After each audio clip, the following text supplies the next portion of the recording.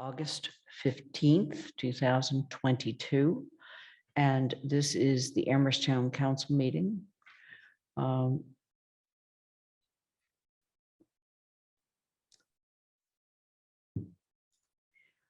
July 16th, 2022, an act was signed into law which extends the suspension of certain provisions of the open meeting law.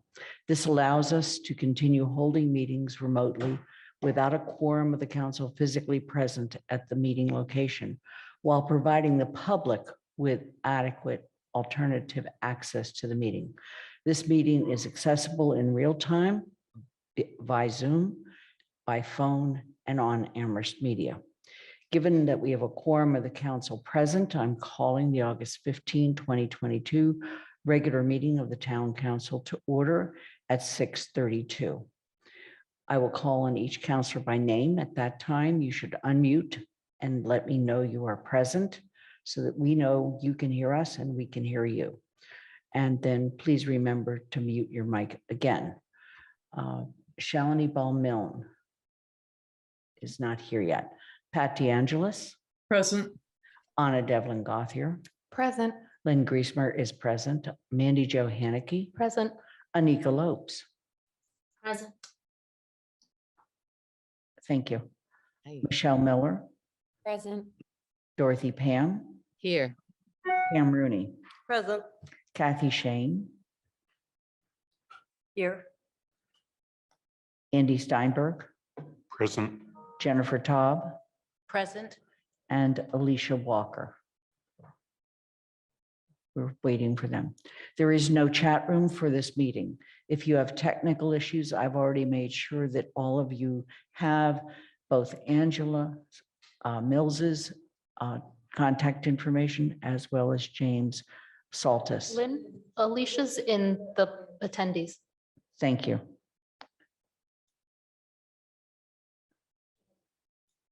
Yeah. Angela, can you bring Alicia in?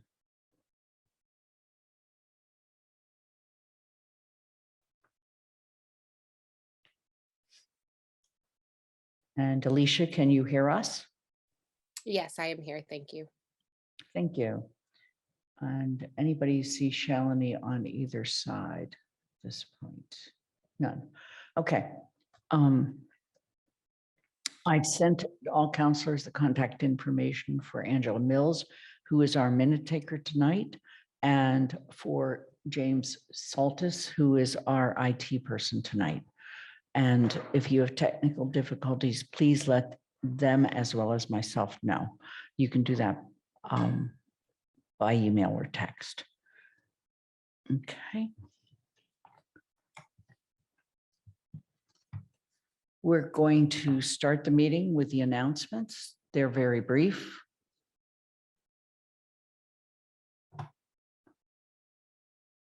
And they're showing on the screen at this time. We do have our next town council meeting on September 12th. Various committees continue to meet. Community Resources, Finance Committee is not meeting at this time. GOL, could you please roll the screen up higher? Thank you. Is meeting on August 17th, and TSO is meeting this Thursday, August 18th. I'm going to wait for Shalini, who had a special comment she wanted to make, and we'll do that later. There are no hearings tonight. We are going to go on to general public comment, but before we do that, I want to explain we have two public comment periods tonight. One is general public comment. The other is a special public comment period. During the time, we will be talking about the interaction between youth and the Amherst Police Department on July 4th and 5th, 2022. If you want to comment on that, please wait until that second public comment period. So this public comment period is strictly for other public comment. If you would like to make a public comment, please raise your hand at this time.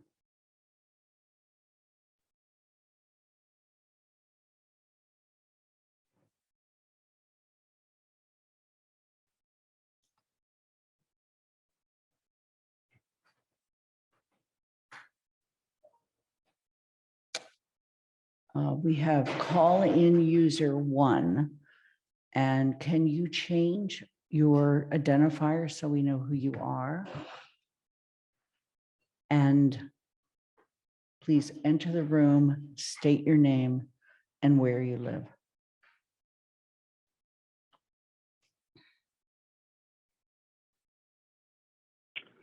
Hi, I am going to try to discuss some of this. I think it should go here. And I'm using the name Jane Doe because I'm a victim of rape and I have to keep my identity safe. And I'll use the address 111 Main Street because that happens to be where I feel safe. I don't know if I should be in the other comment section. So Madam President, just cut me off and send me away if I should be, but I'm really concerned about a lot of the lies and division which is coming out of the SSJC. There are specific members that have posted a lot of things that are very Excuse negative me, about. but I that are am ve- going to that interrupt are- you and I am going to ask. And so that- this is why it's so hard to participate as someone who's a victim. I'm going to ask It's that really you- hard to talk. So I want to try to get some of this out that doesn't have to do with July 4th. I don't know what's going on. I can't hear. Would you please Are continue? you still available? Yes, we are. Please continue.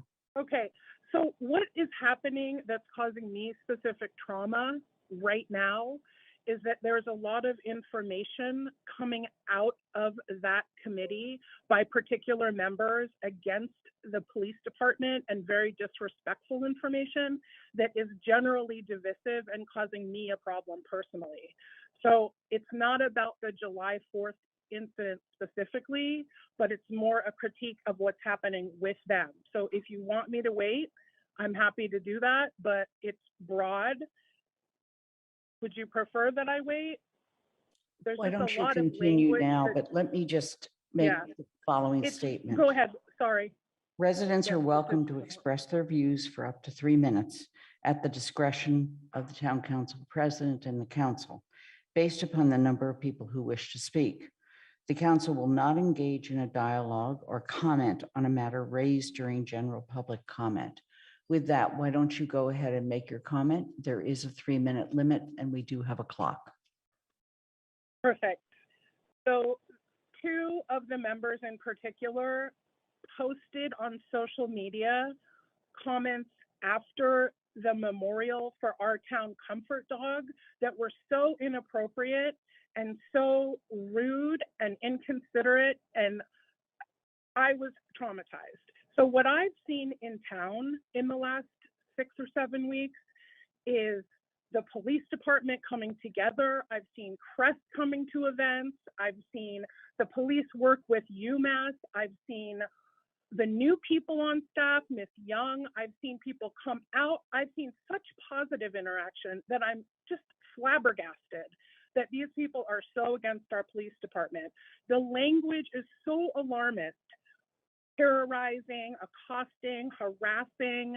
They tried to say that it was all children of color when 40% of the people were white. I'm a survivor. 4 men, and they were BIPOC men, raped a woman at UMass. This happened here. It happens here.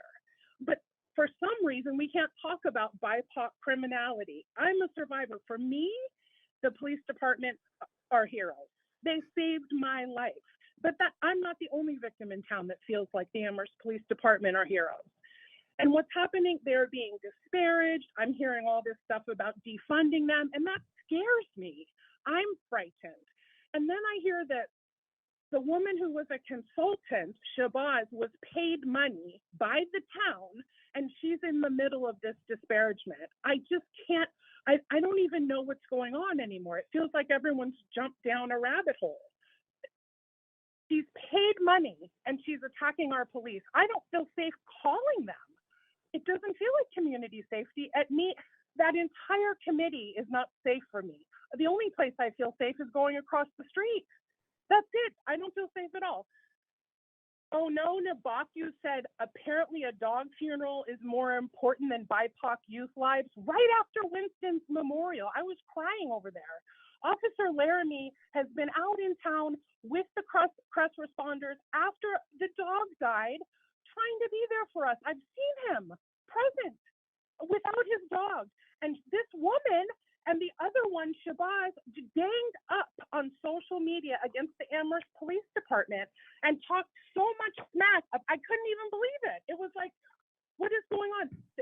She writes, when so much time is spent mourning a canine, a symbolic member of the police community, and so little energy is spent attending to the BIPOC youth, they weren't all Black, or 4 of them were white.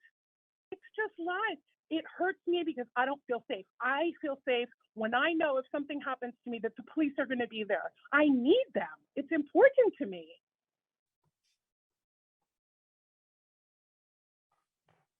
I don't know. I'm worried. I need some reassurance. I'm worried. We need you to wrap up your comments, please. Thank you, Madam President. Thank you for joining us. Are there any other people who would like to make public comment at this time on issues not related to the interaction between youth and the police?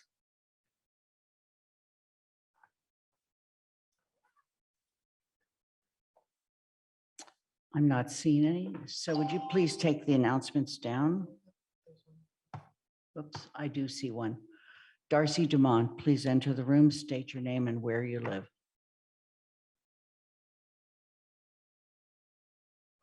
Would you please take the announcements down? Thank you. Darcy, you need to unmute.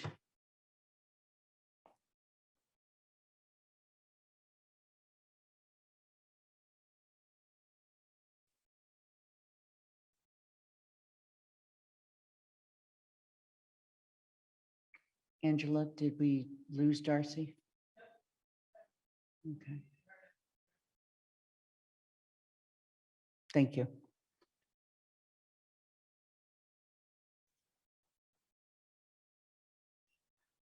Please unmute Darcy and state your name and where you live.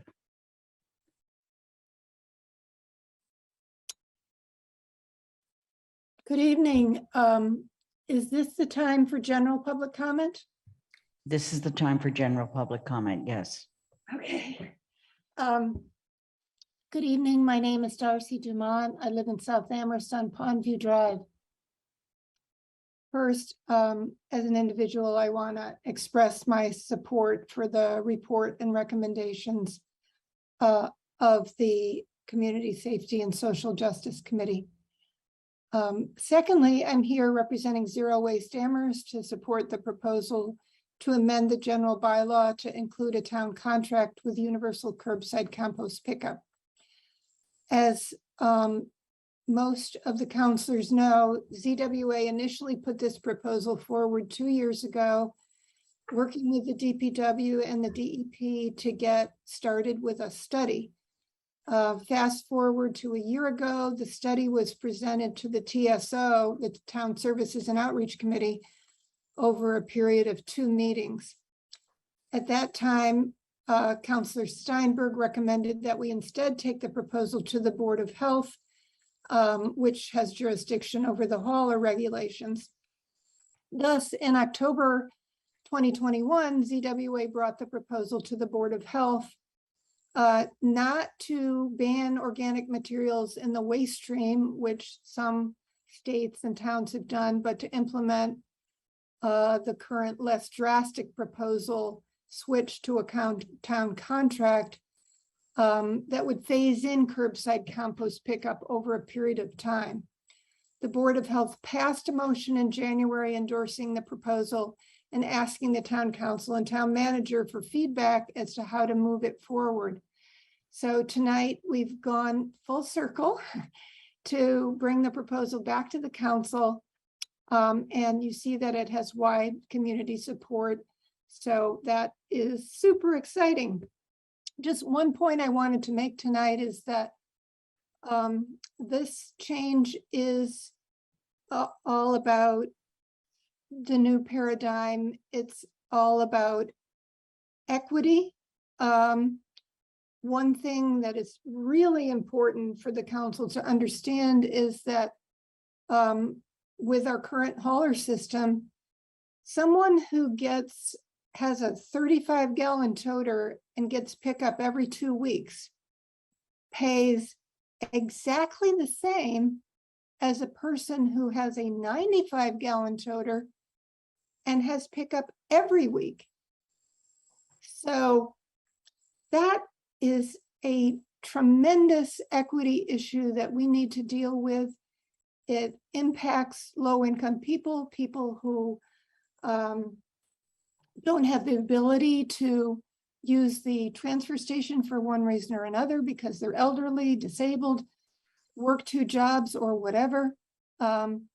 It's just super important that we take a really close look at this and take this moment in time to switch over to this proposal. Thank you for your comments, Darcy. We need to finish. Okay, Thanks. that's all I need to say. Thank you very much. Okay. Are there any other people in the audience who have general public comments not related to the youth police interaction? Seeing none, I need to pause for a moment and ask Shalini Balmillan, can you hear us? Yes. Okay. And please note that she is now present in the meeting. And Shalini, you wanted to make an announcement, please go ahead. Yes, thank you for this opportunity. So today, August 15th, is India's Independence Day, and yesterday, Pakistan celebrates their Independence Day. So I just wanted to make a brief statement.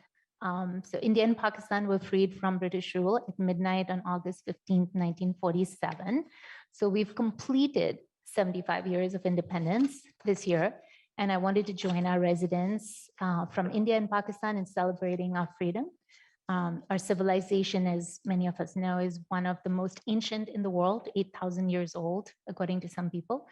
And we've contributed to science, medicine, architecture, art, music, and the wisdom traditions of mindfulness and yoga that we're all benefiting from around the world. As we celebrate this important day, may we reflect on the great teachings of our ancestors and wise teachers, as also the sacrifices of the brave men and women who gave up their lives to end the 200 years of British rule. May we continue to build up progress that benefits all beings and on the guiding principles of peace, courage, and shared humanity.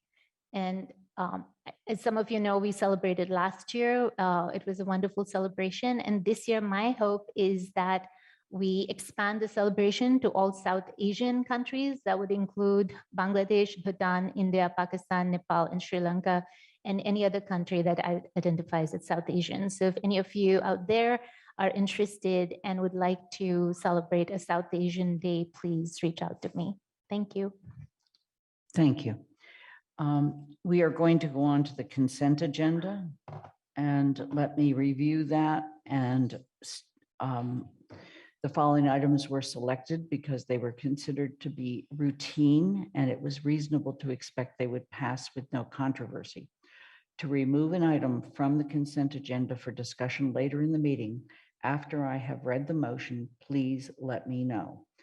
The request to remove an item from the consent agenda does not require a second. The motion is as follows: to move the following items in the printed motions thereunder and approve those items as a single unit. 8A, authorization of the 2022 state primary election warrant. The next 5 are all part of GOL, looking at our rules of procedure. 8F1 is waiver of section 2 of the town council policy on making recommendations for town council appointments to multiple member bodies for the current zoning board of appeals associate member vacancies. 8F2, waiver of sections 8 and 9 of the town council policy on making recommendations for town council appointments to multiple member bodies in order to be able to ask individuals follow-up questions of applicants during the interviews.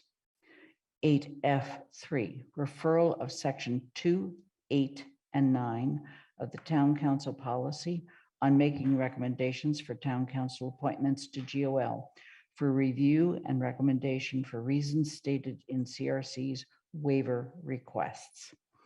8F4, referral for consideration and potential recommendation of a scoring matrix to be added into the Town Council policy on making recommendations for Town Council appointments to GOL.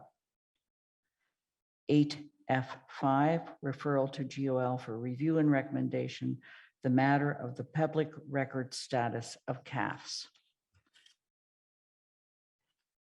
Waiver of Town Council Rules of Procedure 8.6 for agenda items 9A1, 9A4, and 9A5. Town manager appointments to Cultural Council, Community Preservation Act Committee and Design Review Board. And 9A1, approval of town manager, appointments to the following multiple member bodies: Cultural Council, Historic Commission, Local Historic District Commission, Community Preservation Act Committee, Design Review Board. I'm not seeing any hands. Therefore, I'm sorry,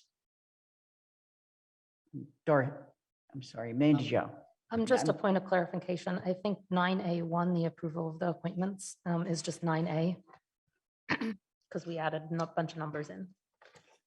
I'm sorry, give me that again. The 9A1 reference Yes. should just be 9A. Okay, thank you. And Kathy? I'm sorry, Dorothy Pam, you have your hand up. Yes, I wanted to remove 8F4, which has to do with scoring matrix. Okay. And Kathy Shane?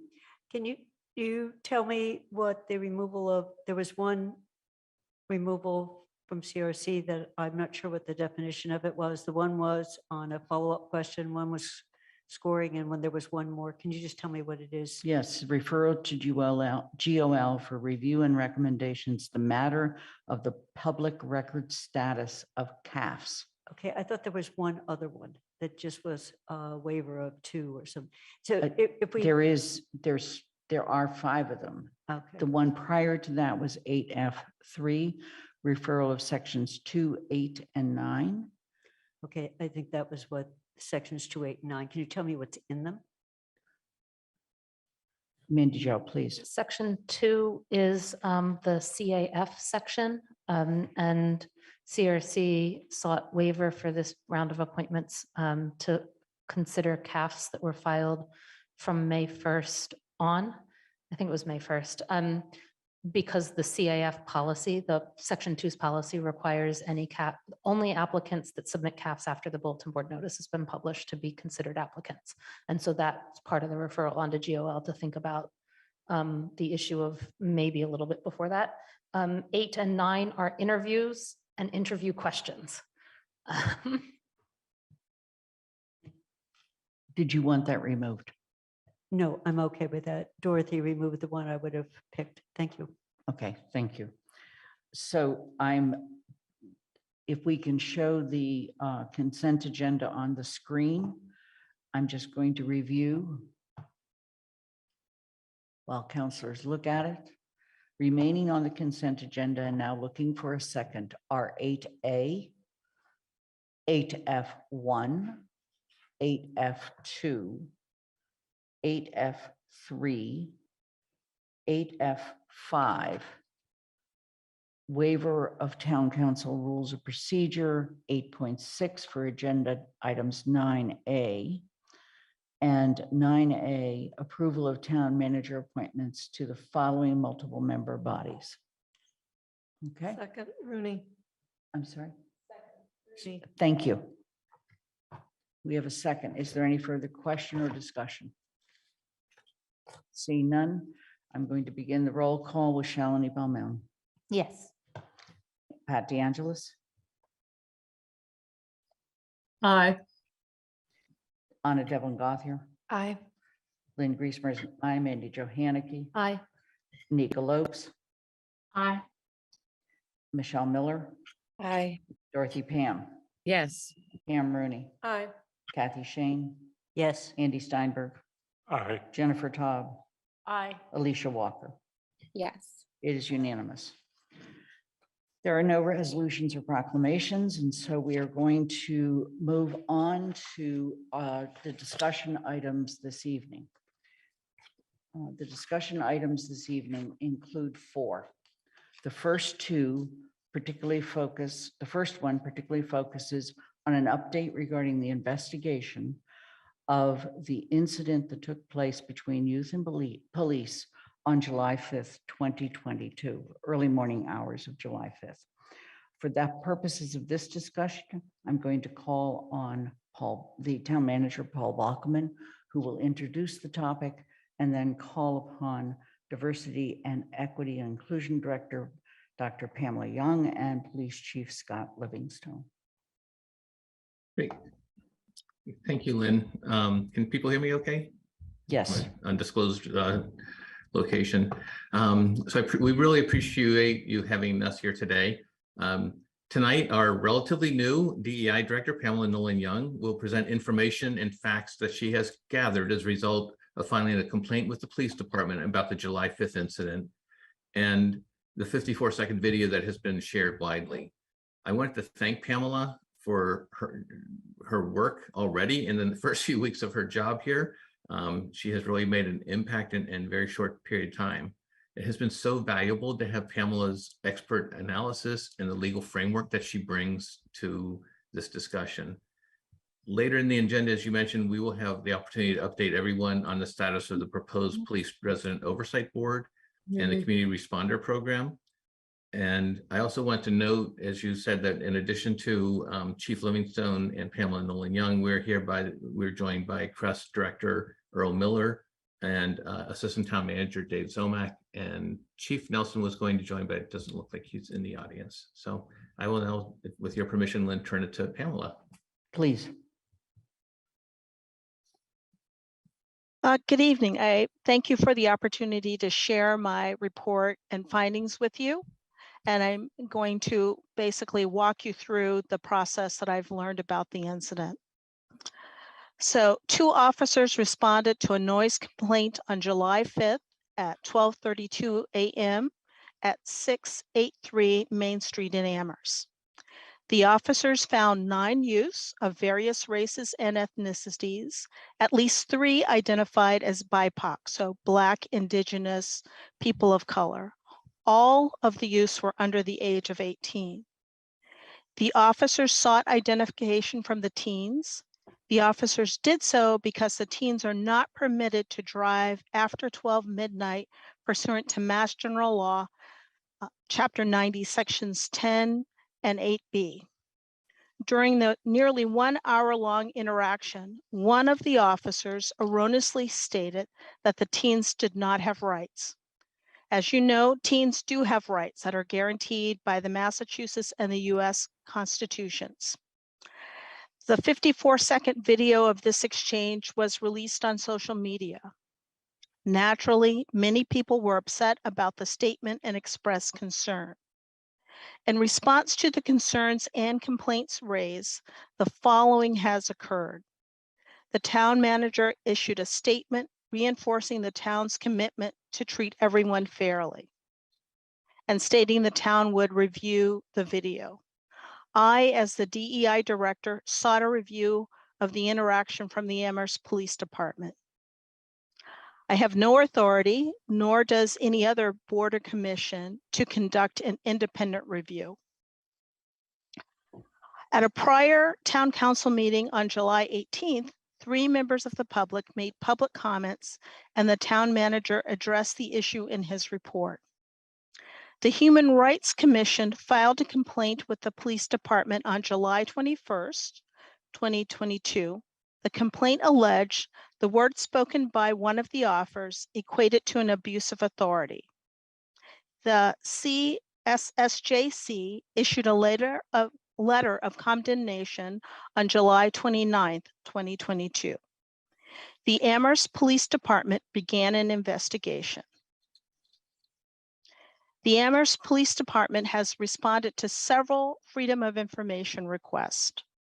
During the police investigation, the owner of the video was contacted. The owner shared 2 additional video clips. One was 4 seconds, the other 5 seconds. However, the owner would not release the additional video. The owner states that she is unaware of any additional video recordings. The Amherst Police Department sought information from the youths and their parents or guardians. No parent or guardian has filed a complaint.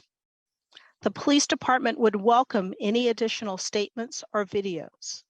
The current investigation is complete, but has not been finalized to give parents or guardians an opportunity to come forward. As a part of the investigation, the following was reviewed: the noise complaint, the department's policies and regulations regarding officer conduct, regarding juveniles, regarding arrest, and noise complaint policies. The facts of the investigation revealed the following. The noise complaint, as I stated, was received on July 5th at 12:32. 9 teens were detained and released to their parents or guardians. The police were on the scene and cleared the call within 50 minutes. No citations, summons, or arrests were made. No physical force was used. No parties reported physical injuries. No property damage was reported. No profanity was used. As a result of the interaction in the video, there have been calls for the officers involved to be disciplined. The employment condition of the officers are governed by the departmental policies and the collective bargaining agreement. The officers are subject to progressive discipline. State laws and the collective bargaining agreement and departmental policies prohibit the release of personnel actions. The chief has followed the progressive discipline procedures outlined in the department policy. I reviewed the preliminary report from the police department on August 11th. To prepare for this report, I asked the questions presented by the Human Rights Commission. Did the actions of the officers or the statement of one of the officers equate to an abuse of power? Clearly, the officer's statement is in error. Both the Commonwealth Constitution and that of the US provide use with rights, and they prohibit the deprivation of those rights. I looked to a definition of the abuse of power used by the US Department of Justice as a standard for measuring the words and actions of the officers. A simple definition of abuse of power used by the Department of Justice states, it is the misuse of a position of power to take unjust advantage of individuals, organizations, or governments. Did the words and actions take unjust advantage of the youth? The youth were not arrested. No citation was given. The youth were released to the custody of their parents or guardians. The officers' statements were clearly erroneous, but I do not believe that they equate to an abuse of power.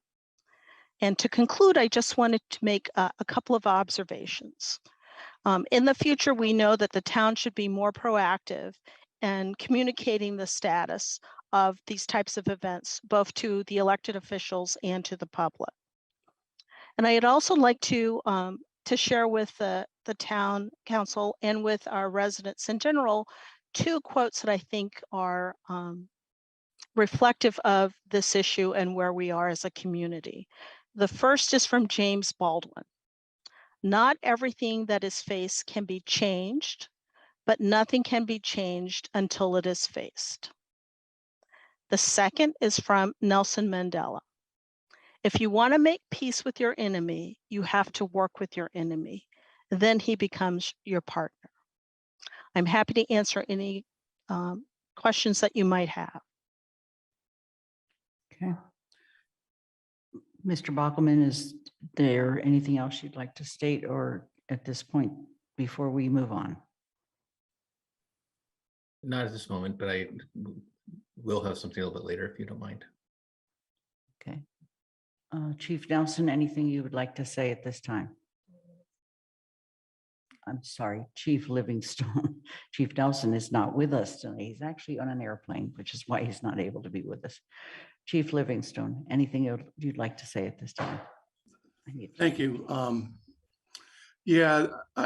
just wanted to give some insight on what occurred after the video was released, and I had the opportunity.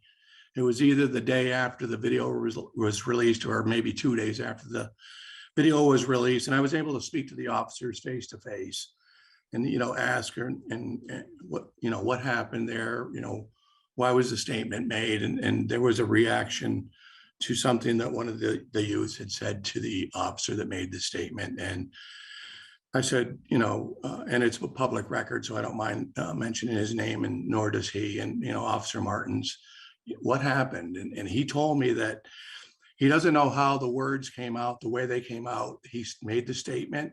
He knows it was wrong. He regretted it. He regretted it the second it came out. And, after that statement, I think you'll see, for those of you that watched the video, the female officer on the scene tried to explain what happened there and what he meant by that. And then the video ends. But, both of the officers feel bad about it, and they hated the way that it went down in that first 54 seconds. But they both said that the encounter in the next 50 minutes or so was very cordial, and they were able to explain to the youths why they couldn't let him go. They were our responsibility, the police officers' responsibility.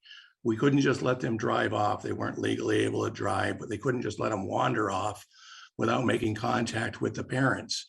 Again, because they're minors, they're our responsibility. If something were to happen to them, after they had left, we would probably be having a different meeting at this very night, perhaps, wondering why the officers allowed those youth to leave. So, the officers regret it, and they feel it's horrible about it. And, we're taking actions after this meeting, that we're going to take to remedy this. So I think, I know there's going to be questions coming from the town council, so I'll end there. I'd only like to add one item to the record, and that is that at the meeting on July 18th, at least one counselor, Counselor Jennifer Taub, asked that we have a report regarding the investigation. The other counselors concurred with that, and so thus we are having this conversation this evening.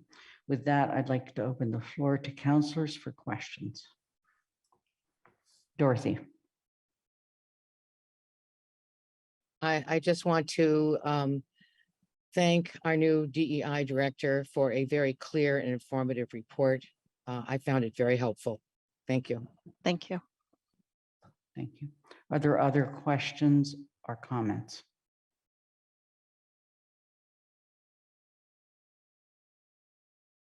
Pat DeAngelis. Thank you. Chief Livingstone,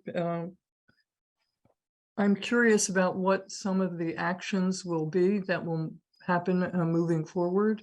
Mhm. That's part one, and then I have an idea that I'd like to share with you. Sure. So once the report is completed, and it shouldn't take long, we wanted to wait till after this meeting to see the officer who's in charge of the investigation inquiry wanted to see if any of the parents or any of the youth involved wanted to come forward and speak with us specific to the report.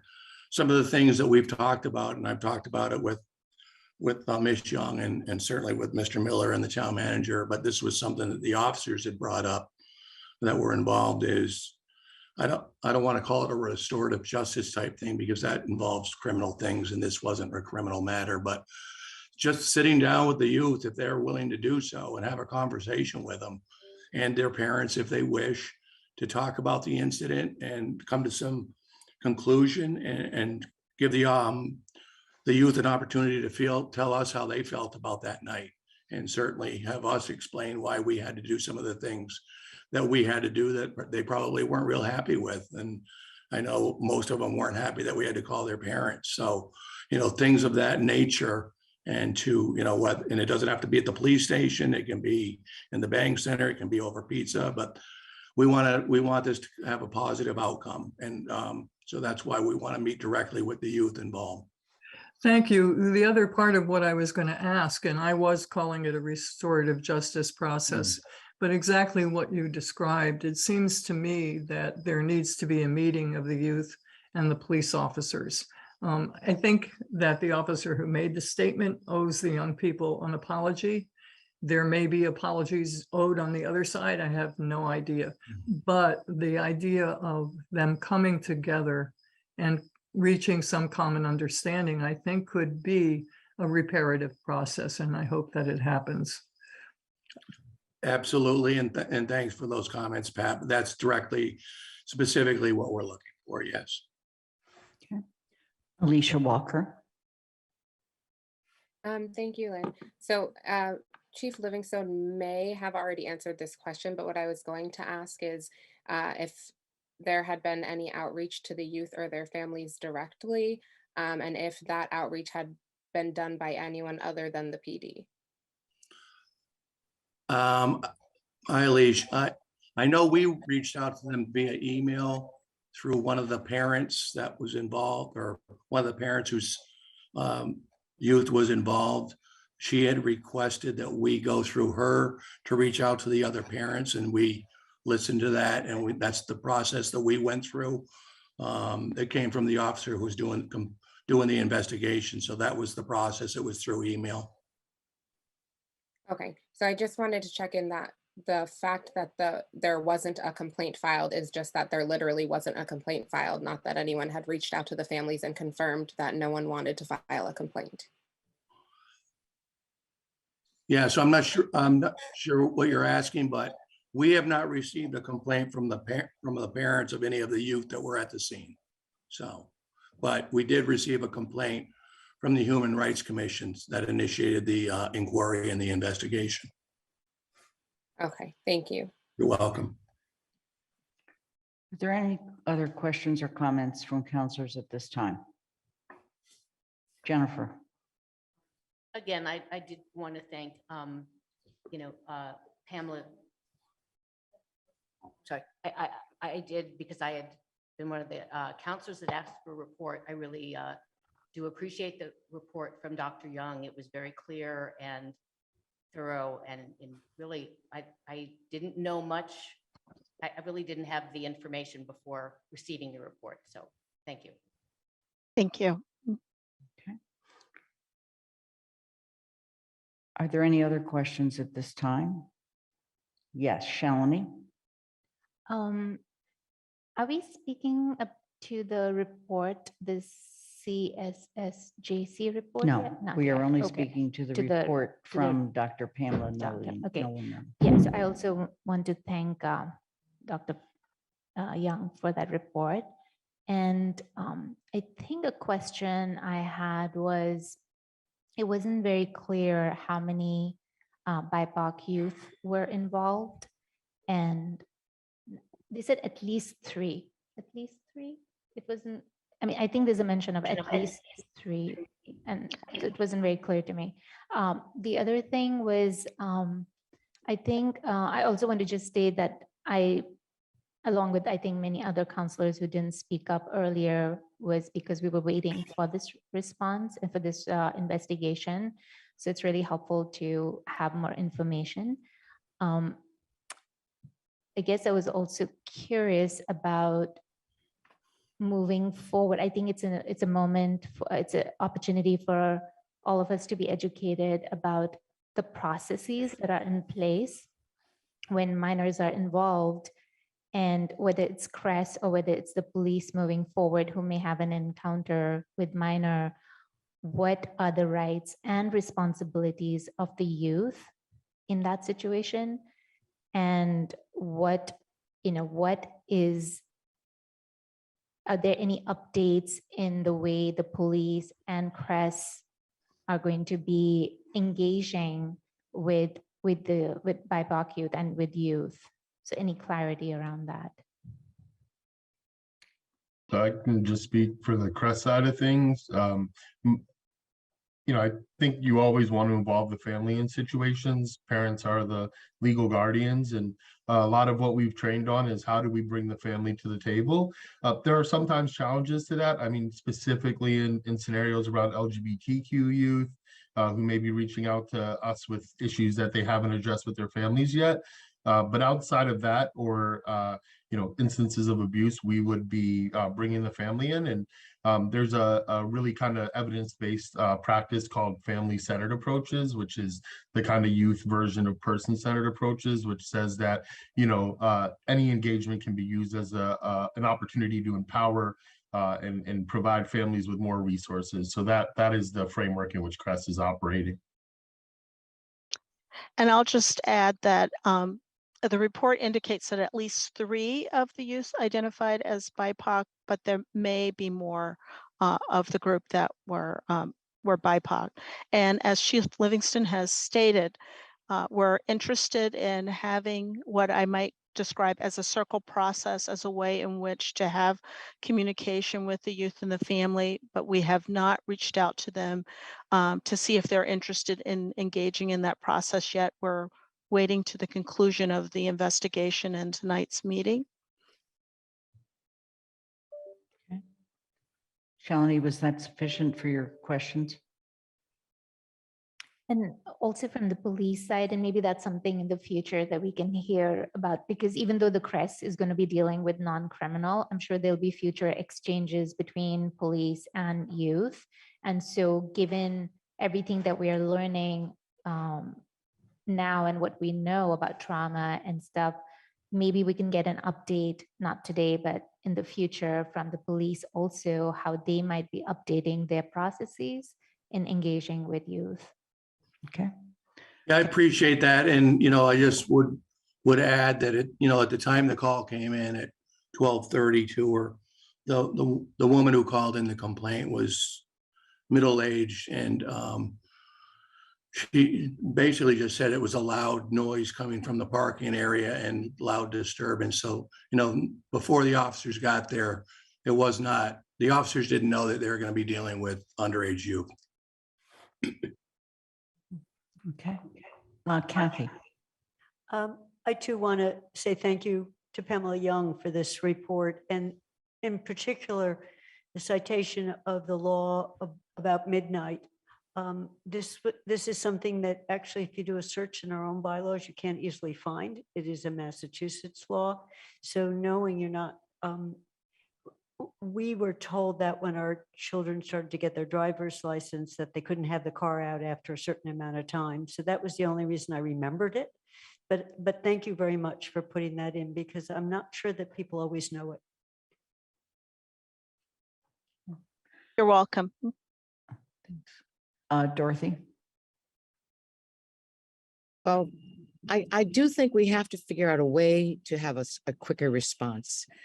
This happened on July 5th, and here we are, the 15th of August.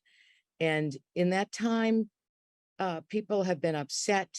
And I think that, with our reasonable parties, if there could have been a quicker response, a quicker reaching out to the parents. I mean, the fact that this hasn't happened yet is upsetting to me. Kids have been upset and haven't had, a chance to have people say to them, okay, you did something that you weren't supposed to do, and we did something we weren't supposed to do, and let's talk about it, okay?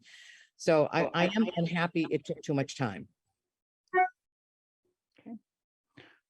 Are there any other comments or questions at this time from the council? Paul? Yeah, I think that's a fair statement from Dorothy, and I think that's a lesson learned for us. And I wouldn't say the youth did anything wrong. They weren't able to drive after the hour necessarily at that point. It's because the police became the responsibility. So I don't think there's any blame to be had on the youth part.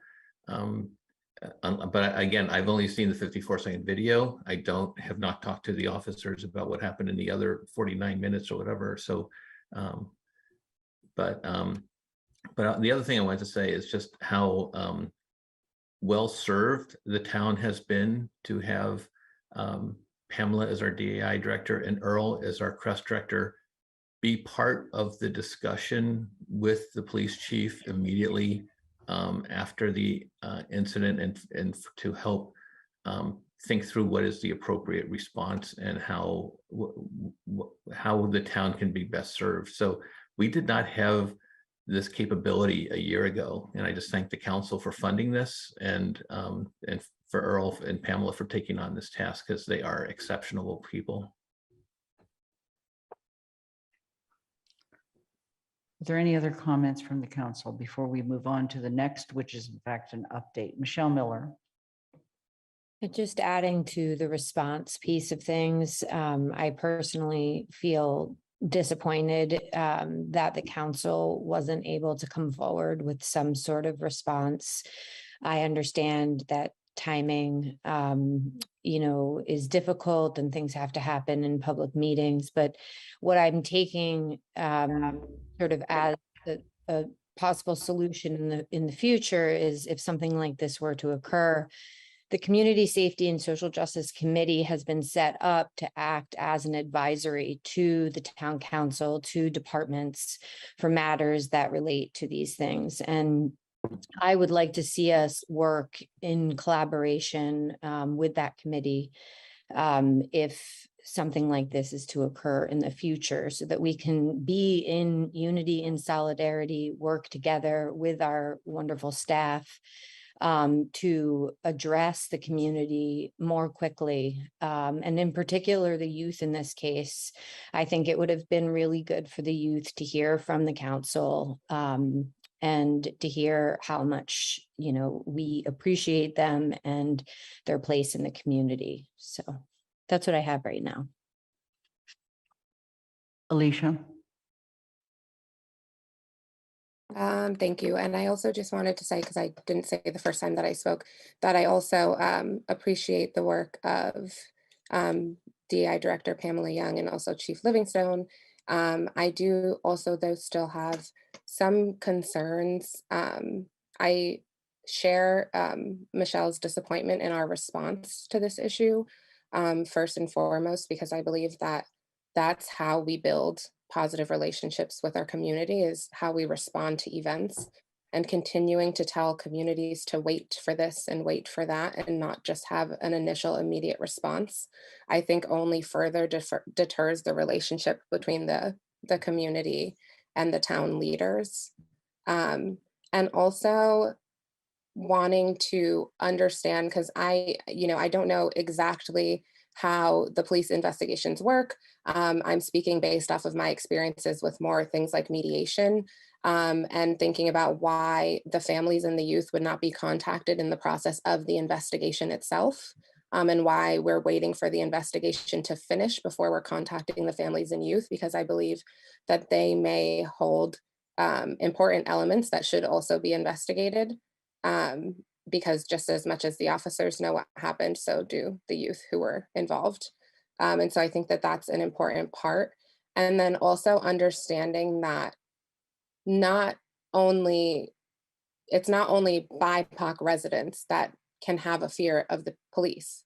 There are other residents, and I think youth themselves can be fearful of the police, especially if they don't know what their rights are or what the laws are, because those things, again, are not generally made clear for us who are adults who work in the community. Then how clear will they be to youth who are just still growing and learning? And how frightful and fearful you may be to have someone telling you you have no rights and to not be aware of what they actually are in the first place, and to have that person be a police officer.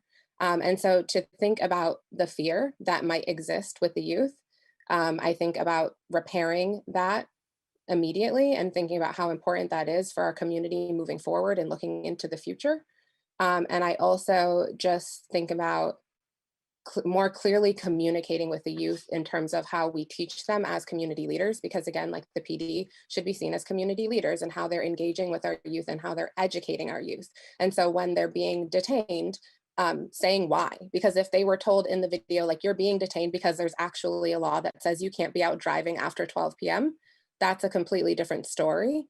And I think that's a way to turn the situation into like a moment of education and also building with the youth in terms of how you respond in a respectful manner to youth who are probably afraid and who are not being allowed to call their parents. And in any situation, when I was a youth, if I was not allowed to call my mom, whether it be with the PD or just me at school, I am afraid. And so just taking those things very seriously, because these are the victims who we're responding to and who we have a responsibility as a town to mend this relationship with. And so I feel like our response is lacking in that area of supporting the victims in this incident and supporting the families and supporting the community overall, rather than just looking at it, well, like, did they follow the policy? Yes. The officer didn't necessarily break this policy or that policy. I don't think it's necessarily about that. I think it's more about how we build relationship in our community as community leaders and what that actually looks like. Pamela, you have your hand up and I'm going to call on you. Yeah, I just thinking that it's important for Chief Livingstone to clarify the police officers did attempt to reach out and have conversation with the parents. I just want to make sure that that point is made. So that was certainly a part of the investigation. And as a parent, am I correct that you may not reach out to my minor son or daughter without coming through me? So that's correct. We reached out at the request of one of the parents through that parent. That parent had requested that we make the contact through that parent so that they could reach out to the other parents. And in the future, specifically to have this, which I'm hopeful for, to have this meeting with the youth and with the officers that were at the scene, we would reach out directly to the parents. And, maybe the youth would just want to meet with us. But yes, that would have to be facilitated through the parents. We can't just contact the minor and say, hey, can we facilitate this through you? It absolutely would have to go through the parents. Thank you. Pam, Rooney. Thanks. Great appreciation for that report. It clarified a lot of things in my mind. I strongly support the idea of reaching out to the youth and having that conversation of reconciliation so that there is an educational factor that comes out of all this.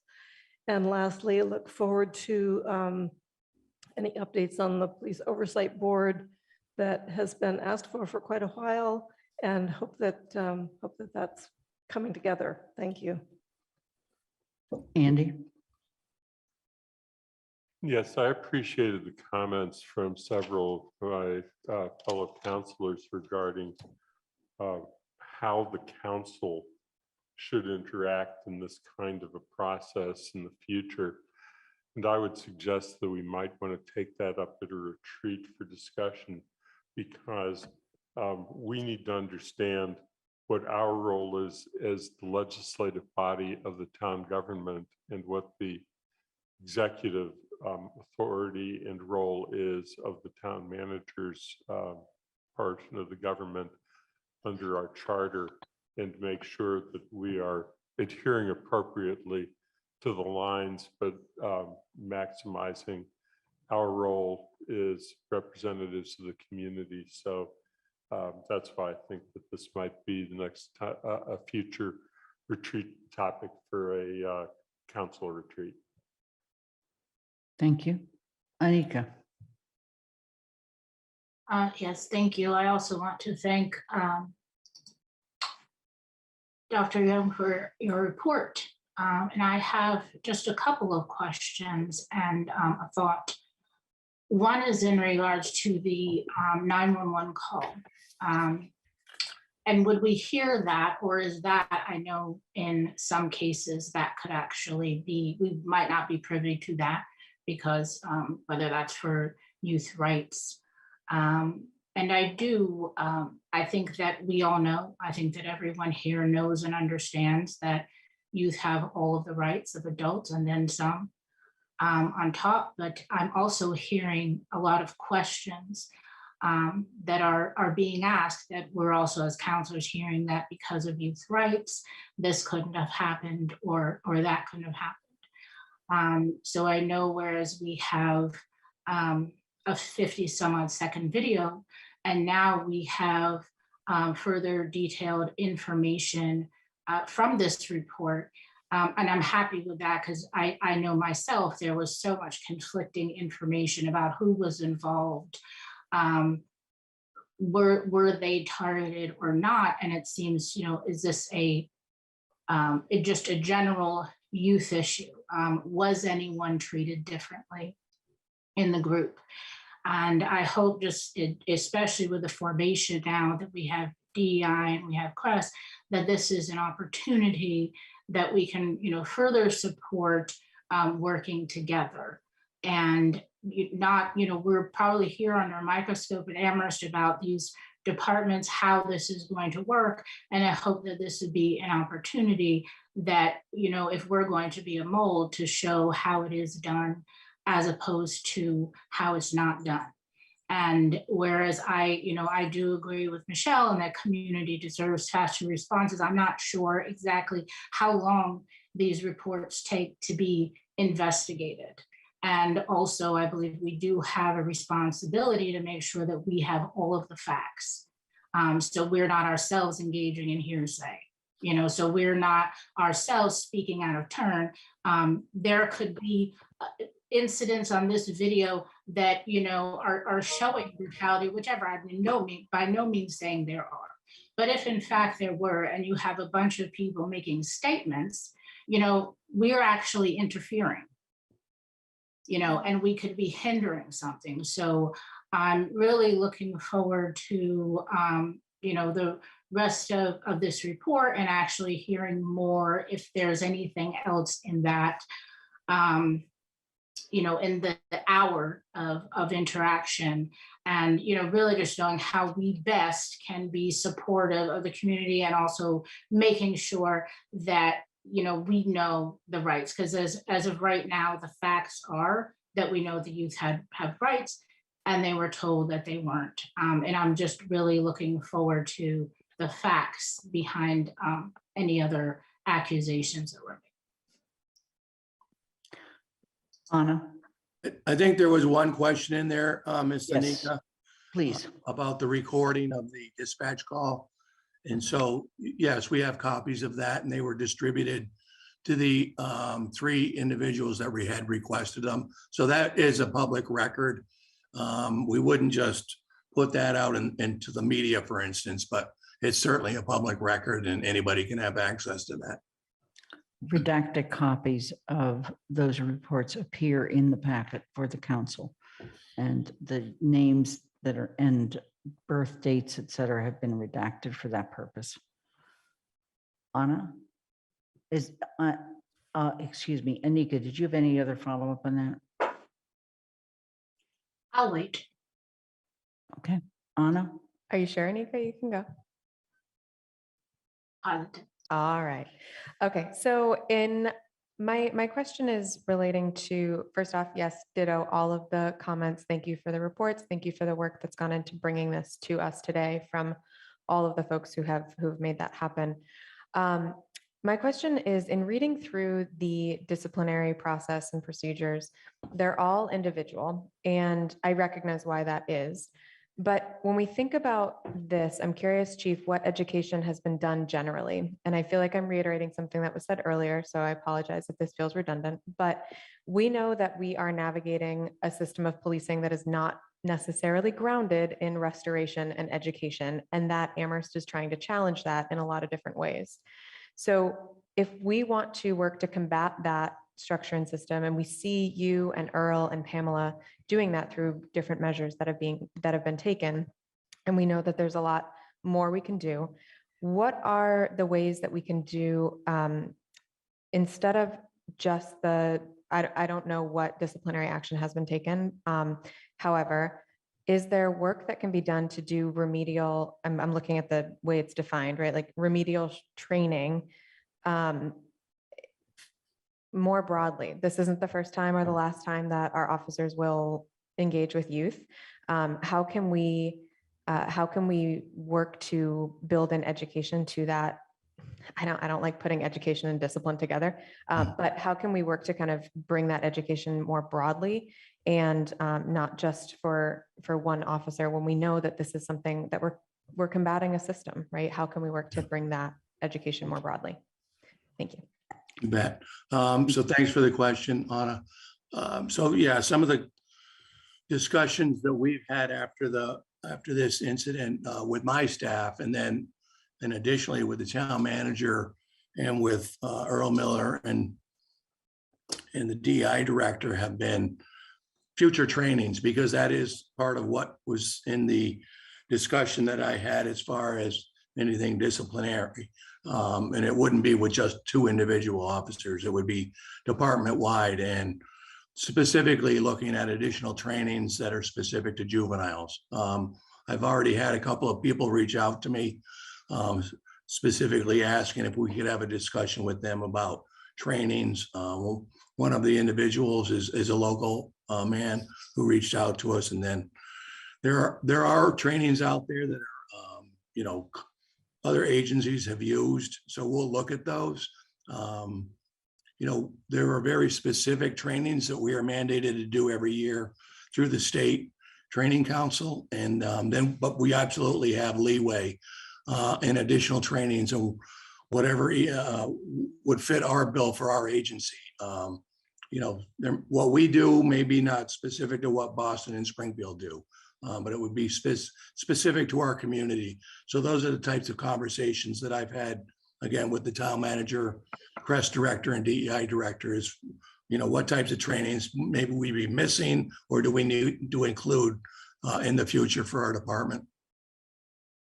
I just want to ask the kind of unasked question of that, which is, how did CREST use this as an educational opportunity?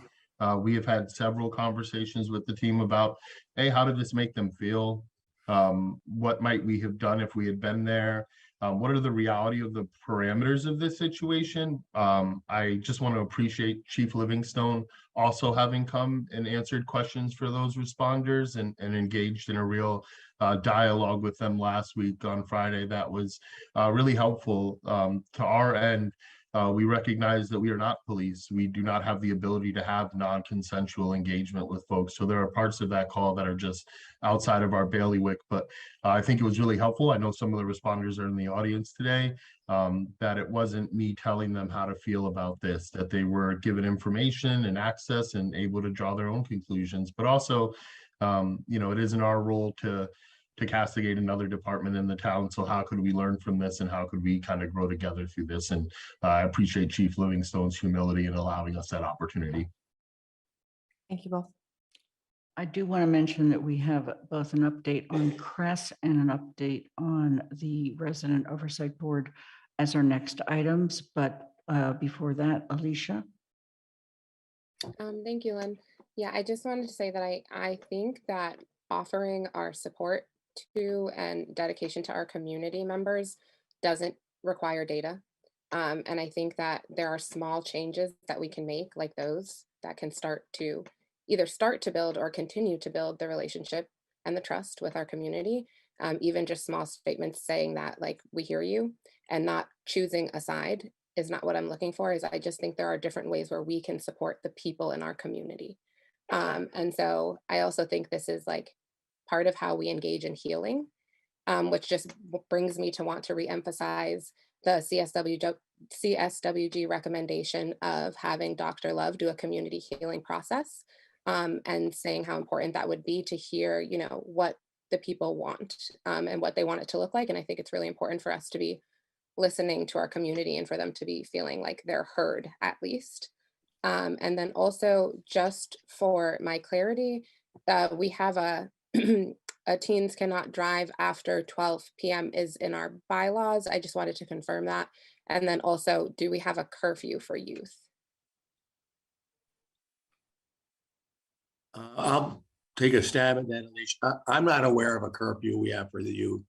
And as far as a bylaw, the chapters and section that fall under not allowing youth to drive after midnight with a junior operator's license is a state law. So that's what the officers were going by.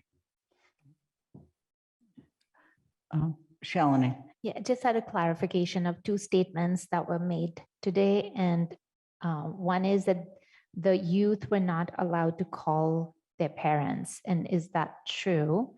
Because my understanding was that the police was trying to reach out to the parents because they weren't supposed to talk to minors.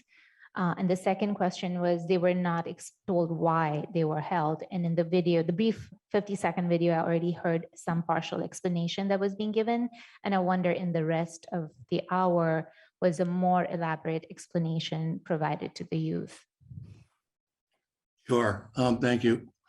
The initial, I think there's a comment in there by one of the officers that said, you know, you can't call your parent. And the way it was explained to me by that officer is they were trying to find out who everybody was. So don't call your parent yet. Don't call them yet. Let us get everybody together here so that we can call all the parents at the same time. And they wanted to be able to speak to the parents, the officers did, and explain what they had. They didn't want somebody calling the parents and saying, hey, the cops are here. You need to come down here. Explain to the parents, all right, here's what we have. We can't let them drive for this reason. Can somebody please come down and pick up the youth? And again, I look forward to meeting with the youth because, my officers told me that after the initial comment was made, that the rest of the call went very well.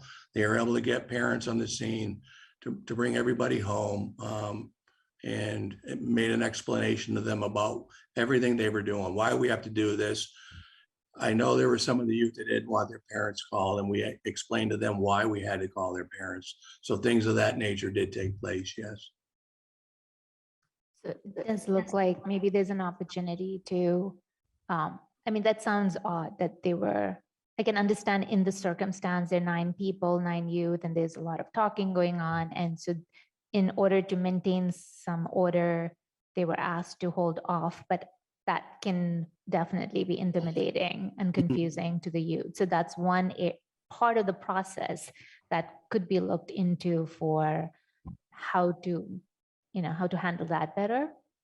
And I definitely think that, the suggestion that was made in working with the CSSJC committee more closely, we do have 2 liaisons to that committee. And I think in the future, maybe we can think about, even though we didn't have the information to make a substantive statement, but I think what I'm hearing, and I think that makes sense, is that we let the community know where we are in the process, that, okay, we are here now and this is what we're doing. And so kind of just keeping the people informed without making any kind of statement or judgment till we have, and how do we work maybe either through the liaisons or just otherwise, how do we work with the CSSJC committee so they feel that the council is with them and supporting the work that they're doing?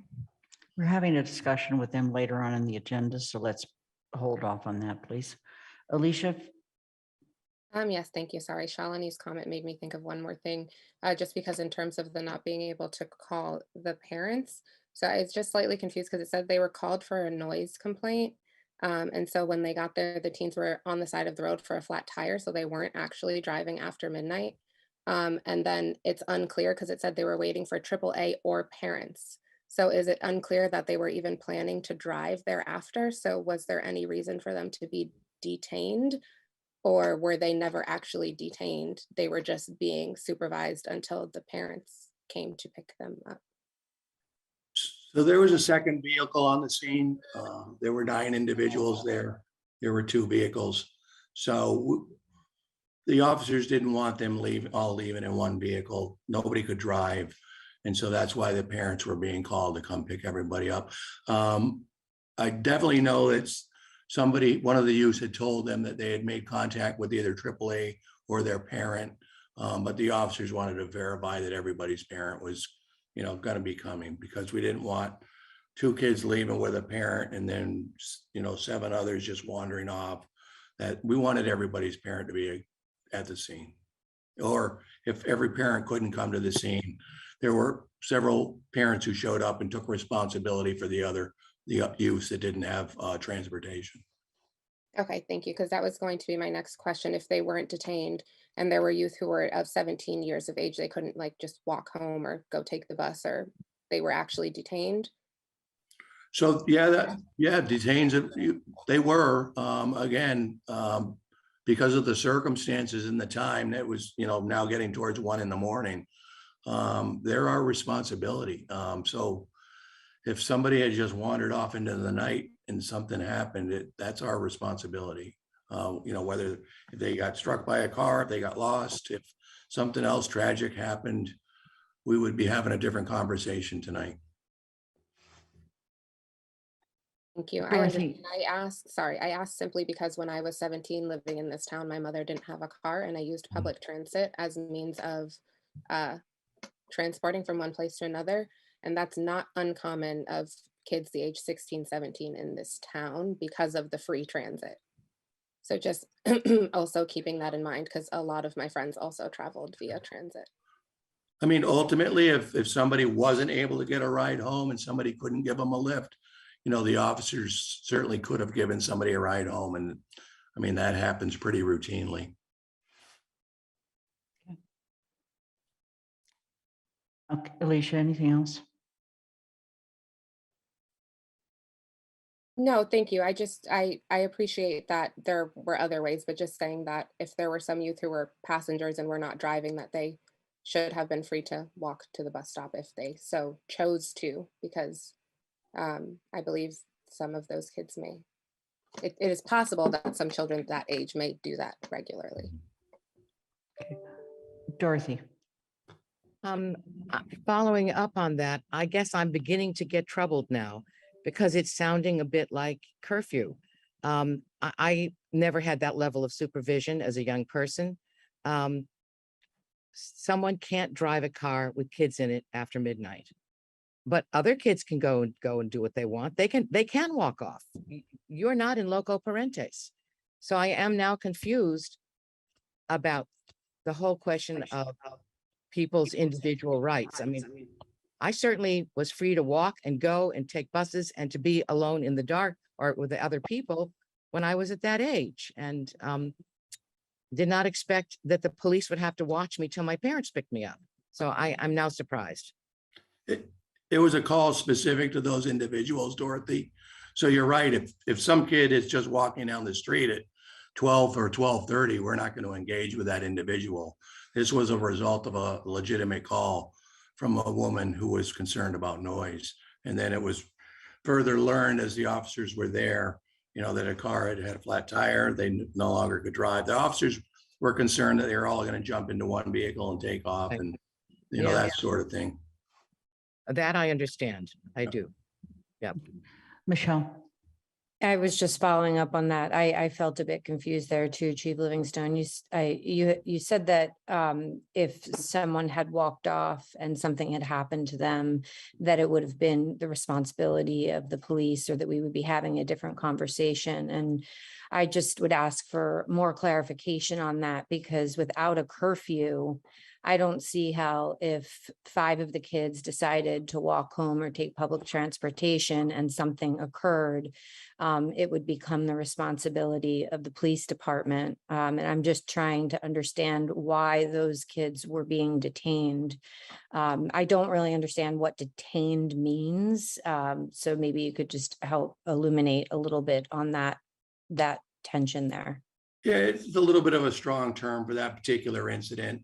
But again, because we were initially requested by the public for a legitimate call, and once we got there on the scene and learned that the individuals were underage, they then became our responsibility. Again, going back to if it's just 5 people walking down the sidewalk and we don't have any reason to stop and talk to them or anything, yeah, they're free to wander all they want. But once we got on the scene and learned who they were, who their ages were, they were then our responsibility. And if something happened to them after we were engaged with them and having that conversation, they are our responsibility. Michelle? Thank you, Chief Livingstone, and I know you want to move on, Lynn, but I just want to say that I think this is also an opportunity to educate the community, because I'm sure the person who called in wasn't expecting everything that followed here. But it sounds like it was that call that triggered this series of events. And so if the community had a better understanding, and I hope they will in the future, of the various departments and the way that these sorts of calls, especially when it comes to our youth and the way that we are treating our youth, I think it's really important for that to also occur within this whole process of work that we're doing together. Shalini, I'm going to take the comment and then I am going to ask that we go on to the next presentation. Okay. There really seems to be a lot of confusion around the process and what happens when there's a noise complaint involving minors. And in this, and we maybe now or later, because we're run, I don't know, but it just feels like we're not all on the same page of what to expect. Like even when we are educating our youth, like how should they show up in case they did, things happen, kids make noise, and if police show up, what can they expect? And from the police side, what is the process? And then in talking with the youth, maybe there can be a process of figuring out what changes need to happen to make everyone feel safe. So the process for the noise complaint doesn't, it isn't the age of the individual that makes the determination. I mean, I don't want to just throw out statistics without being exact, but I'm guesstimating that 90% of the noise disturbances we respond to end with a verbal warning, and just ask people to be quiet. They do, and we go about our way.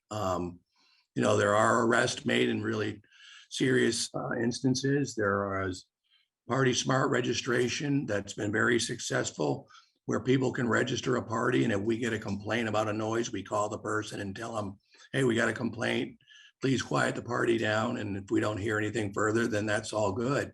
So there's we can write town bylaw violations for noise disturbances, and for in serious cases, write nuisance house violations for repeat offenders. So there's a lot of discretion for the officers. Most of the time it ends in a verbal warning, just asking people to be quiet, that we had a complaint.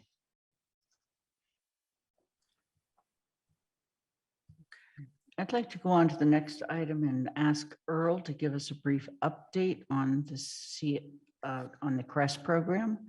And then we're going to talk very briefly about the resident oversight, and then take a quick break and then engage in a conversation with the CSSJC.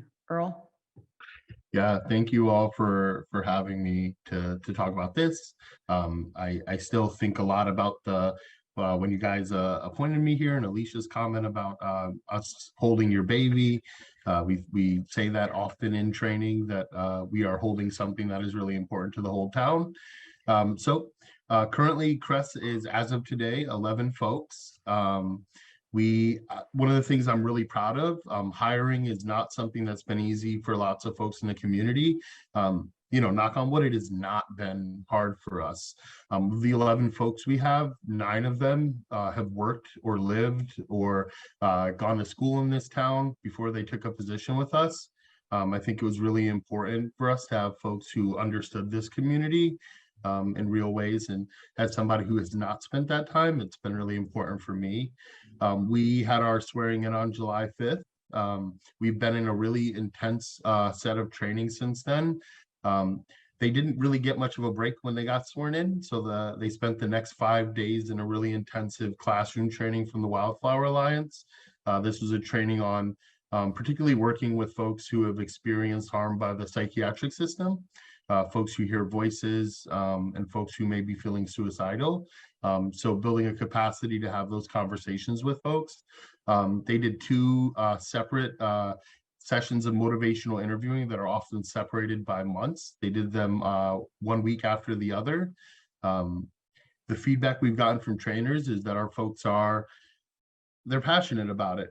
It's a strange bit of work we're doing. Then that it's human services that is not rooted in billing. So when we're talking about the people we'll be supporting, we don't have to spend lots of time thinking about what insurance they have or their capacity to pay, which is really exciting.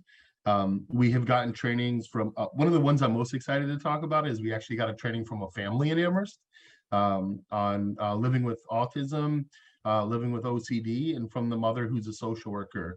We were able to pay them for their time. We have paid everybody who has provided a training for us outside of the universities or our sister agencies. We're every week doing drills and role playing on scenarios on what it'll be like to engage with folks and to do that from a mutual place. So the idea that our responsibility is to partner with folks, not to juxtapose our worldview on how they live their life or the ways in which they choose to do that, but instead to be open, to partner with folks, to advocate with folks. In addition to MI, they got nonviolent communication training from Sociocracy for All, another Amherst group. One of the big pieces of our training is that almost all of them have been provided by people with lived experience with the topic we're talking about. So it isn't just folks speaking from a professional lens, it's folks talking about their own experiences and particularly their own experiences in town. We've been at the Munson Library, really beautiful space, hopefully not annoying the library staff too much, but it's a pretty raucous set of trainings. The folks we have think about this work all the time. So it's a lot of trying to figure out ways that they can endure in the work. Burnout is something we're thinking about all the time. We've had Pamela come down and lead circles for them, discussing race equity and inclusion. We've asked every trainer to speak to the challenges that might be specific in what they're training on to BIPOC folks, or to folks who are experiencing lack of income, loss of resources. We've had trainings on REI from Amherst College, from UMass. We'll have another one partnering with Hampshire soon. It's hard to put into words exactly what makes this thing kind of feel special to me, but everybody's gonna get to see it soon. So it feels like I'm holding the baby and we're about to go to kindergarten. I hope the expectation level will be about kindergarten for a little bit. September 6th, we plan to go live. We have 14 more days of training. In that time, we are going to be, doing ride-alongs with the PD, spending time at the fire department, getting first aid training, bloodborne pathogen training. The responders will start to meet folks at the schools. We've been having conversations with the senior center. I think you should expect to see them out in the community more in the next couple weeks. We're really, the same way the opportunity I had when I came into town to introduce myself, to ask people how I could be helpful, was an important one that I want them to have too. We are, as we're doing the training, Kat Newman, who is amazing. I can't say enough for the value of having someone who has spent so much time in town, particularly with the ambassador program with us. We're putting together a binder of all of our trainings. We already have other municipalities that will be coming to visit us over the next few months to figure out how we got here, how we got it off the ground. I'm really excited about it. And I said something earlier that I think I might have misspoken on when I talked about the CREST responders and the PD. We're really hyper aware that we're not a political group. It is not up to us to have the conversations that you all are having tonight. And that instead our role is to partner with anybody who will partner with us, to not just do our work really well, but to support any change or quality improvement that anyone else is seeking.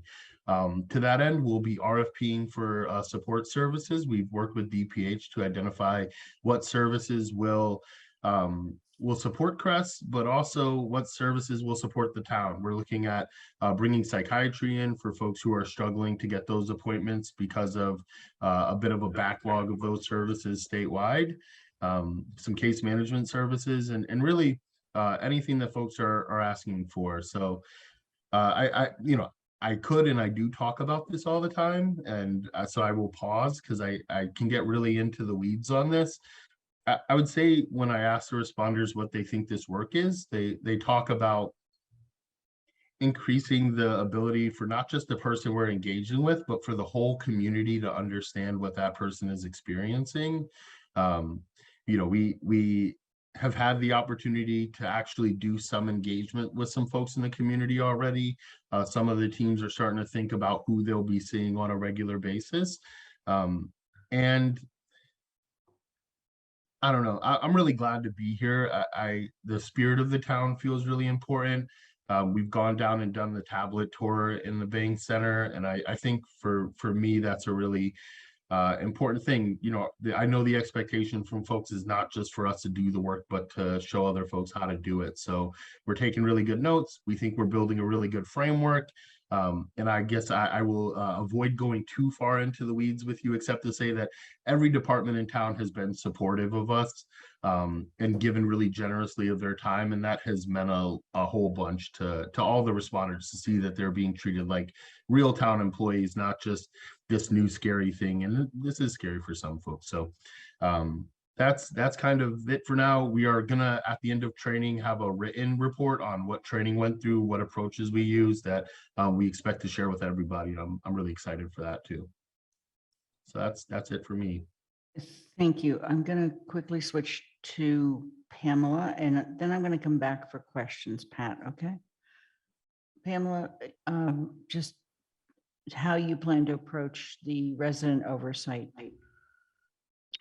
Thank you. So I've had an opportunity in the month that I've been here to review the prior work of the CSSJ working group, and they put a lot of time and effort into developing a plan for the Resident Oversight Board.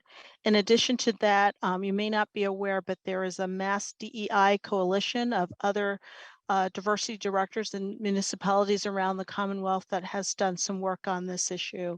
And I've been in communication with the DEI director for the town of Arlington to learn a lot about their process they went through and established a board last year.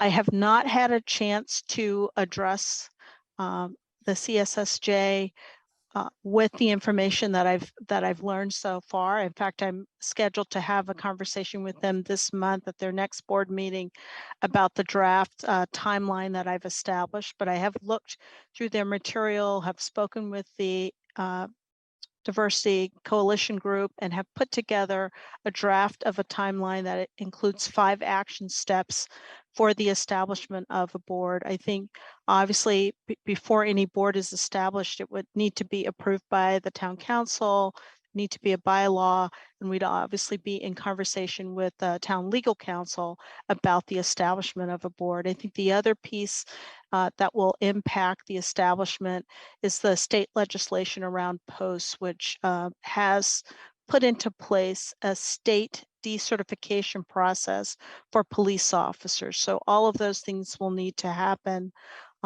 before we go forward with the establishment of the Resident Oversight Board. Okay. Let's take an opportunity for any quick council questions, and just keep in mind that during the next item with the CSSJC, this is one of the questions they have asked. Pat?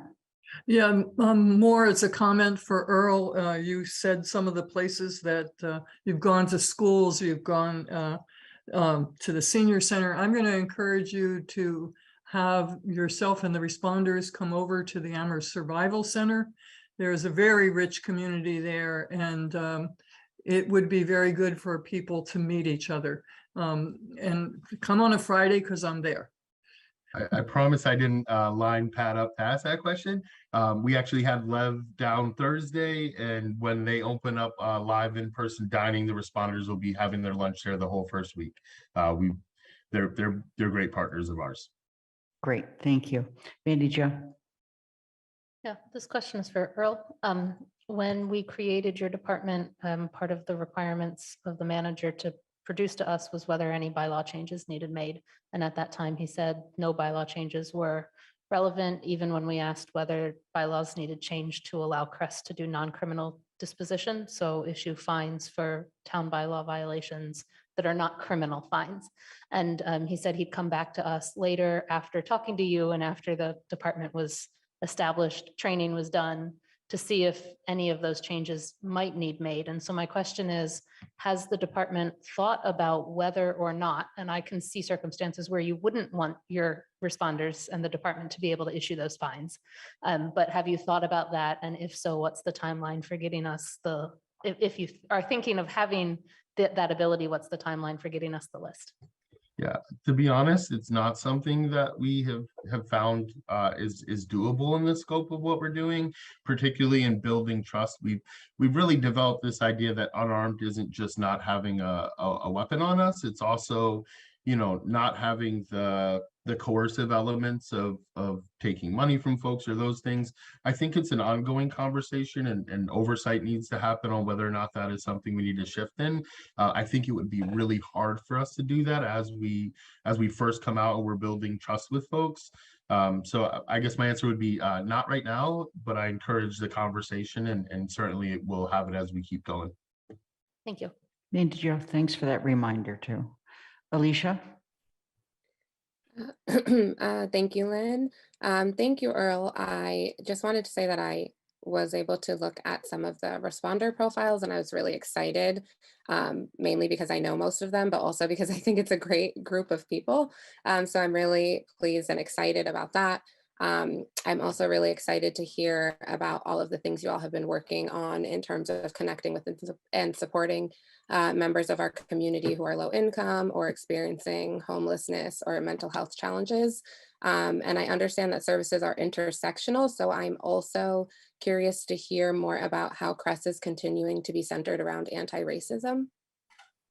It's one of our foundational principles. As we've started to really work on a mission and vision over the last couple of weeks, we recognize that there's no way that we can approach any of the challenges we seek to overcome, the challenges in social services, the challenges in housing folks are experiencing, the challenges in resources, without having a very honest conversation about how it happened that BIPOC folks are experiencing these challenges in much larger levels and much kind of more historical ways. It is, as we're meeting folks, we're finding that it's not just more likely that BIPOC folks are renters, but it's more likely that homeownership is not something that's ever happened in their family. It's not something that's ever happened in mine.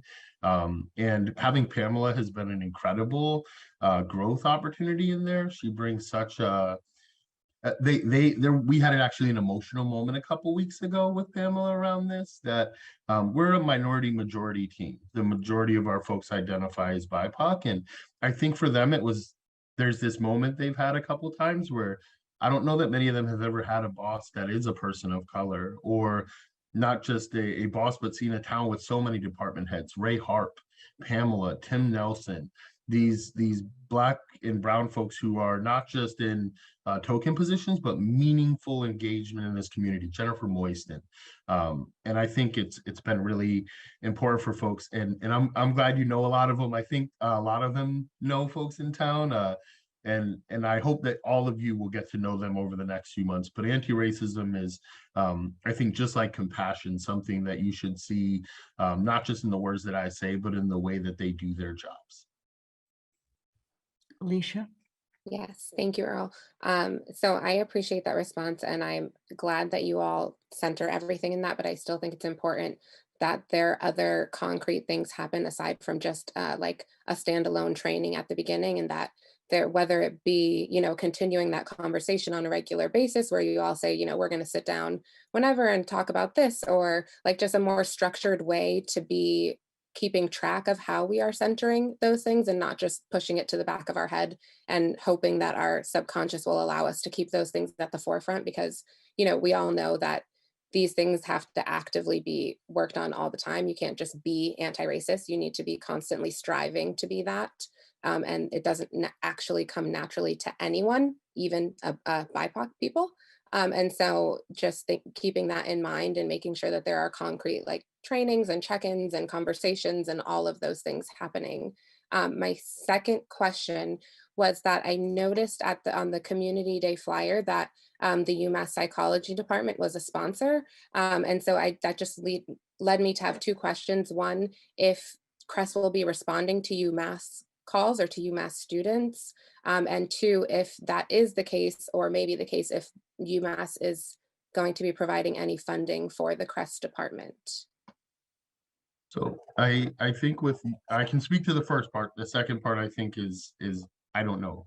But the first part is that we do expect that we will engage with UMass students, whether on campus or not is still something for us to be worked out. We have the UMass PD coming in this week to have that conversation, but certainly we expect that a lot of them live in our community and we will encounter them in our regular work.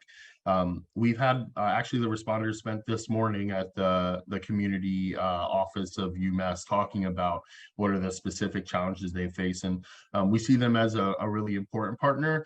As far as any financial support, I am not aware of any of those conversations happening, and look forward to learning more about how that conversation could happen, and we'll explore it and hope to have a better answer for you next time. And for the anti-racism piece, thank you for that.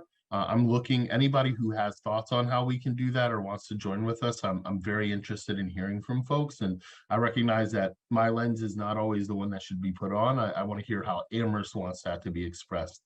So I look forward to having that conversation with you and anybody else who wants to have an open door for not just complaints, but feedback or quality improvement.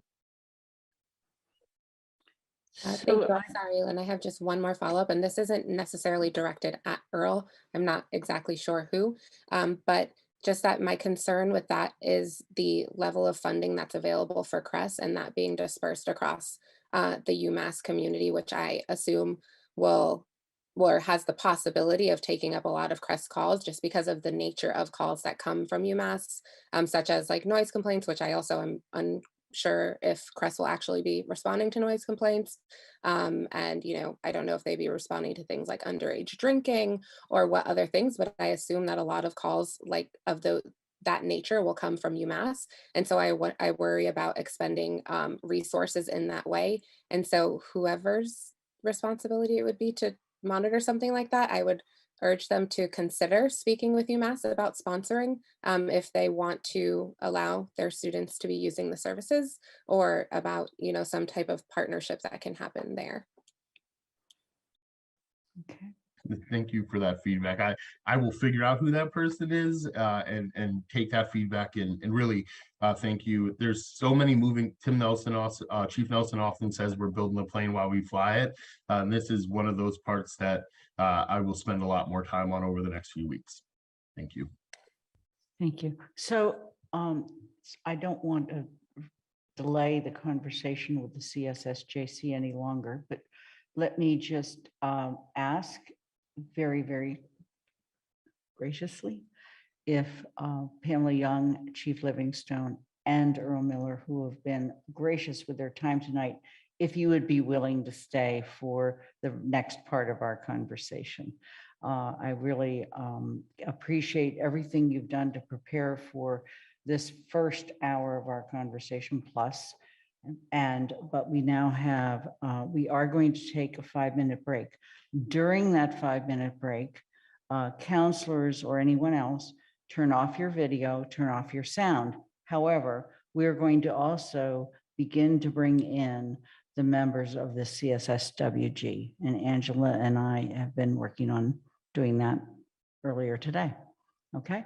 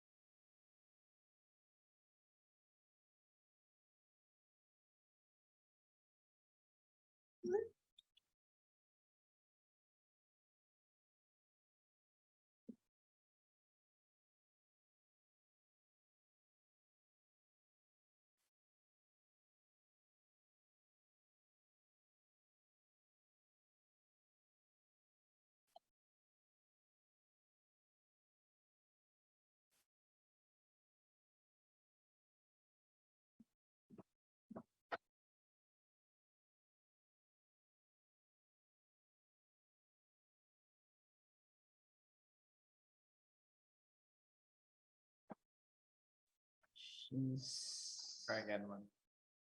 Okay, Pat, can you hear us? Yes, I just got sound. Thank you. Thank you.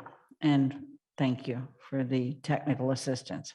All right, I'm going to call on Dee and Allegra to call the meeting of the CSSJC to order.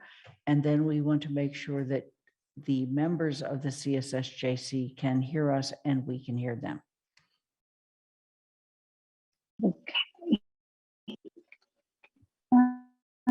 Can you hear me? Yes, we can. Okay. Pursuant to Chapter 20 of the Acts of 2021, this meeting will be conducted via remote means. Members of the public who wish to access the meeting may do so via Zoom or by telephone. See instructions below. No in-person attendance of members of the public will be permitted, but every effort will be made to ensure that the public can adequately access the proceedings in real time via technological means.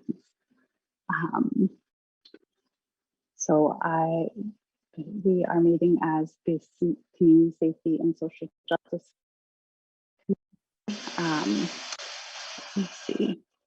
Dr. D. Shabazz, are you there and can you hear me? Yes, I can hear you. Okay, and we can hear you. Freke Ete, can you hear me? I can. All right, and we can hear you. Philip Avila, can you hear me? Yes. All right, and we can hear you. Deborah Ferreira, can you hear me?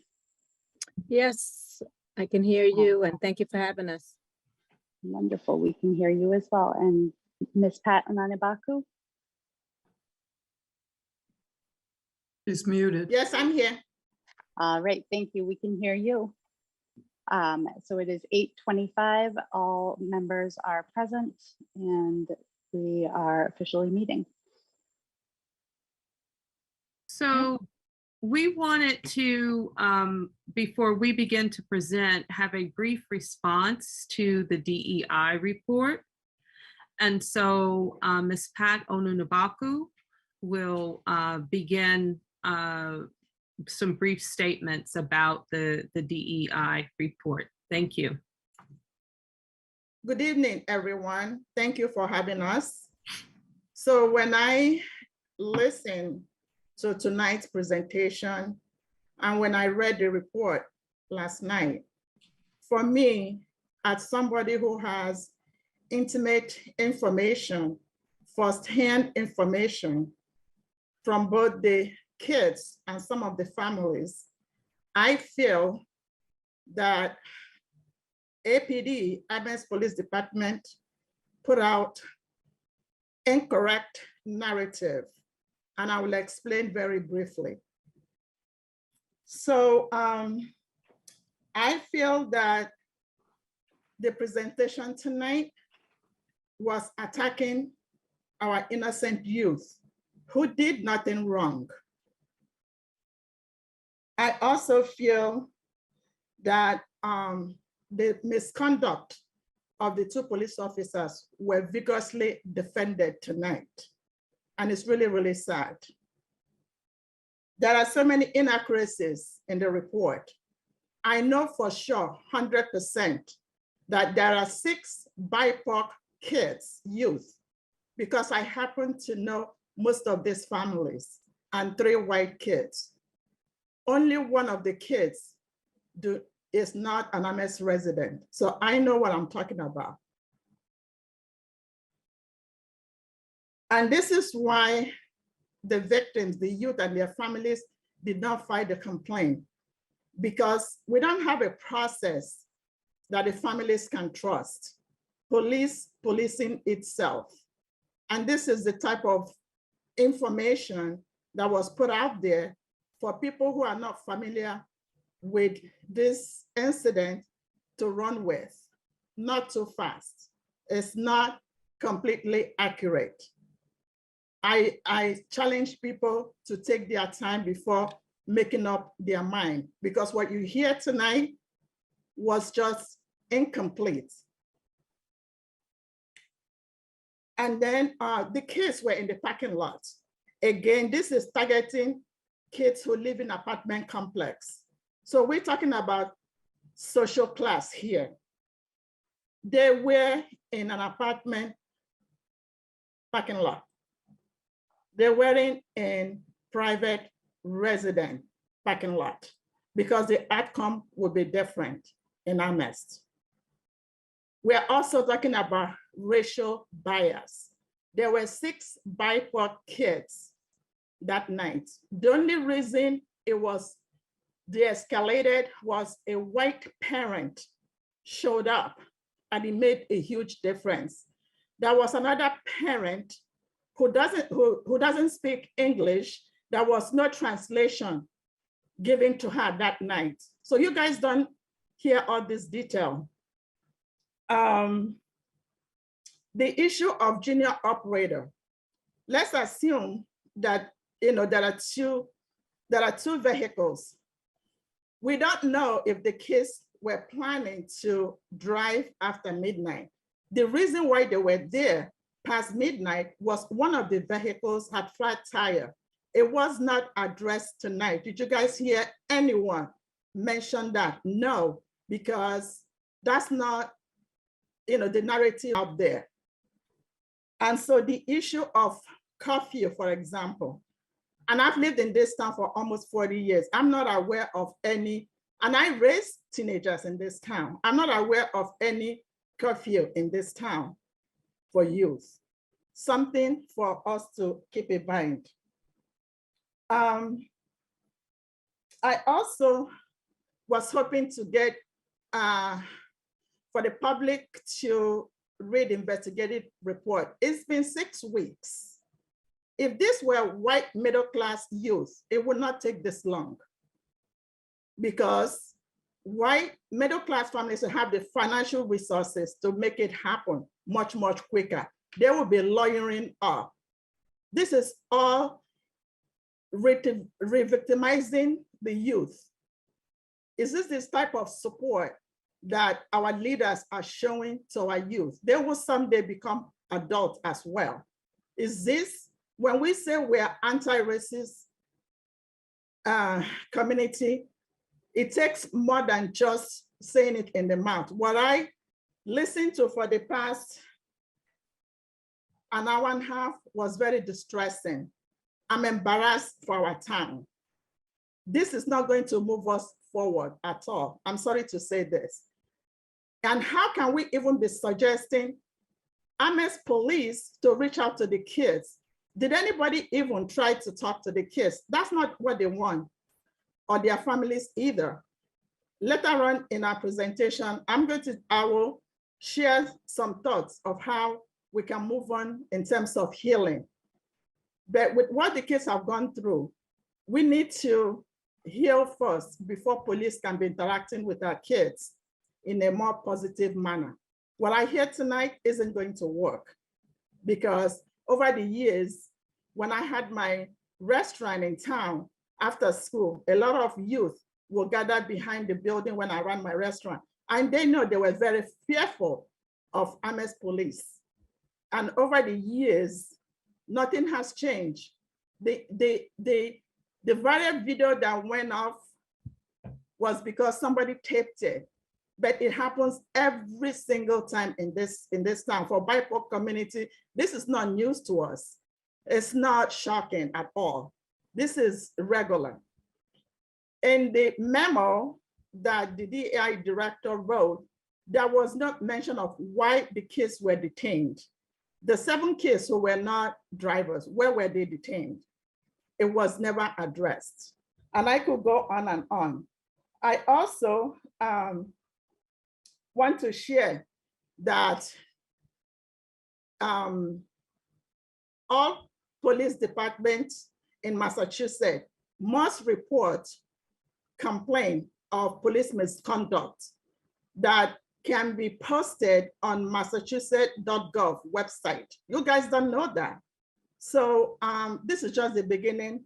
I will shut up. I just have so many issues that is going through my mind. And the last thing I wanted to say is, I'm curious to know how much it costs taxpayers for our town attorney input in the so-called memo that was put out tonight. I'm embarrassed for our town. Thank you. Thank you, Ms. Pat. Is there anyone else on the CSSJC that wants to specifically address the DEI report before we begin our presentation? Yes, Deborah. Yes, I would like to. Yeah, I had a variety of concerns and issues with this report. You know, really by starting by saying, okay, there was no abuse of power, and therefore, because there was no physical force, so on and so forth, then, you know, it seemed to kind of not mention that there was still a violation. There was a violation that night, right? These are young people. And the police officers were very clear, they have no rights. This is a police officers who are the ones in power speaking to young people and telling them you are powerless. I think we want to take a pause and really hear that. And them saying to them, you have no rights. You are detained. You cannot call your parents. These are all the things that I heard. None of this was addressed in the report. It's a violation. Of course, everything that happened after that, like Chief Livingston talked about, was very smooth. Of course it was very smooth, because you've just intimidated, you've just terrorized the youth, you've just humiliated them, embarrassed them, you've just told them they have no rights and they cannot speak. And therefore now, what are they supposed to do but comply, right? Subjugate, be submissive, and comply. So the police did not show up. There was a noise complaint, as we said, right? Kids, they're there. Actually, they're there because of a flat tire. So the police did not show up to help them. They showed up for noise complaint that actually was not even dealt with, right? From what I heard, wasn't even dealt with. And instead it became about detention, about the police reacting. I heard Chief Livingston say that these police officers felt really bad, the one that said they had no rights, because they reacted to a young person. These are young people. You are a grown person. You are a police officer with a gun and so on and so forth. And you're going to react to a young person asking you, you know, why you're being detained? That's the minimum a young person should do, is to ask, why am I being detained? Can I call my mom? This is a scary situation. And I know we keep on banning about the whole thing about BIPOC youth, how many were there. We're the Community Safety and Social Justice Committee. We're here for everybody. But of course, we're particularly concerned about BIPOC youth. But I'm concerned also about the white youth. I'm concerned about all youth. All youth were violated that night. I didn't hear anyone talk about that.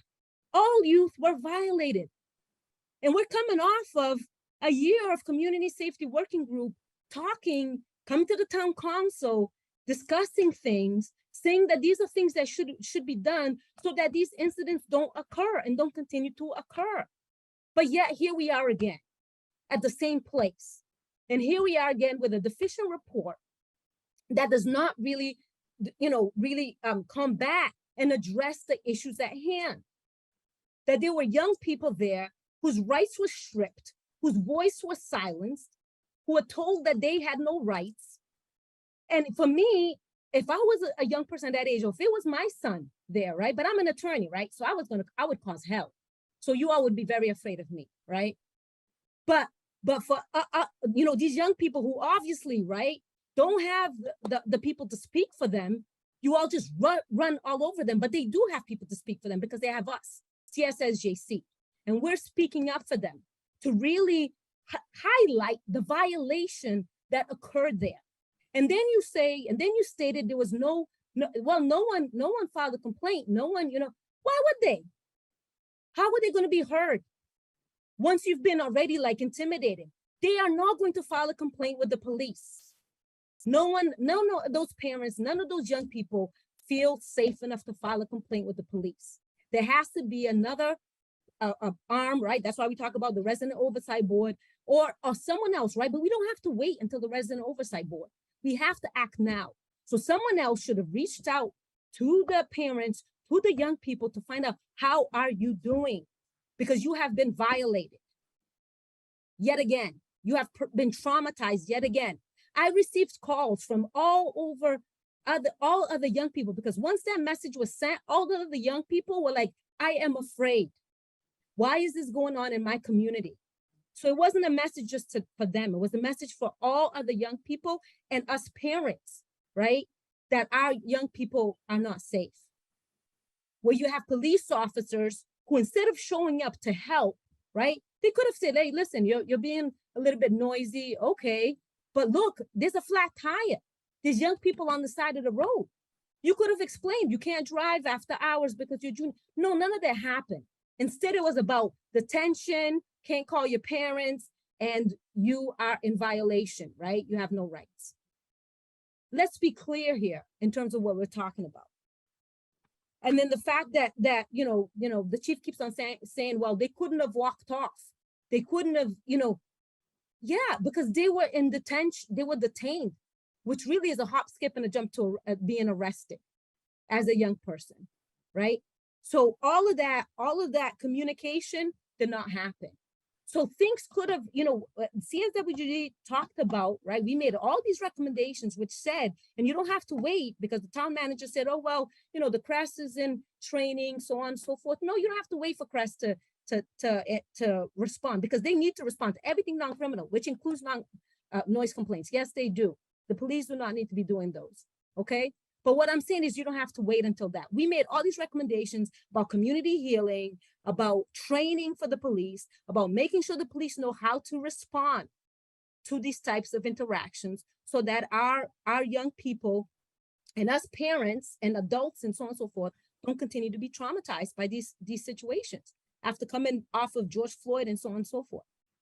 So no, I mean, this was, just not acceptable and not okay. And this meeting and this report that was shared has so many gaps that needs to go back to the drawing board, and we need to come up with these remedies and actions that the Chief Livingstone talked about.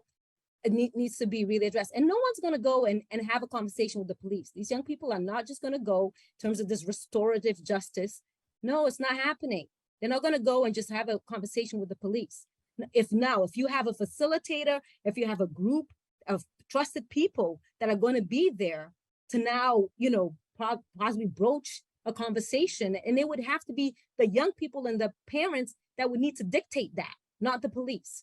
And it's not going to be over pizza and so on and so forth. This is a very serious situation.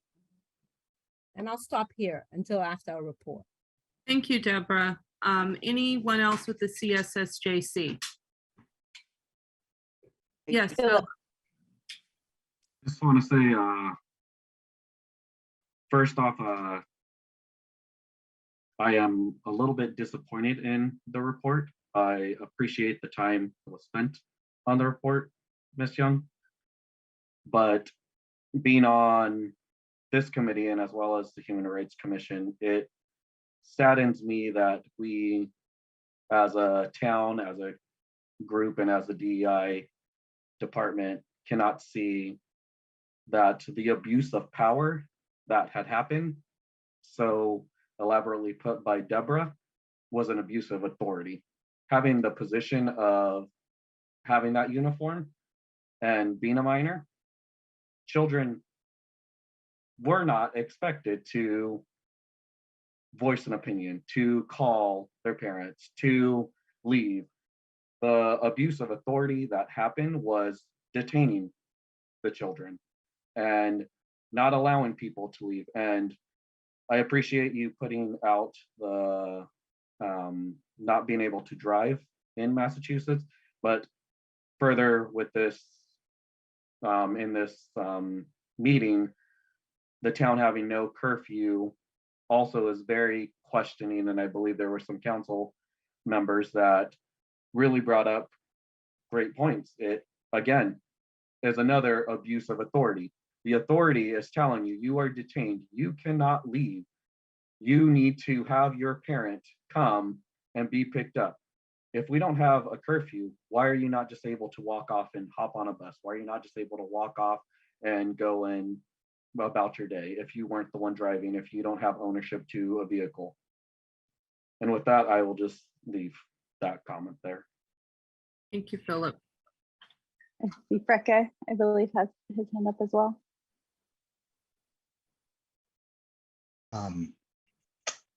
I think from the discussions that we've had from the beginning, what is clear is that there is more to know about the incident.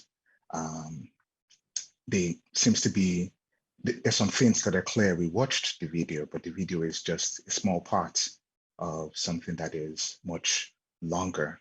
And maybe it's necessary to try to figure out what that is.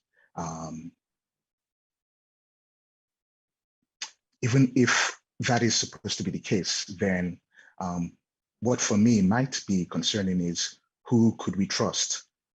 Clearly, there seems to be a division both within this meeting and I suppose within town as well about who could be trusted to investigate that incident. And I think that's something that we should keep in mind as we go forward. Thank you. Thank you, Freke. Allegra, is it okay if I begin to share the presentation and you can start with our charge, who we are as SJC? Absolutely. So just we will actually pull the presentation up and okay. And then Dee, whenever you or whoever is going to speak to the presentation wants to advance a slide, please go ahead and tell us to do that. Okay. Oh, okay. So now how do I get out of?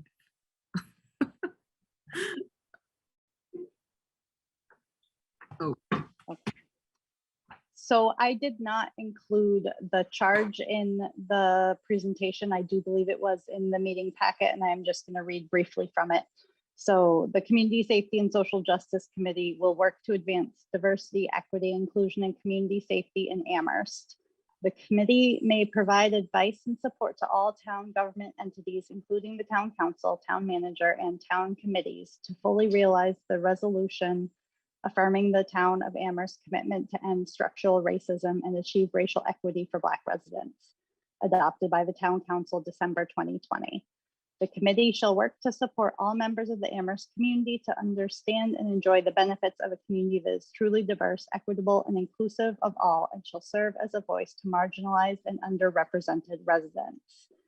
So as our charge, the CSSJC shall incorporate and continue the work done by the CSWG for systemic change, ensure the implementation of all CSWG recommendations adopted by the town council and or the town manager, and track progress such as the community responders for safety and oh, there's a typo. It's missing equity, but for equity, safety, and service, or CRESS, the Diversity, Equity, and Inclusion Department, DEI, and the Youth Empowerment Center and the BIPOC Multicultural Center. Support the work of DEI and CRESS programs and employees that address the needs of BIPOC and other marginalized groups, including the disabled, immigrants, LGBTQIA. Assist the town in exploring resources such as buildings for the Youth Empowerment Center and BIPOC Multicultural Center. Recommend funding sources, including grants focused on targeted priorities for marginalized residents with the most impactful and sustainable projects. Ensure the town implements a robust translation service and provide input to the town manager during the budget process. So that is our charge. Our first meeting was at the beginning. Oh, sorry. I think you want to advance the slides. Okay. Yes, please. Sorry. So our first meeting was at the beginning of June, and about a month after the incident with the youth and the Amherst police did occur. And I believe it certainly reaffirms the need for this committee in town. I believe that the incident reaffirms the need for a BIPOC Youth Empowerment Center, a resident oversight board to address the police when there are concerns about their interactions with the community. It again is related to CRESS in that this is the type of call that CRESS had envisioned, or that the CSWG had envisioned CRESS responding to. And again, seeing how there have been voices in the community who have spoken both in support and in opposition to some of the programs put forward by the CSWG, it does show that we need a healing process in this town surrounded the racial inequities that have continued to plague this town and again disproportionately impact our residents. So we see part of our role as the CSSJC to reimagine community safety with the town of Amherst, including the town council, other town committees, and its residents. Beyond the implementation of CRESS and the DEI department, we have to ask the question, how can we join together to care for one another while avoiding the unnecessary intervention of the police? We need to work quickly to utilize the research already put together and shared by CSWG to prevent further incidences like July 5th. Deacon, is the video on this slide or is it on the next Yes, slide? so can this video be played for those who have not seen the video, please?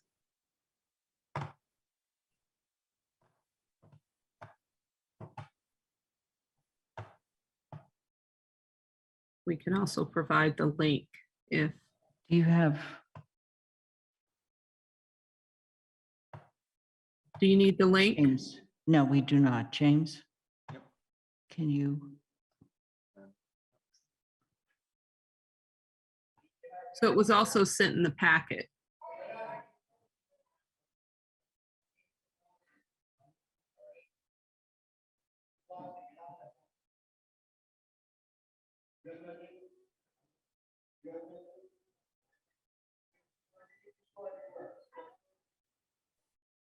Okay.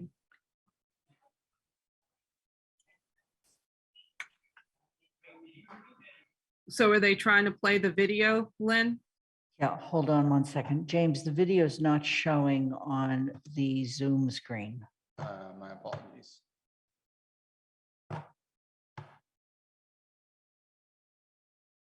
Thank you, Dee, for asking. Okay. There we go. Is it on now? It is. It is. Can the sound be turned up, please?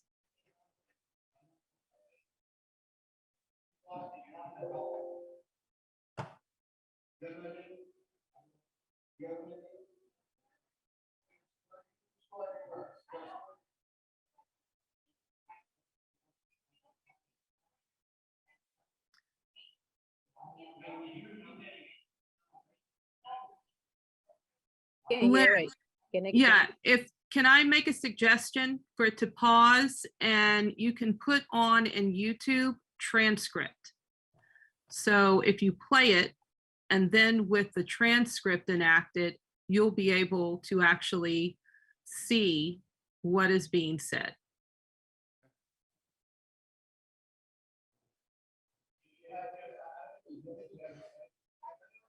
Well, that didn't work. Transcript is in settings, I believe. Oh, there we go. It is.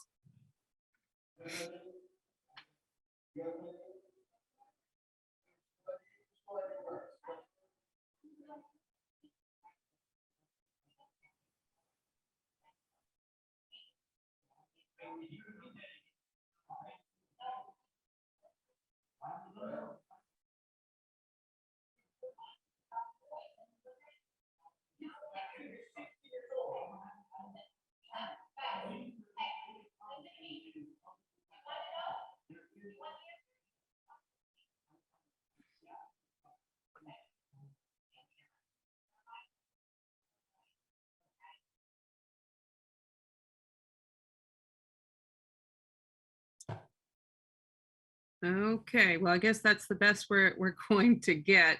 I think people get the message that once again, they're being detained, not charged with any criminal behavior, but they're being detained and they're not allowed to call home, and they're not allowed to leave. And this is what we have responded to as the CSSJC, whether these are BIPOC youth or,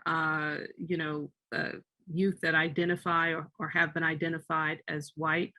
They are young people in our community. We're going to go ahead and continue with our presentation because we have several points we want to emphasize. Thank you to town council members that have already brought up some of these elements, not just within the video, but in how our town handles interactions between police and our youth. The Resident Oversight Board, in Part B, I'm sorry. Next slide. Oh, it's Crest first. I'm jumping ahead of myself. I guess the video threw me. So please, Deborah, can you speak to Crest's purpose since you were on the CSWG? Is that who's next? Or is it Allegra? It has my name by it, and I can I'm sorry. certainly do that if Deb doesn't want to. Well, no, I think she's for CSWG and the legacy. Yeah, so if you could speak to Crest, I'm so sorry, Allegra. No problem. So the CSWG had originally proposed Crest last May in its first report. And this was to be an alternative safety response for nonviolent calls and with an anti-racist focus. So in seeing this video and thinking about the type of call that the police were responding to, this to us speaks to the need for the prompt activation of Crest. And it does sound like Earl has given a start date at the beginning of September for them to be on the streets doing responses. So we just would like to know a little bit more about the work that Crest will be doing in terms of making guidelines for how they're responding and what the protocols are going to look like. And we hope that CSSJC will be part of this conversation. The other thing that has come up recently, and CSWG did frame Crest as a safety service rather than, for example, Northampton, who had framed their alternative police response as a public health response. What we have noticed in the past few weeks is that Crest has participated in a few activities alongside the police department, and this does fit with their image as a public safety service. However, there are some concerns that this might undermine the trust of some of the BIPOC residents who spoke in the creation of Crest to the 7Gen Movement Collective researchers about the negative impacts that police interactions have had and whether that would be seen as a extension of policing and how that would impact the desire for the targeted audience of this service to interact with it. You ready for the next slide? Yes. Okay. Thank you. I was jumping ahead a bit. So in Part B of the CSWG report, they recommended that the town create a resident oversight board. I'm glad to hear things are proceeding, but it does sound like it's a little anemic in terms of the approach right now. And I understand things are getting ramped up, but this incident proves, and as our colleague Frequeete pointed out, we need an entity that can be trusted in the community to do this type of investigation and review.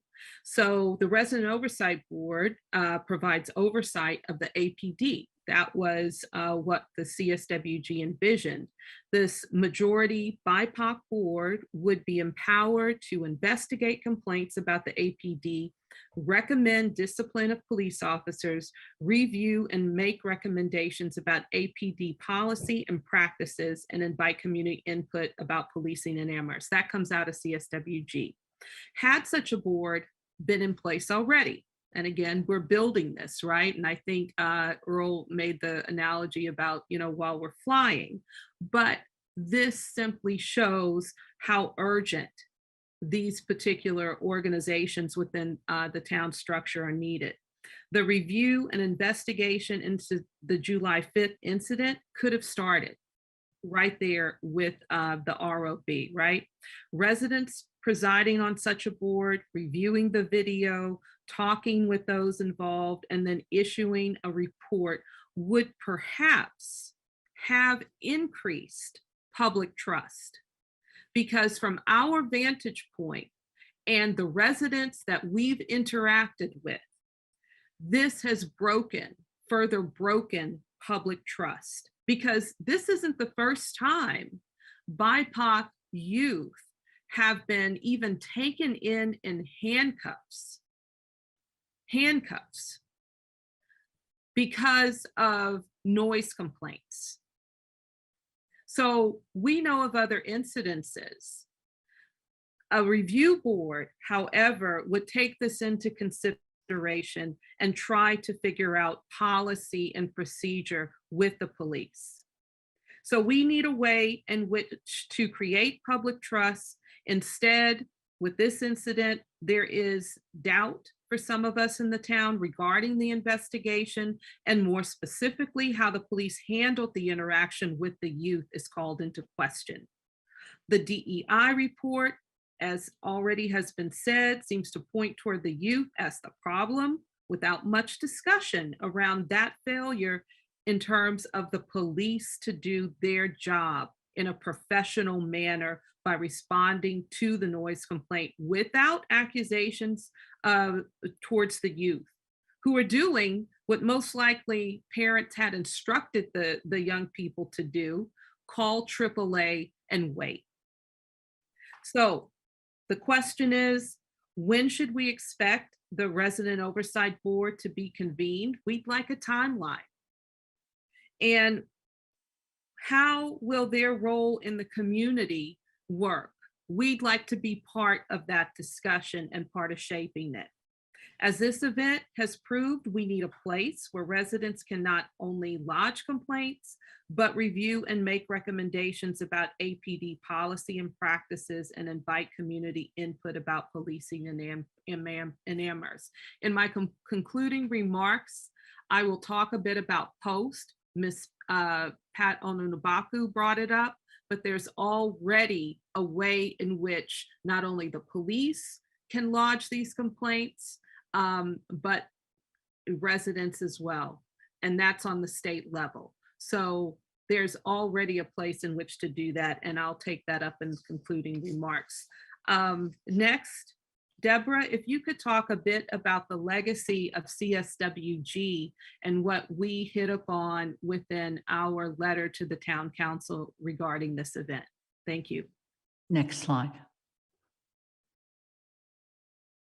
Well, I'll just, talk more so about the CSWG and obviously our recommendations, which we already touched upon a little bit here earlier, which was that, we were very intentional in terms of, the work that we did on CSWG and what we wanted for the community, which was to make sure that the community felt safe, especially BIPOC community, and to make sure that we created programs that were specific to Amherst and that fit Amherst needs. And that's why CRESS was something that we created specific to the culture of Amherst. That's why we didn't want it contracted out. We wanted to have someone and people that were hired to serve the needs of of Amherst. And one of the main things, and we keep on hearing it said, but I want to reaffirm that it is to make sure that the police were not responding to complaints that were non-criminal, and that there would be services provided to those that were in need whenever a complaint was called, right? Whenever, some type, a call was made, and also how the call was going to be made, right? In terms of making sure that there was a separate number, that there was, other ways to really publicize to the community how to access CREST, make sure there was translation centers, right? We heard that in terms of the video that, there were parents there that English was not their first language, and there wasn't an explanation made to the parent in regards to what was going on with their young children and how difficult that is. So making sure that all of those aspects of CREST, and I know that obviously a lot is taking place, and we know that there's going to be time it's going to happen in order for these to be put into place. However, we need to make sure that these things happen as quickly as possible. And while they're happening, there's something in place, that we're still able to address these things while, incidents are still going to happen. So how are we going to address it? That needs to be something that needs to be looked upon. Obviously the DEI director, which we're, very happy that Pamela Young is on board, and making sure that it is seamless in terms of the communication with CREST, with the police department, with all the other entities within the town, but making sure that it is something that becomes the actual structure of the town. It can't be an afterthought. Inclusion has to be something that is, a part of everything that the town does, right? From businesses to interacting with people, with communication, education, everything. And so that was, a big portion. I don't want to belabor everything, obviously, but, just touching upon some of the other aspects, which was, the BIPOC Cultural Center. We want to know, timeline for the BIPOC Cultural Center, timeline for the, the youth center. Obviously, we address in our report with the help of, these company, which was the over policing in our neighborhoods of color. And this video kind of showcases why it is that we made that recommendation, right? This incident with the youth, again, showcases why we made that recommendation. And the fact that because CREST was going to be coming in, and I know we had to kind of decide how many calls were coming in that CREST would ultimately be taking, be addressing, which would then mean that the police, we wouldn't need to continue to hire more police, right? The police would respond to incidents that were, violent, criminal, that sort of thing, which would lessen the need for continuing to hire more and more police. So that was another recommendation that's vital that I think, from what we've been seeing has not been happening, and actually that we continue to seeing more hiring in terms of wanting to hire more police. And then, the other ones in terms of community healing and training and moving forward. I know there had been something else, Dee, but I don't know if I have the information in front of me in terms of the letter. I can just Allegra. hop in. Thanks. So I don't know if you can, hop in with them. So I believe that the only thing not touched upon was the elimination of pretext stops, consent searches, and sector-based community policing model to reduce opportunities for contact between police and BIPOC drivers. If I may. Yes, you may. So very quickly, for me, the legacy for CSWG is what is happening right now, to have BIPOC administrators on the table making decisions. And I came up with the idea of two departments, DEI and the CREST department. And I'm happy that's happening. So basically the legacy is to increase diversity with power decision-making administrators in our town. So I'm excited about that. Thank you, Ms. Pat.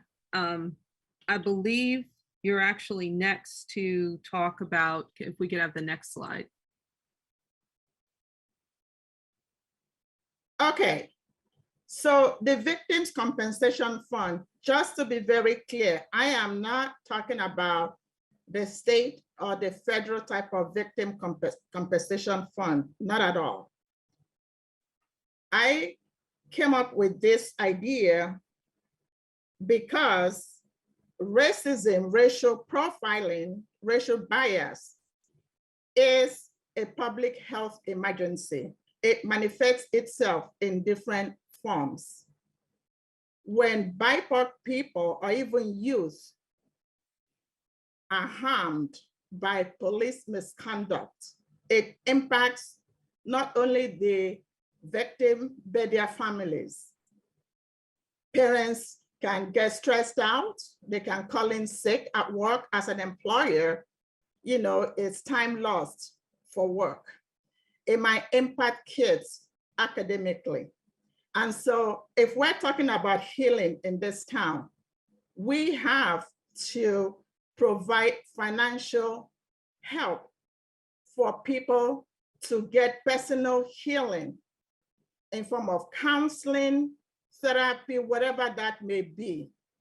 And I will recommend that CSWG come up with a draft or proposal and bring it back to the town council to review. But it's something that if we really are talking about healing, without this, healing is not going to happen. We have to have victim compensation fund caused by police misconduct. I don't know where we are in terms of APA funds. We can use some of those money. We can use some money from the police department for this. And so that's where I'm coming from. It is a public health emergency crisis to interact with police, especially if you're a person of color or youth. Thank you.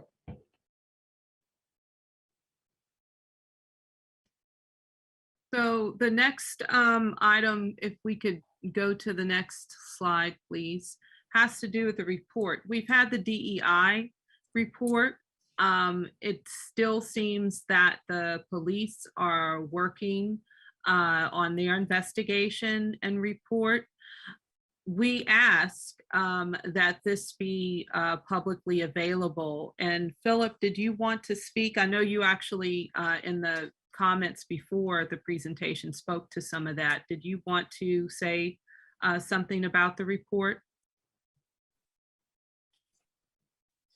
No, I have no comment.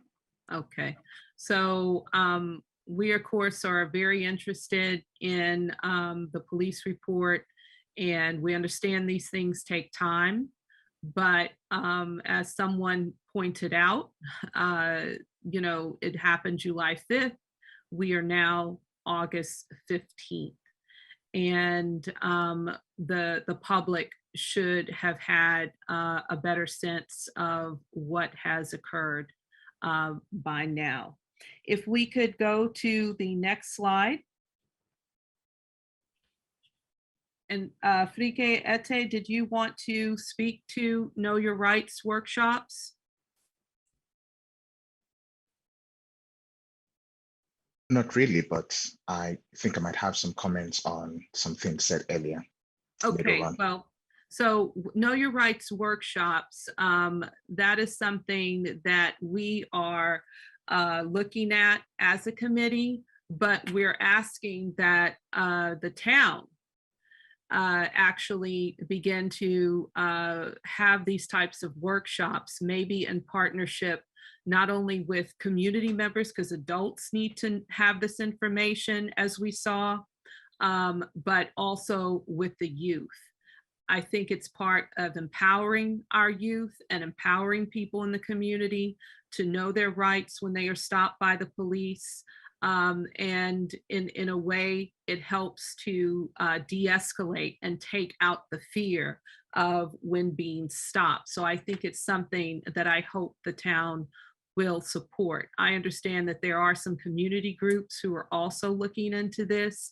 There is a group in Boston, the Boston-based Citizens for Juvenile Justice, and they conduct workshops.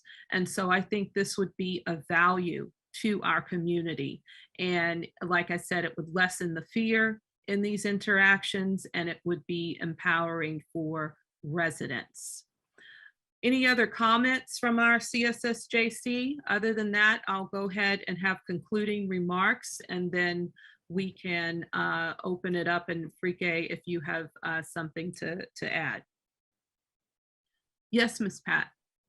So I just want to comment my observation tonight. I remember with CSWG during a budget season where we were locked out, when issues were discussed that, relating to CSWG. Tonight, I saw history repeat itself. We were locked out when the town presented the incident. I wish that the council chair would have allowed us in. I thought that was very disrespectful. As majority BIPOC CSSJC, this happened a couple years ago, and today it happened. I just want to put that out there. So if I could, and I know Deborah, you want to have some remarks, and Frike, could I just do the concluding remarks and then open it up to you all? Would that be okay? All right. So quickly, as we conclude, I want the council, town employees, the residents to consider a few ways to increase trust in this community, because that's what the CSSJC, we've been entrusted to work towards the healing, work towards that beloved community, right? That Dr. King talks about.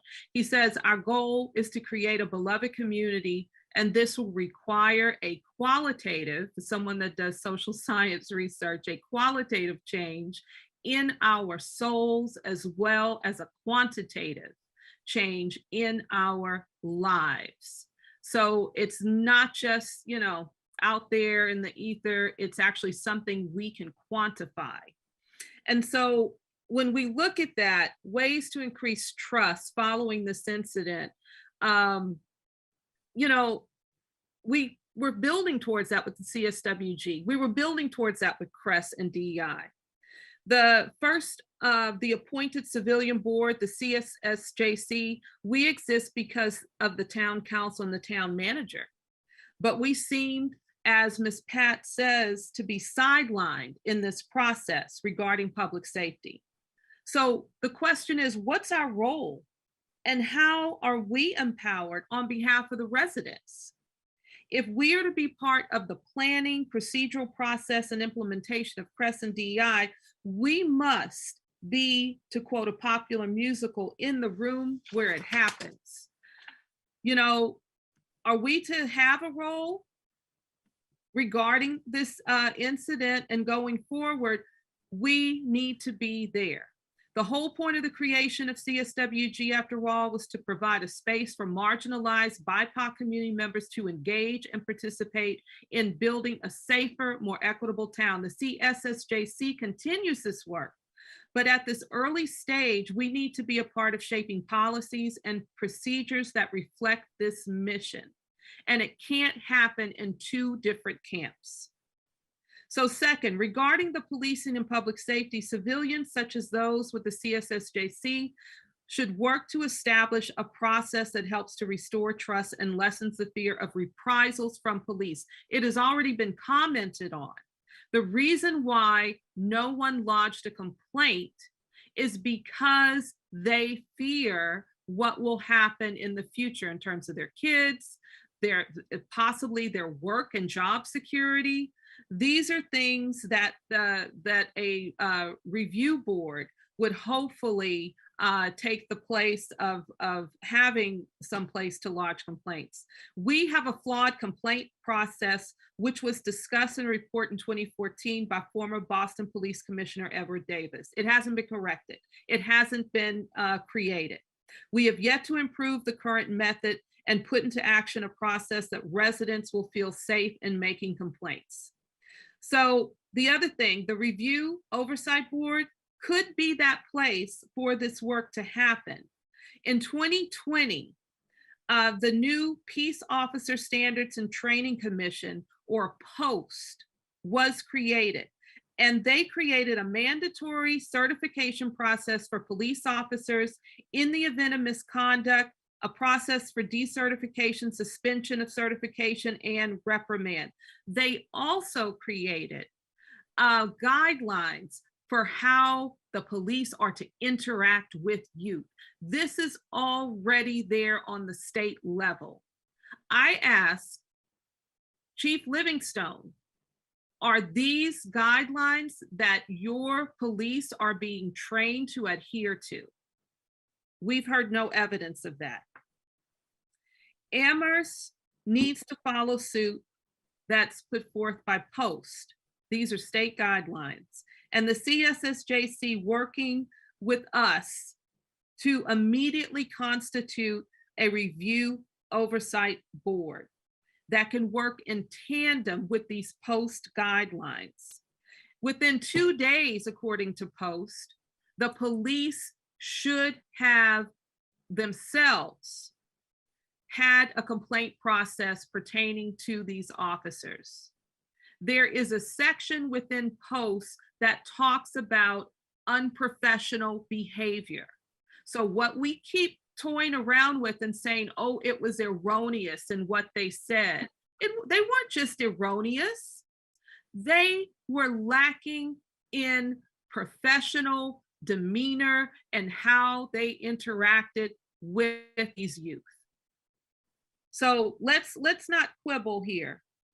Let us continue the work of CSWG to create the BIPOC Youth Empowerment Center, where all of our children will be welcome to learn how to interact and work with one another.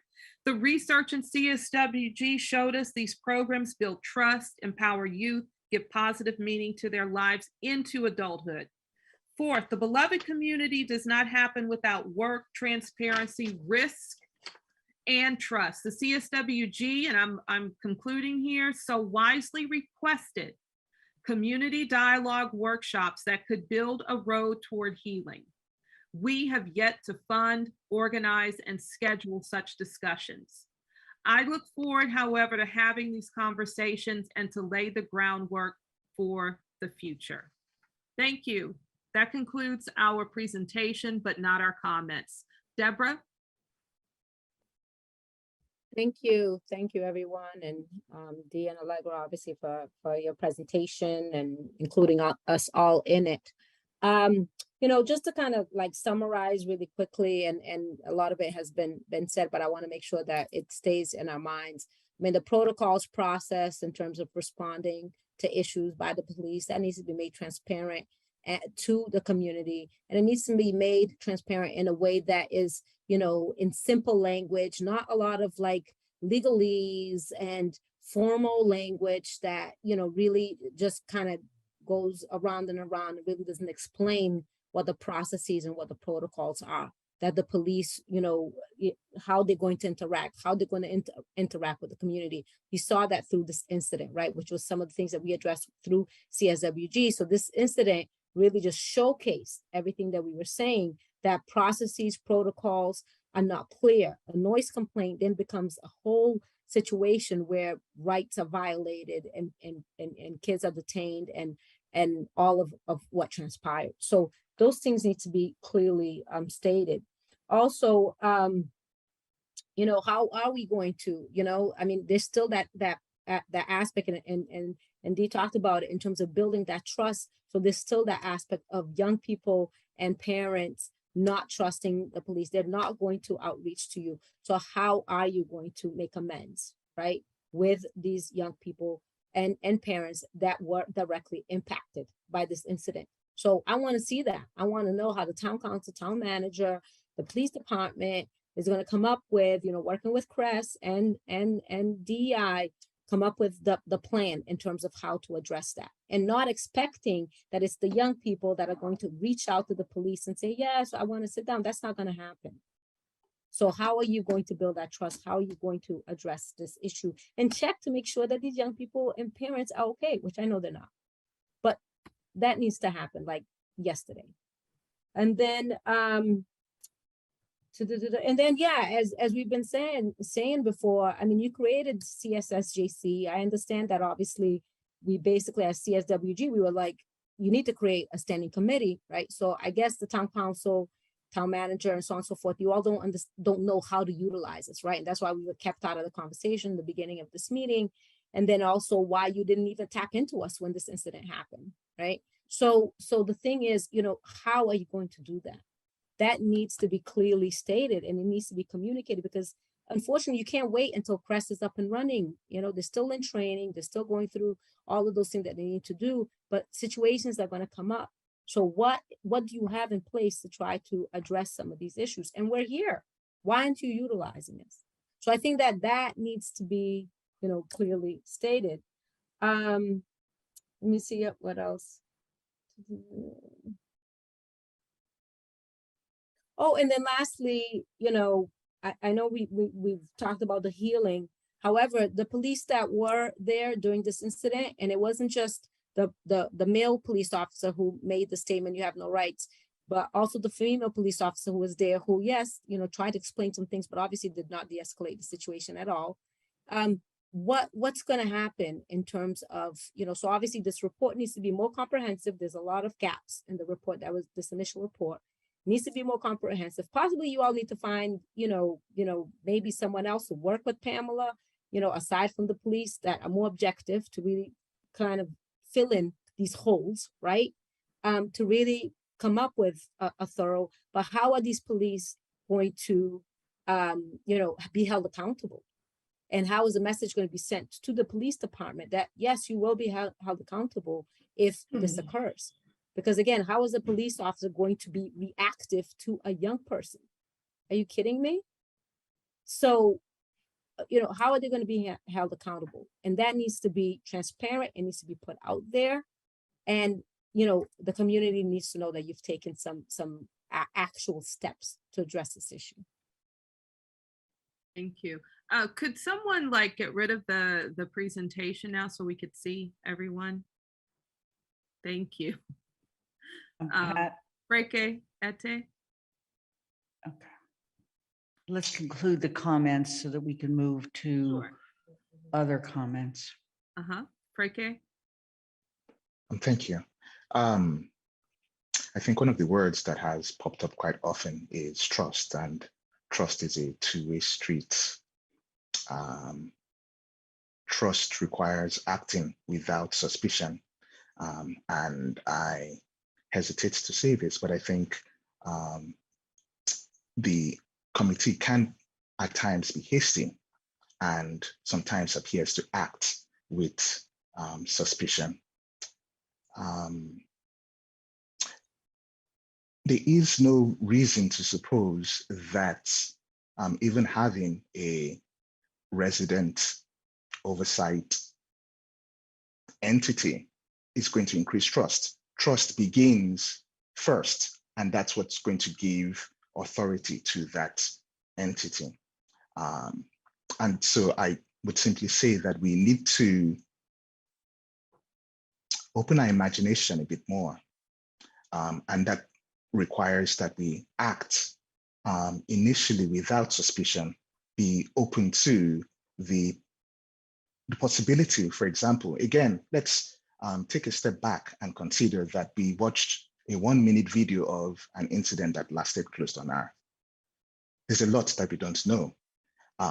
And suspicion is going to lead us to hang too much on that 1 minute rather than on everything that came afterwards. Let's keep that in mind. And as for the compensation fund that relates to what I've just said, that is also in a way acting from the position of suspicion. I think it's an idea whose time is not now. We need to think a bit more about it, reflect on it, study it, and see how, if it is necessary, how that can be incorporated into some of the bigger conversations we're having regarding diversity, equity, and inclusion in Amherst. Thank you. Thank you, Freke. Ms. Pat? I'll be very quick. So I want to use this opportunity to really thank some Amherst residents who have shown compassion, who have reached out to the kids, their families. For some of the advocates, you may not speak out, but we appreciate you. You know who you are. And I have hope that there will be peace in our town, but we have to do it correctly. The first step is for APD to go back on the drawing board and come up with a comprehensive internal investigative report that the resident can trust, and the kids who were impacted can recognize that that's what really happened. That's the beginning of trust and healing, I think.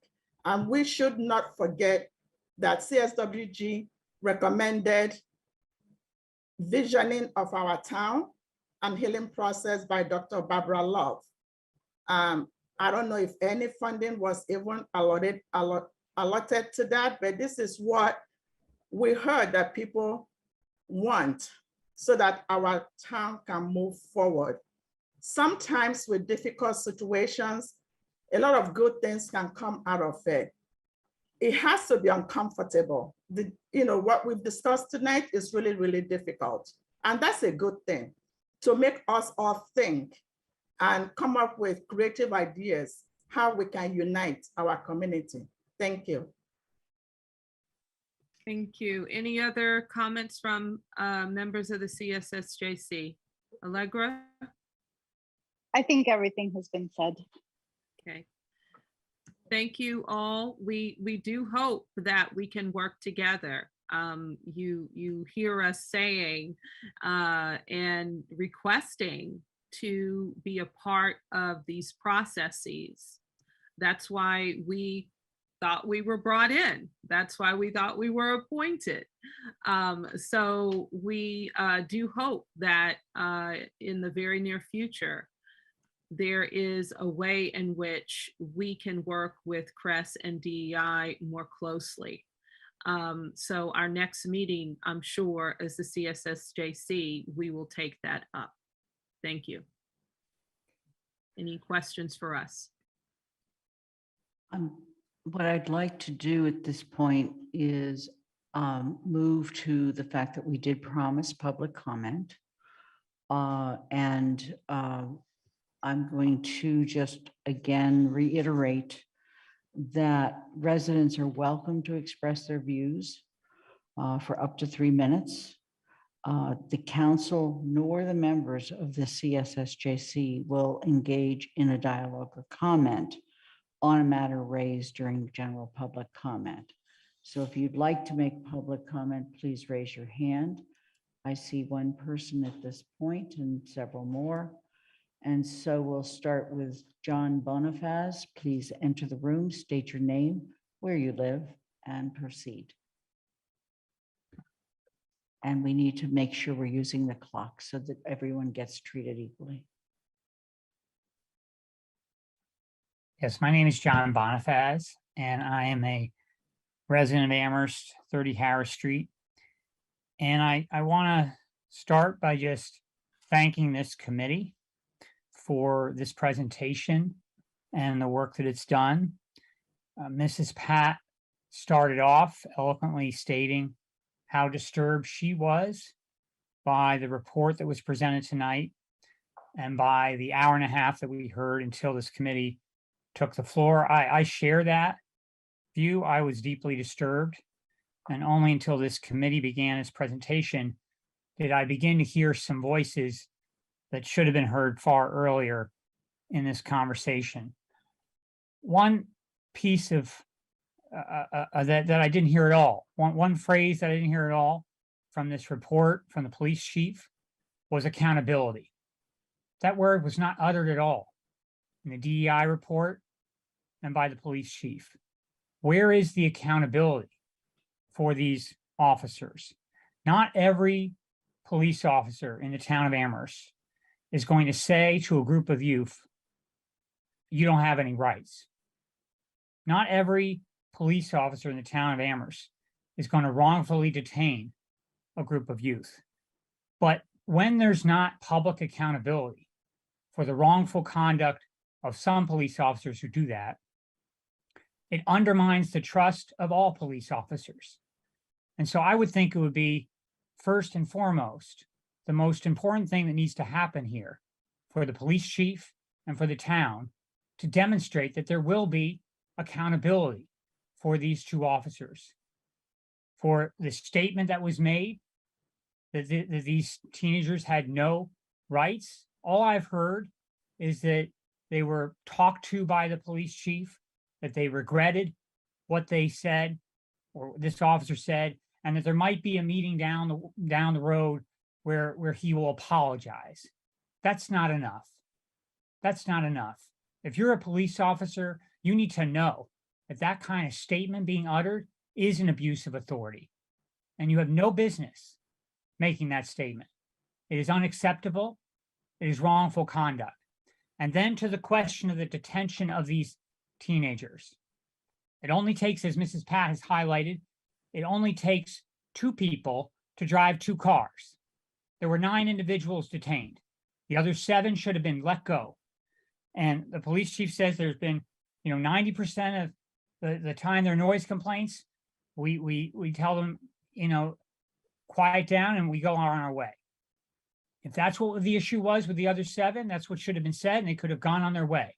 There is no curfew in this town. They had the right to leave. And that was wrong. Where are the consequences for these officers? Then on the investigation that was initiated, we're told that it was initiated because of the Human Rights Commission complaint and that the parents didn't make a complaint. But if I'm the police chief and I see a video of one of my officers saying to a bunch of teenagers late at night, you don't have any rights, I'm going to initiate the investigation on my own.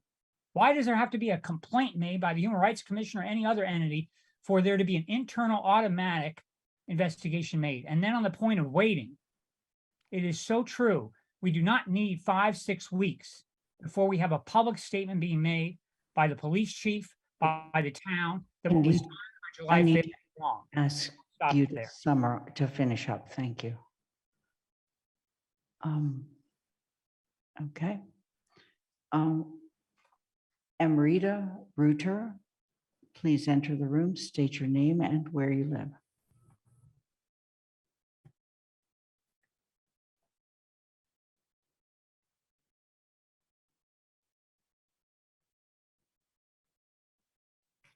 Hello.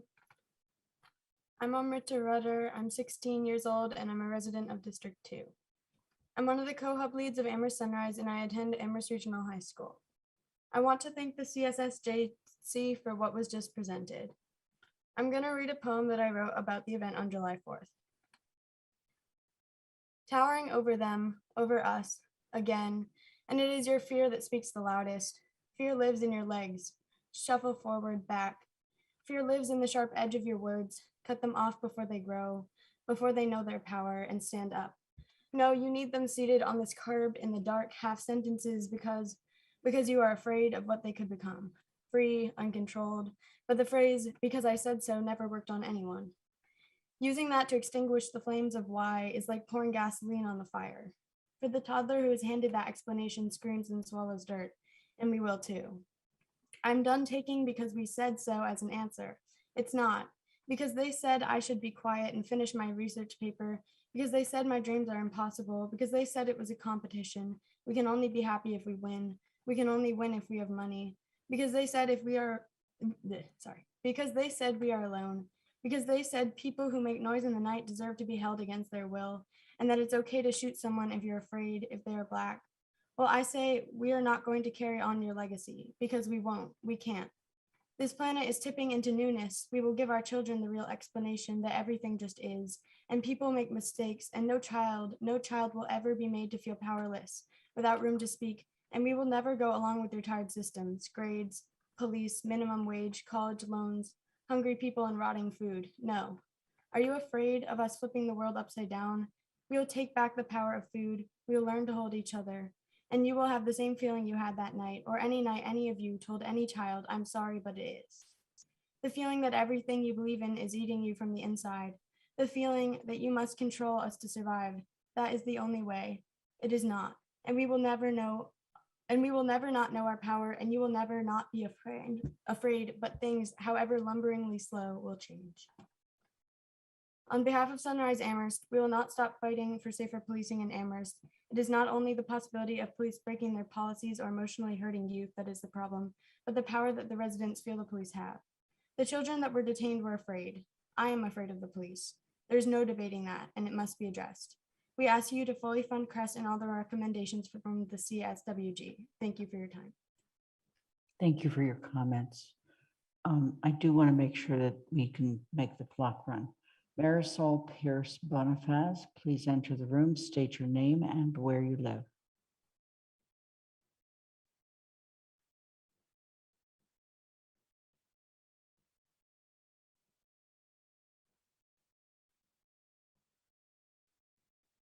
Hello, everyone. My name is Marisol Pierce Bonifaz, and I'm a resident of District 1.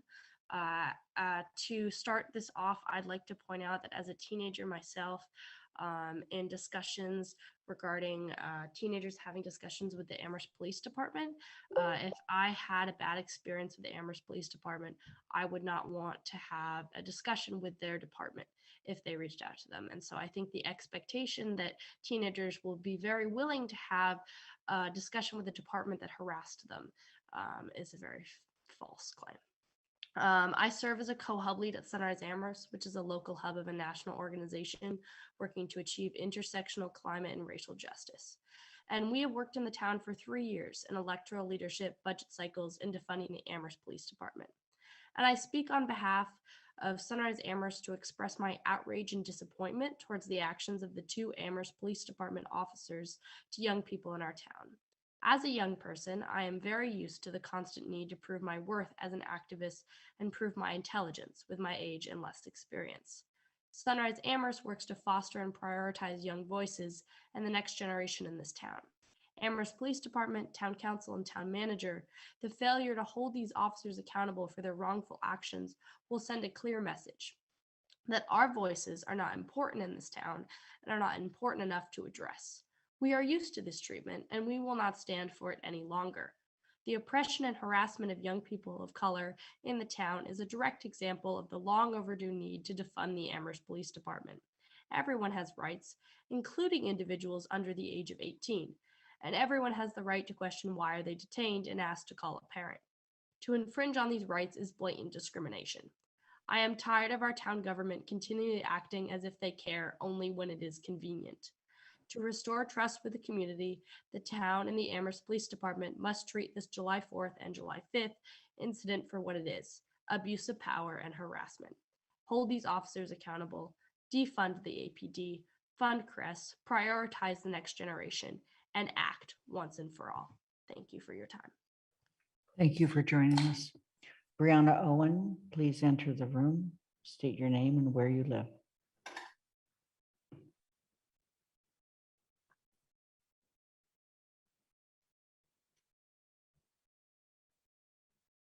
Hi, my name is Brianna and I live in North Amherst. I want to first thank the town manager for putting together a team of leadership to look into the July 5th incident, since we do not have any oversight of the police department to handle such complaints at this time. I do, however, not agree that telling underage youth they have no rights is not an abuse of power. I hope this incident illustrates three important points to you all as leaders. 1, the police department does not have the capacity to handle noise complaints in a respectful way that is centered around anti-racism and trauma-informed care. This is the purpose of the charge of the CSWG and why we created CREST as an alternative. I'm making a point to say this because although I was a member of the implementation team that advocated for all noise complaints to be entirely diverted to CREST, my voice alone does not make these decisions. 2, we need a resident oversight board. It is distasteful that I have to come to a town council meeting and draw attention to young people during live recorded meetings. We have no idea whether these youth are applying to summer programs, internships, and colleges, and how this publicity could affect their future opportunities. When reviewing the analysis of the incident, I think it's important to remember no parent or teen has filed a complaint because there is no resident oversight board isolated from the PD for that to happen. Additionally, who would feel comfortable filing a complaint after being told they have no rights? 3, we need to invest in police reform as suggested by the CSWG. The bar for our PD can't just be that no one was assaulted. We asked for reform in police policy, and that includes police discipline and other policies that need to be changed to change the culture of the Amherst Police Department. These policies in place are not always just, and for that reason, we need reform. I truly wonder how many instances have happened like this off camera. I find it hard to believe the PD wonders why there is mistrust within the community. I applaud the young person brave enough to record this, as these are old issues that have to be new to gain traction. I find it problematic 9 youth were detained over a noise complaint for waiting for AAA to change their tire, and in the same meeting we are talking about how Party Smart can be used as a tool for students to throw parties and be respected by the police. If this is not white supremacy, I'm not sure what is. Lastly, regarding the community day that took place over the weekend, I hope the CREST department launches independent events going forward. CSWG created CREST to accommodate those who were fearful to call the police department. So I can't imagine the impact that doing events such as this in the community is having on people who could utilize CREST in the future. Thank you. Thanks for joining us, Brianna. Ash Hartwell, please enter the room, state your name and where you live.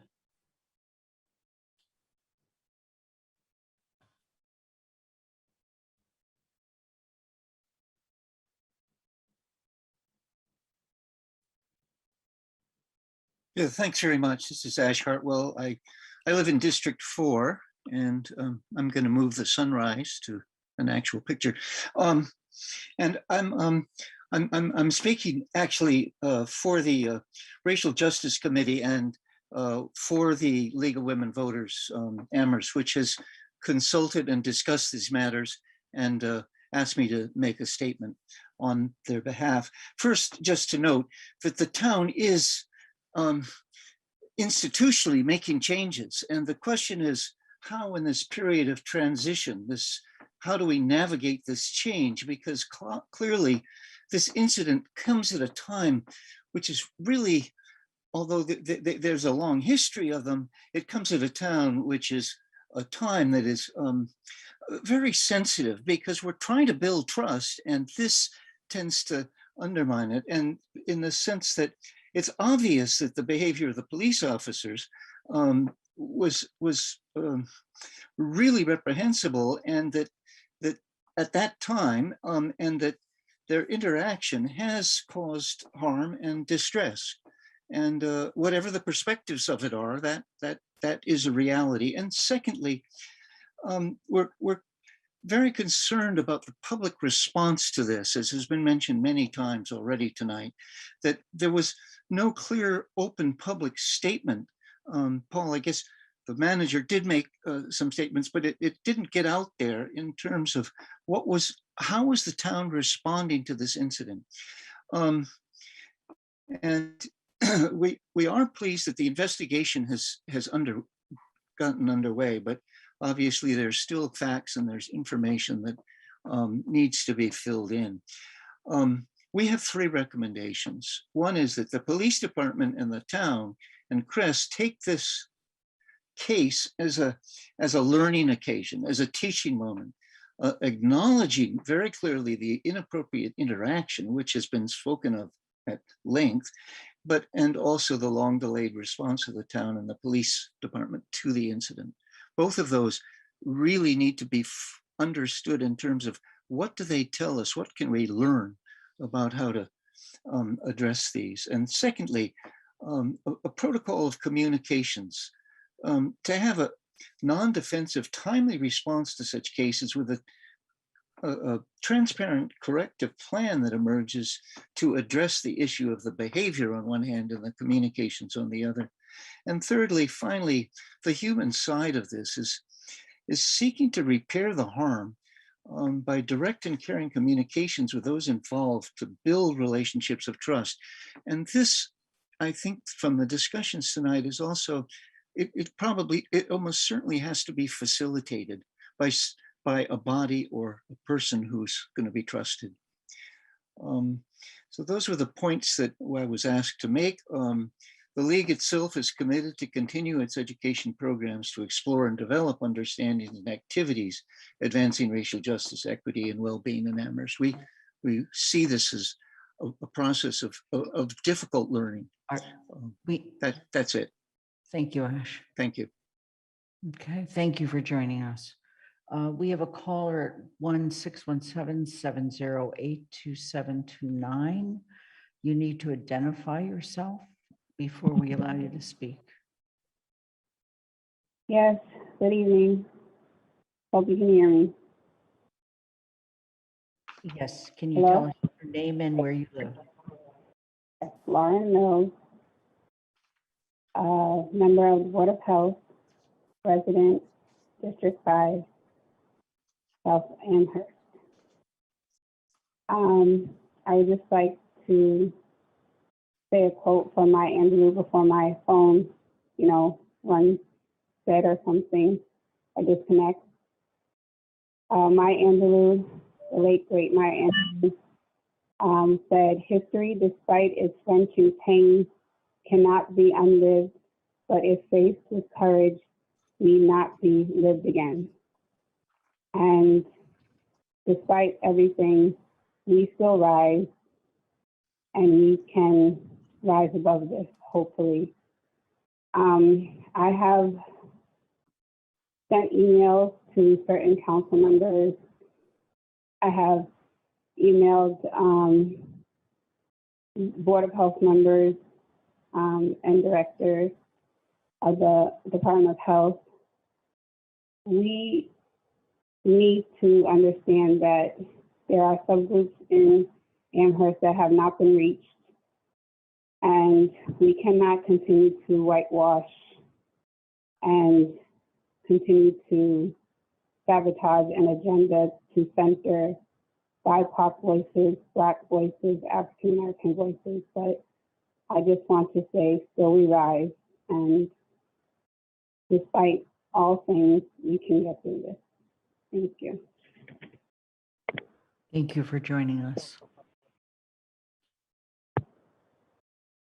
At this time, I see no more hands for public comment. I'm going to return back to the council and I just want to mention that in my conversations with the co-chairs of CSSJC, Anna Devlin Gothi and I met with them just this last Wednesday. And we discussed the possibility that there might be a retreat at some point where probably the liaisons from the council and myself or some designee that they would feel more comfortable with might talk about the items in the letter as well as the priorities as they were stated in the two reports from the CSWG. And specifically, there was a reference during those conversations back to an original matrix that was put together with those. There's, as much as I think all of us would like to come up with a solution and a resolution tonight, that's not going to happen because it's taken us this long to get here. So the reality is that I think what we all need to do is think about how we move to the next step, how we move forward from this moment, and how we create the kind of healing that has been discussed tonight around not just this incident, but the many, many issues that have been brought before this council and have been discussed in the past, and figure out a way that we can move forward. I do appreciate the fact that we've already taken some serious steps. We've created CSSJC, we've created CRESS, we've created the DEI department, but those are just the beginning. And this conversation is just a beginning. With that, I welcome any other concluding remarks from counselors or from members of the CSSJC. Earl Miller, please enter the room. I'm neither of those things. I just wanted to quickly respond because I think there was a really great point brought up earlier about engagement.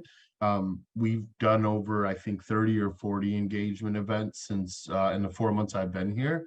2 of them have been with the police department. So I just want to put the kind of ratio. We started with the apartment complexes. We will be revisiting those and continue to recognize that making sure that we engage with every part of this community will sometimes mean needing to partner with lots of different folks, the rec department, the senior center. And I apologize if any of that is challenging for folks, but I can't figure out a different way to meet everybody. So I just wanted to add that because it is something that has weighed heavily in our thought process. Thank you. Thank you. Alicia.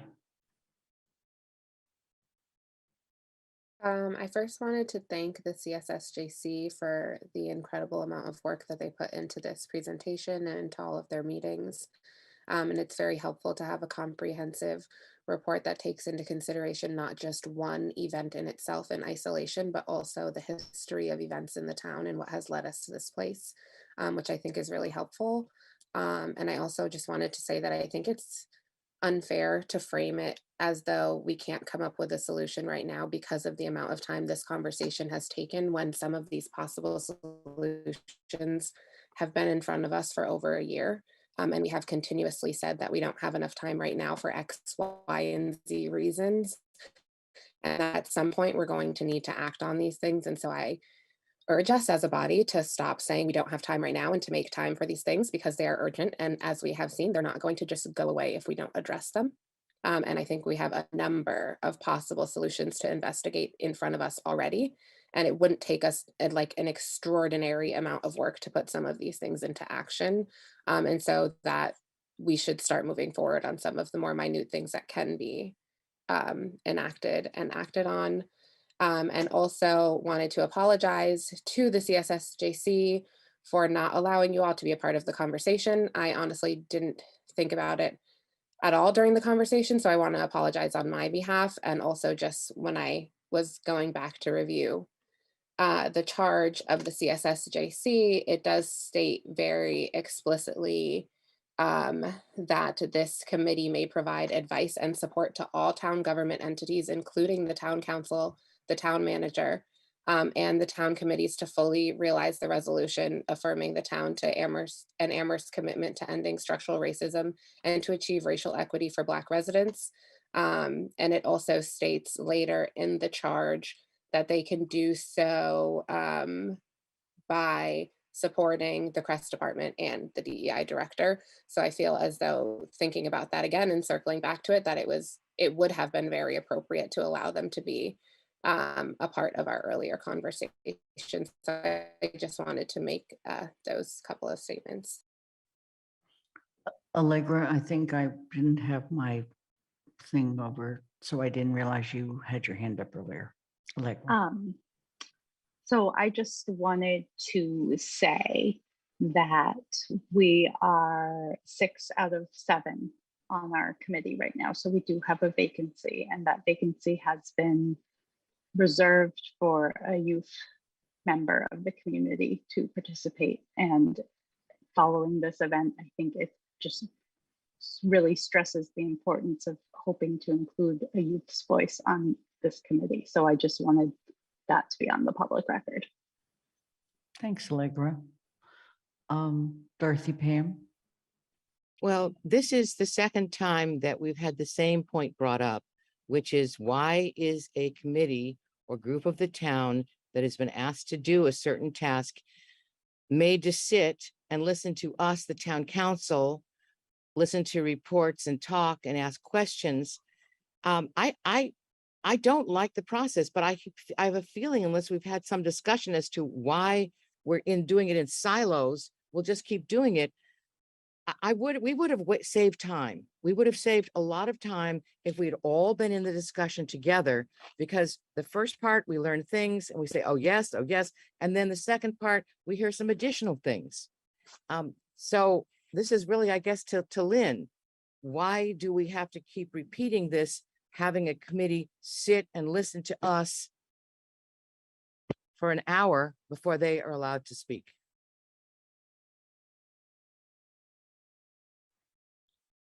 Dorothy, originally the idea was that the council had asked for this update. And so therefore it was done so that the council would receive the update. We're the governing body. Now, I can understand why people are upset in the criticism, and I accept that criticism. And perhaps we'll do it a different way in the future. But the original request for an update came from the council. Okay. Pat. Thank you. You have your hand up. Yeah, I'm not exactly completely sure what I want to say, so, but that's not unusual. I recently heard a few lines from a Korean poem, and it was life is to shatter myself into pieces. And I thought about that, and so I want to share some of my pieces. I'm a white assimilated working class dyke. And each piece of that is part of my identity, and they're interwoven. I think the one that controls me the most is that I'm white assimilated. I've bought the rules, I've bought the system in ways in which I don't even know, and in ways that I stumble on and am aware of. So the one thing I do know is that shattering my life as it's been built is critically important. And shattering the power structures that we don't notice are critically important. We are a white supremacist society. And by that, I'm not saying that we're running around, making Nazi salutes. But if I quote Francis Lee Ainsley a little bit, I refer instead to a political, economic, and cultural system in which whites overwhelmingly control power and material resources.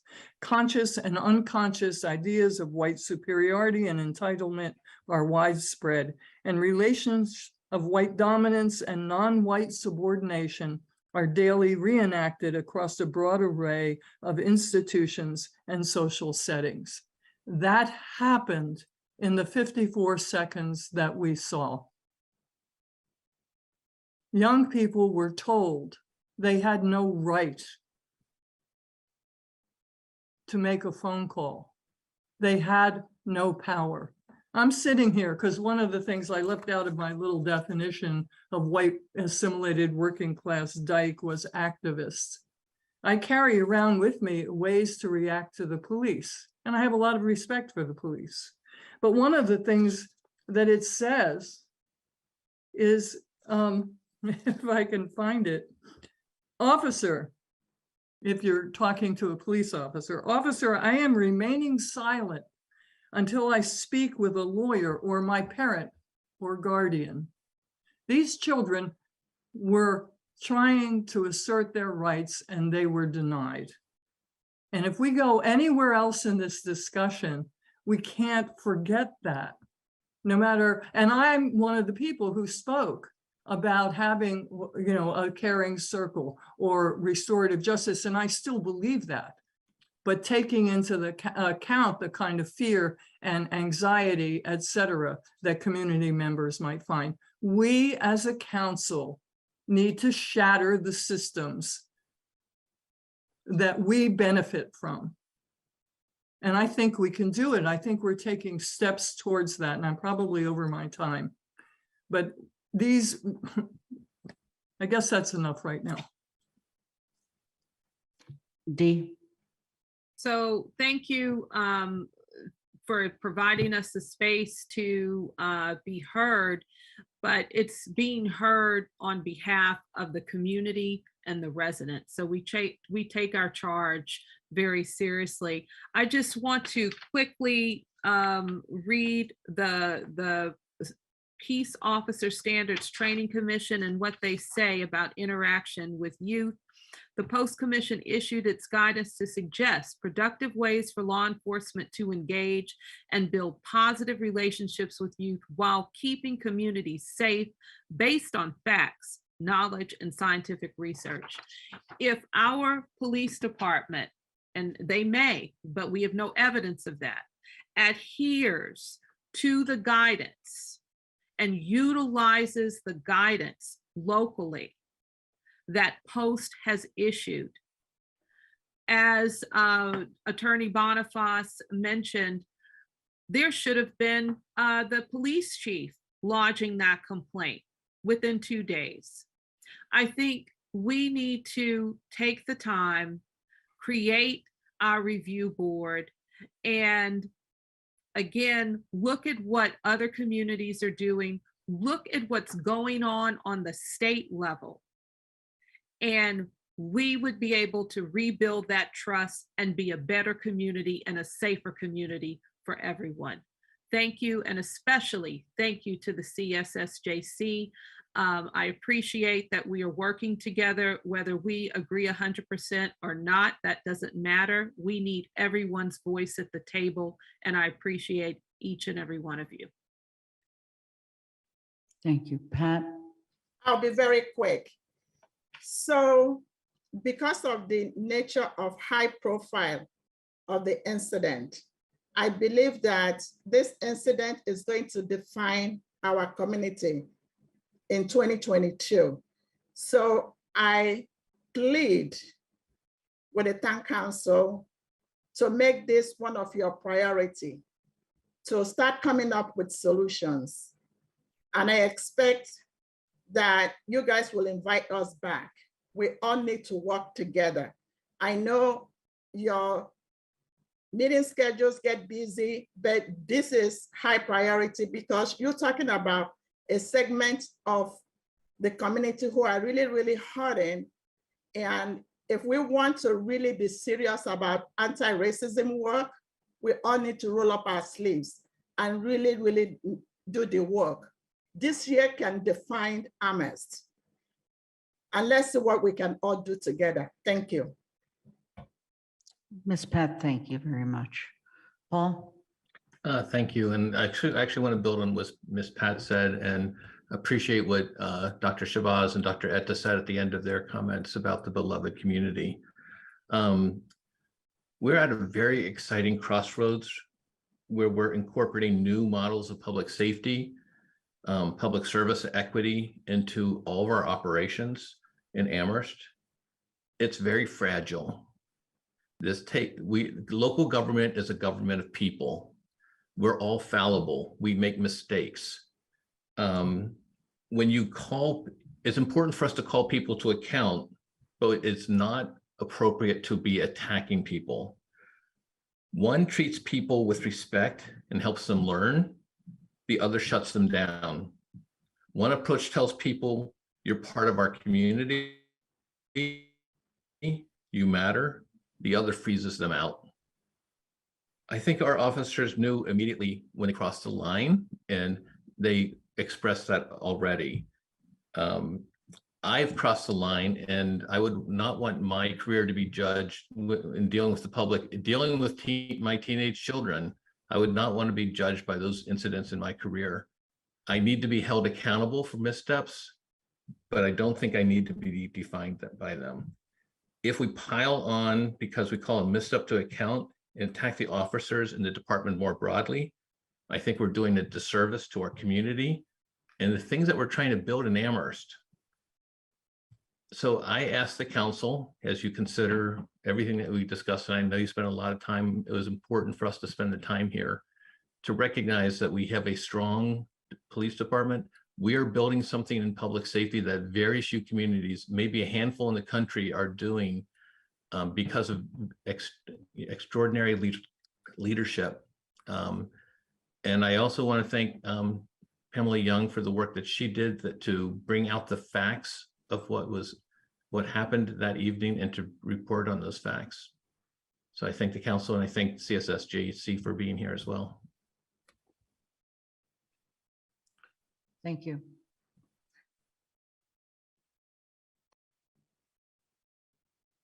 If there's no further comment, no, there is. Michelle, Sorry, Lynn. fine, go right ahead. Yeah, Paul, I really appreciate the comments that you just made, and also just, I think that it's sort of this way that I feel that we're in opposition to one another all over the place. I mean, is really deeply concerning to me. This meeting has really been concerning to me. And so I want to state that. But what I heard most clearly is that the response that we have offered to this incident has not been adequate, and it's not enough. And I would like to propose, and Andy, I appreciate your comments about the executive branch versus the legislative branch, and I understand that we're working within that context. But I would like to propose, if there is some way that Pamela's report can be built upon based on some of the information that we have learned about tonight, some of the things that we've discussed, because this report isn't just a report for this moment. It's a report that lives in our history as a town. And I feel like it's okay if we didn't get it fully, to the complete place that it needs to be. But I would like to propose that we try, and that we work with our various staff and with the Community Safety and Social Justice Committee as advisors to this body of work, to more fully flesh out that report and get it to a place that feels more comprehensive, and that the entire situation has been heard fully. And even if that takes some time to do, I think it would be an exercise worth going through. So thank you. Thank you, Michelle. Alicia. Thank you, Lynn. I also want to just take a quick minute to appreciate Michelle's comment, and just to state my agreement with wanting to see if there's some way that we can build upon the report. And that may be a good place for the collaboration between the CSSJC and the DEI department, if that's something that can be looked into.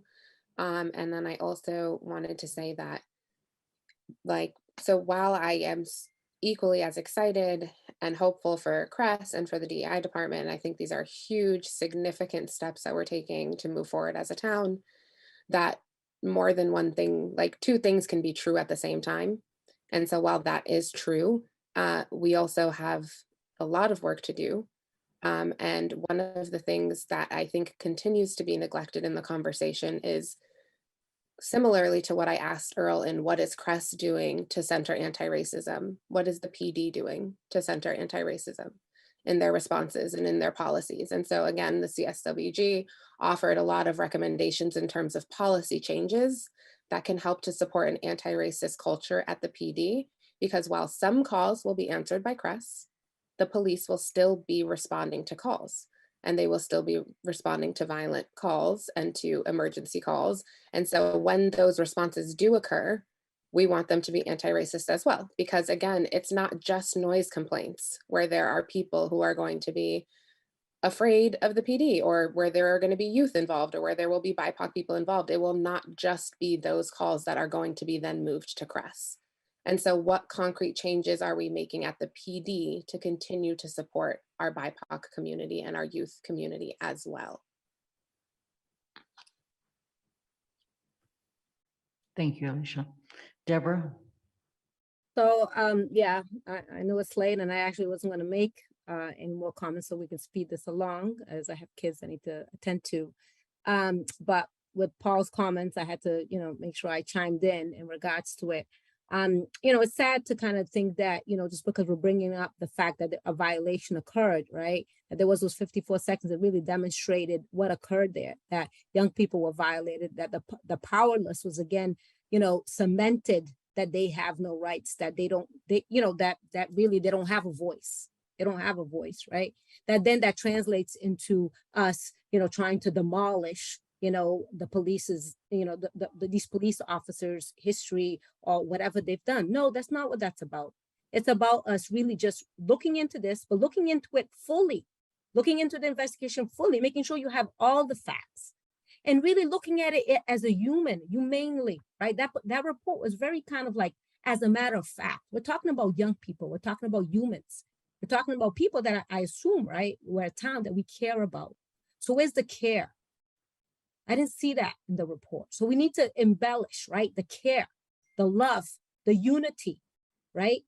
And no one is saying that all police are bad. No one is saying all of that. By us saying that these police officers should be held accountable is because we see that in that 54 seconds that they did something that they weren't supposed to do. Now that doesn't mean that now, we hate every police officer and so on and so forth, and we're trying to divide, and be us against them. No, it's about unity. That's why we kept on saying over and over again, healing, healing. Let's bring the healing, right? Alicia and everyone else has said that was one of our main things. And let's be anti-racist focused. That's going to take work. But now that doesn't mean though that we want to be divisive and that we want to be, and talk rationally. We want to address this issue. This issue has to be addressed, and it has to be addressed fully, thoroughly. It has to be a broad, based investigation. And, a statement has to be made, right? A statement was made by the town council saying, we care about you. We still haven't heard that. We care about what you went through. Have not heard that. That doesn't mean then that we hate anybody else. It just means we care about you. So I hope, you're hearing this. We're trying to address an issue to actually unify the town and build the trust. If this issue doesn't get addressed fully and well, the trust will not be there, and it will not unify the town. And then it will continue to be the us versus them. And that's not what we want. So hopefully you all are actually listening to what we're saying and not taking away from this that what we're trying to do is say and be divisive, because that's not it. Jennifer? Thank you. And I think, I know we are listening. And, oh, I'm sorry.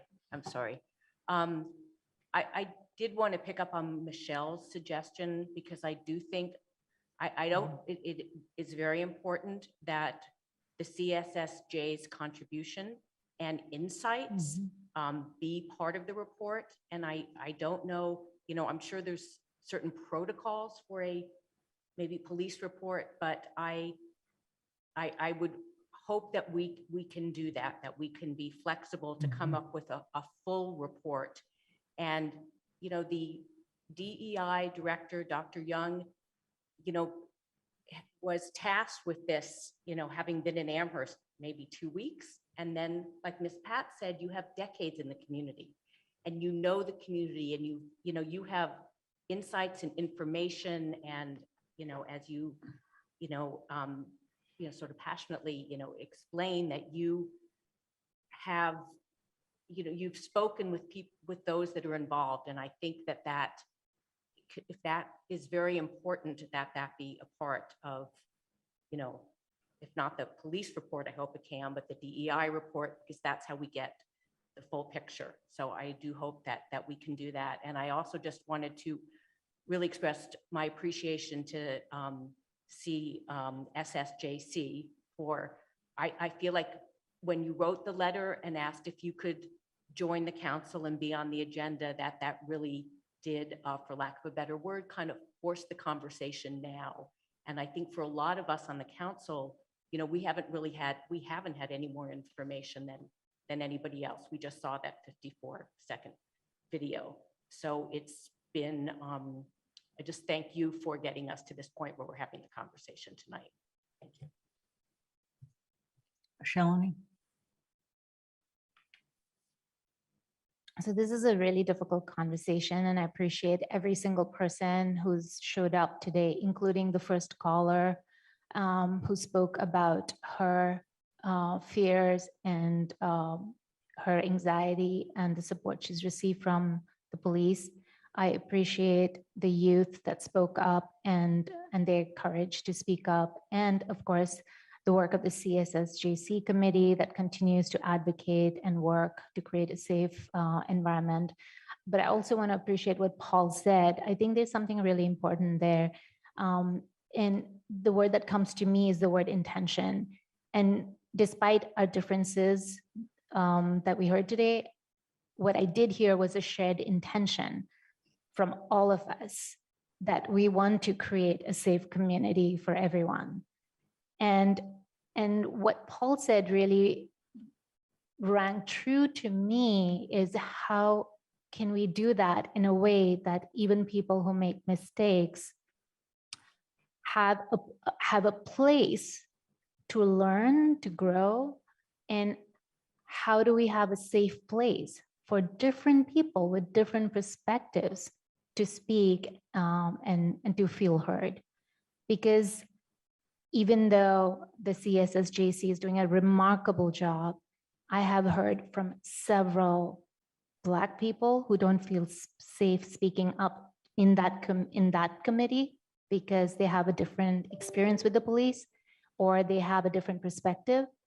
And I have heard from many white people who are strong advocates of the CSSJC work, and they don't feel comfortable and safe to come and speak up because they have a slightly different perspective from the shared narrative.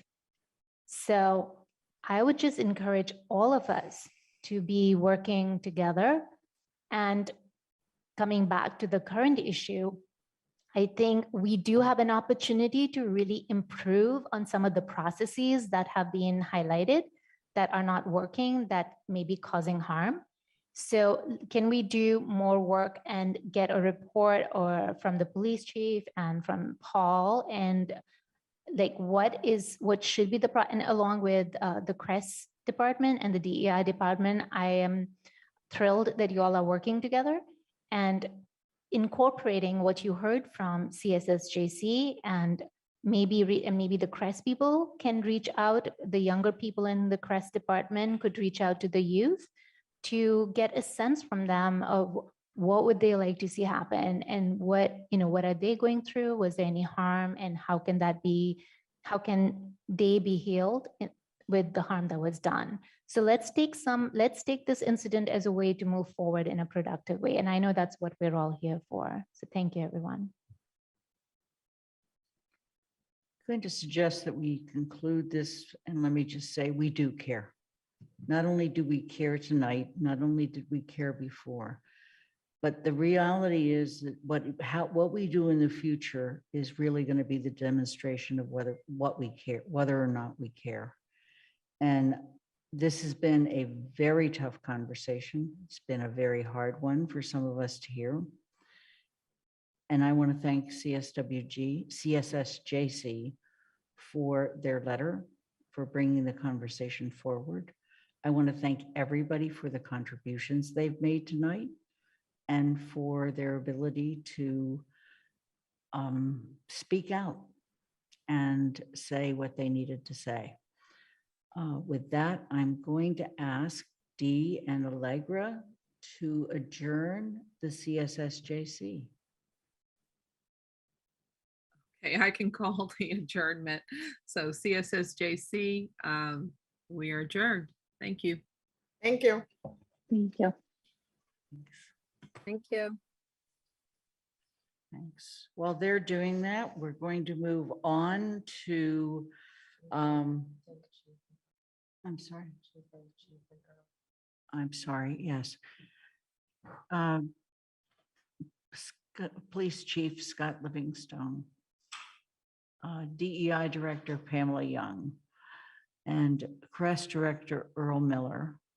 Thank you for joining us tonight. We join you in working through all of this as we move forward. And thank you for the work that you're doing to try to make Amherst a better place. Thanks. The next item on our agenda is just to quickly look at the process for developing and filing reparation special legislation. This is something I developed as a email to the council. It was then taken by the chair of the AHRA, and we had a meeting with them, I think at the end of July. And they discussed it. And since then, Michelle, you're going to bring us up to date. And they've even had some further conversations already with the town's attorney. So Michelle? Thanks, Lynn. I'll make it really brief. So we wanted to express that we're very happy with the draft legislation. We are also very happy with Lynn's proposed process, and really thank you, Lynn, for putting that together. It really helped us as a committee to see what the timeline would be and to have a great discussion about it. We also, with Paul's assistance, had the opportunity to meet with KP Law about the draft. We provided questions in advance and also had a free-form discussion. It was an excellent conversation. I'd be happy to talk to any counselor about it, or you could watch the video if you're so inclined. And I think we've got all of our questions answered. The first time that the legislation can be filed is after the new legislative session begins, which is in January. However, the committee agreed that it would like to work through as much of the eligibility and use criteria, all of the questions surrounding eligibility, how the funds will be used. So work through as much of that as possible before submitting the legislation. And I think that's something, Lynn, you were at the first meeting that we discussed that in, and then there was a second meeting with KP Law, and that was the consensus. I think next steps include consulting with our legislative leaders, Rep. Dom and Senator Comerford, to understand from their perspective what the process could look like, to understand their expectations, and also just to solicit guidance from them. They have a wealth of knowledge about how this might work. So we welcome comments and feedback from counselors now or anytime in the future. And again, just thanks to Paul for working with KP Law and KP Law for providing such an excellent draft legislation. And again, to Lynn for providing a process for us to follow. And I just want to be very, very clear. If you look at the packet, it's in there. No legislation is filed for the town of Amherst as special legislation until it comes to the council and has been fully reviewed and voted to file it. And there may be changes during that process. So are there questions about this particular issue? Anna. Just to confirm, Michelle, would the best way to, sorry, my brain broken, is the best way to send comments to you via email, or would you prefer to have this as a larger discussion at a later date? If we continue to come up with questions or things like that, would you rather we send them to email so that you can discuss them with AHRA, or would you rather we have a further discussion at council? Does that make sense? It does. I think probably sending questions, and if the questions, like, for example, Anna, if you have input when we're going to talk about the legislation again as an AHRA, you could come to that meeting. So whatever ways you'd like to be engaged, we'd really welcome your feedback, and email is fine. And then, of course, if Lynn determines that at a later point, if you and Lynn determine at a later point that we, before bringing it for a vote, need another discussion, then we certainly do that. Does that answer the question? Okay. It does. Thank you. Yeah, I think councilors want to know, should they give input to you now while AHRA is discussing legislation, or should they wait till AHRA presents what they would like to do and the proposed legislation to the council and then have our discussion? And what I'm hearing you invite is comments as you go along with AHRA. Absolutely. Any comments are really welcomed. If in terms of like the eligibility and the use of funds, I know that's a question that's come up a significant amount of times. And so that's what we're going to be working through. And that's why we as a body decided, while this draft could be filed before all of that is hashed out, we feel it's best to hash all of that out. So we have a really solid draft legislation to file. And I've expressed my opinion that I think the council needs to understand your intentions in order for us to even consider the legislation and of voting to file it. Mandy Jo?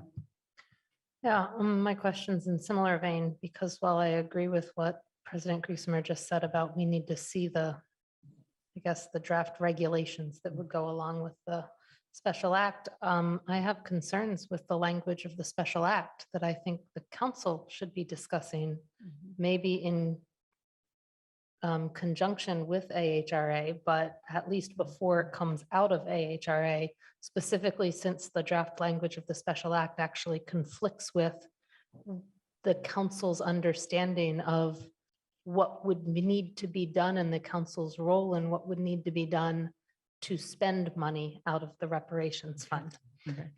Since it directly conflicts, and I'm not comfortable with just sending that along to AHRA for a discussion, since I think that really belongs as a council discussion. So based on that, Mandy Jo, and I hear you, I really do. Michelle and I will work out sometime where AHRA is ready to have that conversation with the council, and sometime this fall, long before we come up with a final draft, okay? And if I could just also suggest, Mandy, I know there's only so many hours in the day, but I do think that the meeting with KP Law might answer some of what your concern is, and at least offer, even maybe create more questions. So I would suggest watching that, and I can send you the link with the markings and stuff. Mandy Jo, you want to continue? I mean, I'll watch it, but we were told that the council would have to vote by 2/3 majority in order for any money to leave the fund, and the special act has no council involvement in leaving the fund. So that's just a difference of action, not a legal question. That's what the language says. Right. And that vote is consistent with the charter and the relationship of financial decisions to the council. So there is an issue where we need to make sure that the legislation is brought in line with the council's responsibilities from a fiscal standpoint. Under the charter, yeah, Yes. absolutely. Right. Kathy? I'm just going to underscore what was just said, and also, Michelle, if you send us the link, that would be great, because I'd like to know what questions you've already asked. And I would like to avoid having KP Law do rewrites or changes until we all weigh in, because we have to pay them to do those, but beyond that, it would be good to get a larger set of views. So answering questions about what they've written is fine, but I think before we start to say we want a revision here or a revision there, it was really important. And above all, what I think we're looking for from the legislation is protection against being sued if we spend the money. And I would like it to be fairly ironclad, because I would hate to see the fund used up to defend lawsuits, down the road. So I just think it needs to be written in a way that once we decide what we're going to spend it on, if it's in an individual level, that it doesn't open us up to lawsuits. So that's just an end goal aside from the pieces of it. Yeah, and could I just say one more thing. I just want to apologize. I intended to supply a memo at today's meeting to sort of outline what the KP law, the questions, and then the answers. I do have the questions because they were provided in advance, but I was going to sort of transcribe the answers into a memo. I still plan to do that. It's just been crunch time with the kids and not having care. So I will certainly do that and provide it. Yeah, and maybe we can have that as be part of this meeting that we've now decided needs to happen earlier this fall rather than later. Okay. Perfect. Right. Are there any other comments or issues with regard to this? Seeing none, we have already dealt with action item 8A. We are going to go to action item 8B. And before we get into a long discussion, this is a referral. It's a referral to begin the process for a serious look at universal refuse recycling and composting. And we do have a presentation. The sponsoring counselors are Shalini Balmilne, Jennifer Taub, Andy Steinberg, and Alicia Walker. And we're prepared to put the presentation up when you're ready.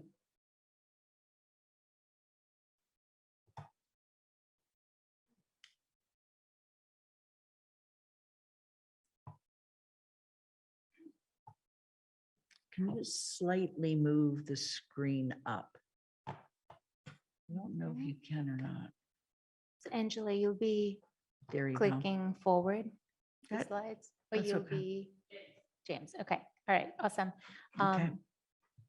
So thank you all for taking out time for this, and thank you to the residents, more than 40 people who wrote to us about the importance of this. I also wanted to take a moment to acknowledge the Zero Waste Amherst group in Amherst that has been studying this issue for a very long time and has done a lot of research, and that's how and helped us reach here today where we are. Did we want to invite the sponsors?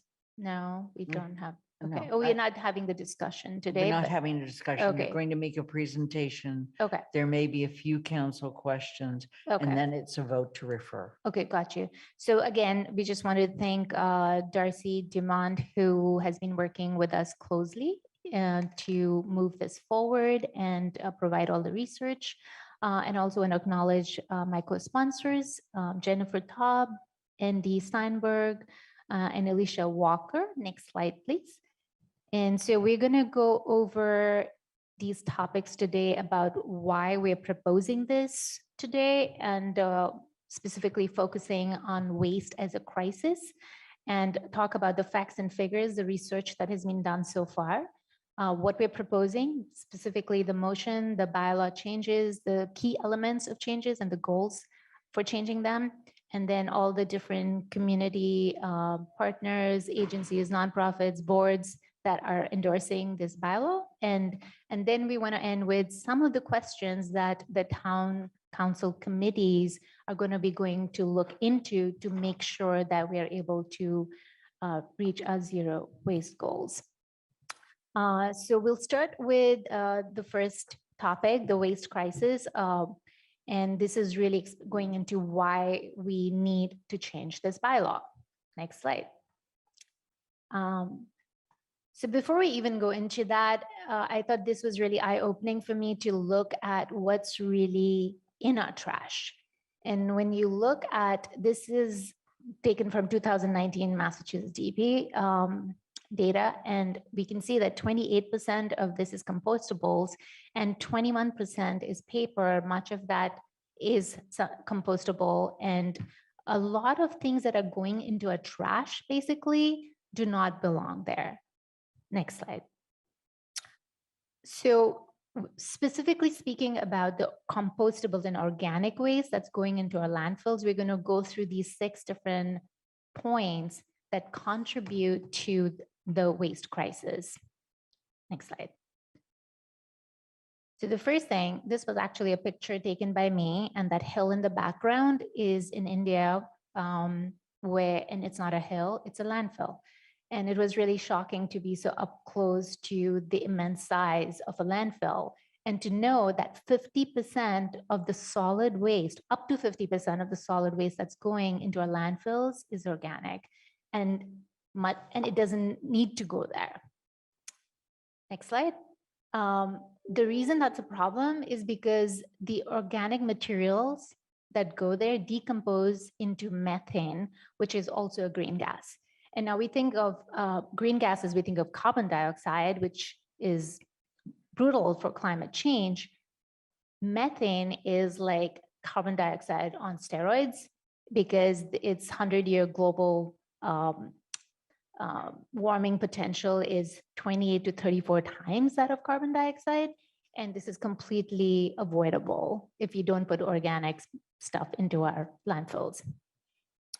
This is a map taken from, again, DEP, showing where our combustion utility units are and where our landfills are in Massachusetts. And this brings up a huge environmental justice problem because 79% of municipal combustion utilities are placed near environmental justice communities, as we can see over here. Next slide. And we don't have endless landfills to keep throwing out our waste. 6 out of the 7 Massachusetts landfills are going to close by 2030. Next. The other thing that's currently a problem with our existing hauler system is that it penalizes the residents who are conscious, who are trying to reduce their waste and compost. So for example, we just found out that, this is not science or research, but just as 2 data points that where I'm using a 95-gallon toter and having trash picked up every week, I'm paying the same amount as Darcy, who has a 30-gallon toter and gets her trash picked up every 2 weeks. So there is lack of transparency, and there's like, this system is actually promoting more, it's not incentivizing people to compost and reduce their trash. The last point is that we know from research that opt-out programs are not as effective. Basically, voluntary opt-in programs are not as effective in changing behavior because behaviors change. Anyone who's tried to start running in the morning knows what I'm talking about. Behavior change is hard, and it's costly to consumers to change. So creating a new bylaw where we make it mandatory and we have a system which incentivizes reducing the waste and composting is the way to move forward. So next slide, over to Jennifer.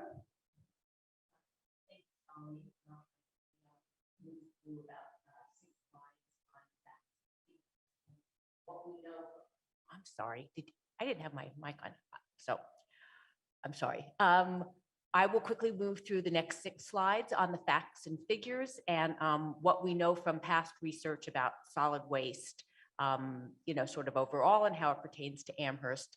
And over the past, recent few years, we have had a Smith College capstone project that did a very thorough analysis of how we handle waste disposal in Amherst and with recommendations for how we might move forward in a more environmentally responsible way. And we also had a consultant work with the town from the State Department of Environmental Protection. So we do know in terms of how much trash that is being disposed of in 2019 in different towns and counties throughout the state, that Amherst is about in the middle. And we could do much better than we're doing. So when we look at how many pounds per household that Amherst disposes of on average a year, it's you can see we're sort of the darker yellow, which is about 1,500 to 1,750 pounds per year. And as you move down a little to the next slide, you can of the 11 most populous communities in the Western Massachusetts Department of Environmental Protection, in their district, 9 of the 11 most populous towns contract, either the town provides the service, or they contract with a vendor who provides the service for everyone in town. They issue a request for proposal to get the best price for the services that they want to contract for. And then, as you know, we'll discuss more later, everyone, all the residents in the town pay a fee to the town for the service. And the service would be, we would hope, more comprehensive than what we currently have. And so Northampton and Amherst are the 2 communities, again, in the DEP's Western Massachusetts district, that are where they have the residents contract directly for the service. And where Northampton actually produces, per household, much less trash than Amherst. Amherst would probably very much benefit from moving to a different system. And I think part of the reason Amherst is in the dark yellow and Northampton is green, maybe because we have so many students that move every year, and moving, as you know from your own experience, generates a lot of trash disposal. So we also know that in communities that have a pay-as-you-throw system, where for towns that have not implemented this kind of pay-as-you-throw, which incentivizes waste reduction, that the average household is discarding about 1,646 pounds of trash per year, whereas those towns that have implemented some type of waste reduction program that incentivizes composting and the picking up of compostable materials, and incentivizes reducing trash per household, it is reduced by about 600 pounds per year. What we would also like to be able to provide in Amherst is the diverting, as Shalini explained, of compostable materials from the trash that we dispose of in our landfills. And by diverting compostable material, we can reduce the trash that we dispose of and that ends up in landfills by about 40%. And then finally, the cost to individual to towns, the cost to the individual residents in towns that contract out for hauling services versus those where the individual resident contracts, basically as a service directly with the vendor, pays about 55% more per household per year. So the Smith Capstone project, as you can see from the slide, actually said that the average Amherst household is paying over $500 a year, and that in the towns that the Capstone project surveyed, where the town is contracting for the service, it was almost less than half of $234 a year. And again, we can't provide a guarantee of what the reduction would be, but by contracting out for the service, issuing an RFP, having a competitive process, and having composting be a basic part of the service, we would be looking to reduce the price of what the households are paying per year and decreasing the trash that they're disposing of.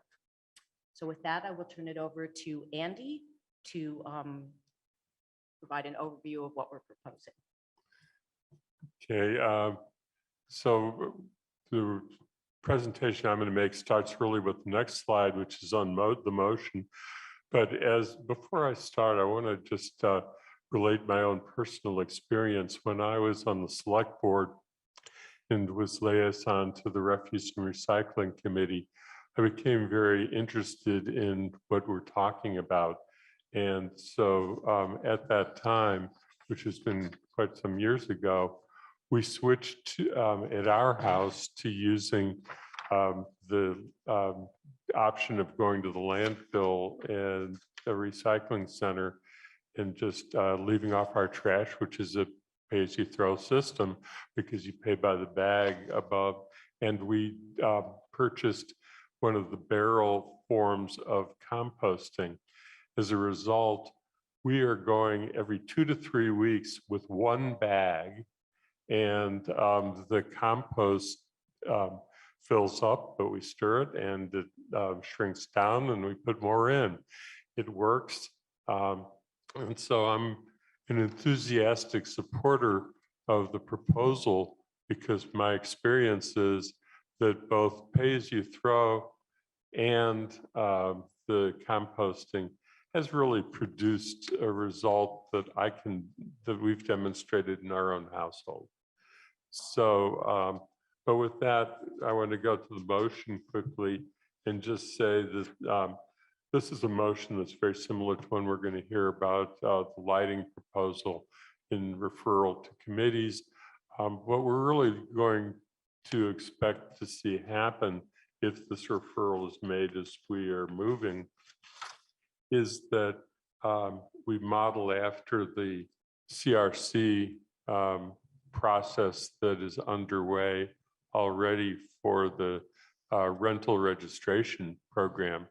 And it's very much of a public engaged enterprise that involves sort of listening to the public, looking at the facts, and then turning to the finance committee to help cost out what is being proposed, looking at alternatives, and keeping moving forward.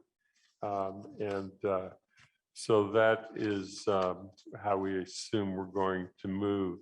Going to the next slide, which is the bylaw itself.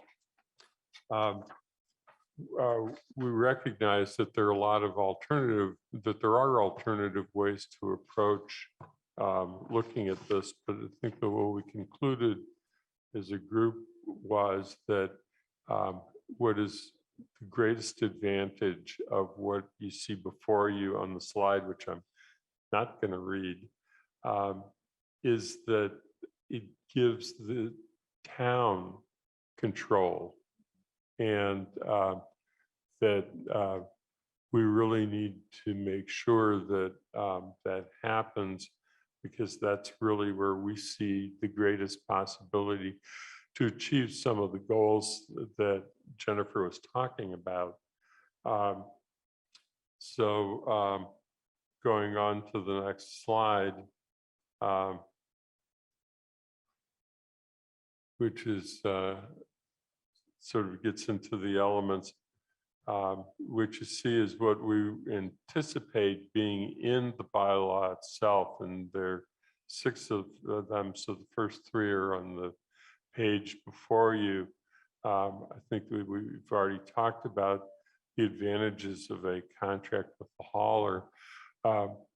We assume that that's going to be workable. We don't know that it's going to be workable, but we believe that a hauler that is hired by the town, supervised by the town, will be the best way to use, and that universal curbside composting helps the system achieve the results that I described, that is available to, excuse me, to those of us who use the recycling center option, but can't for various reasons that have been talked about. And so let's move to the next slide, which is, I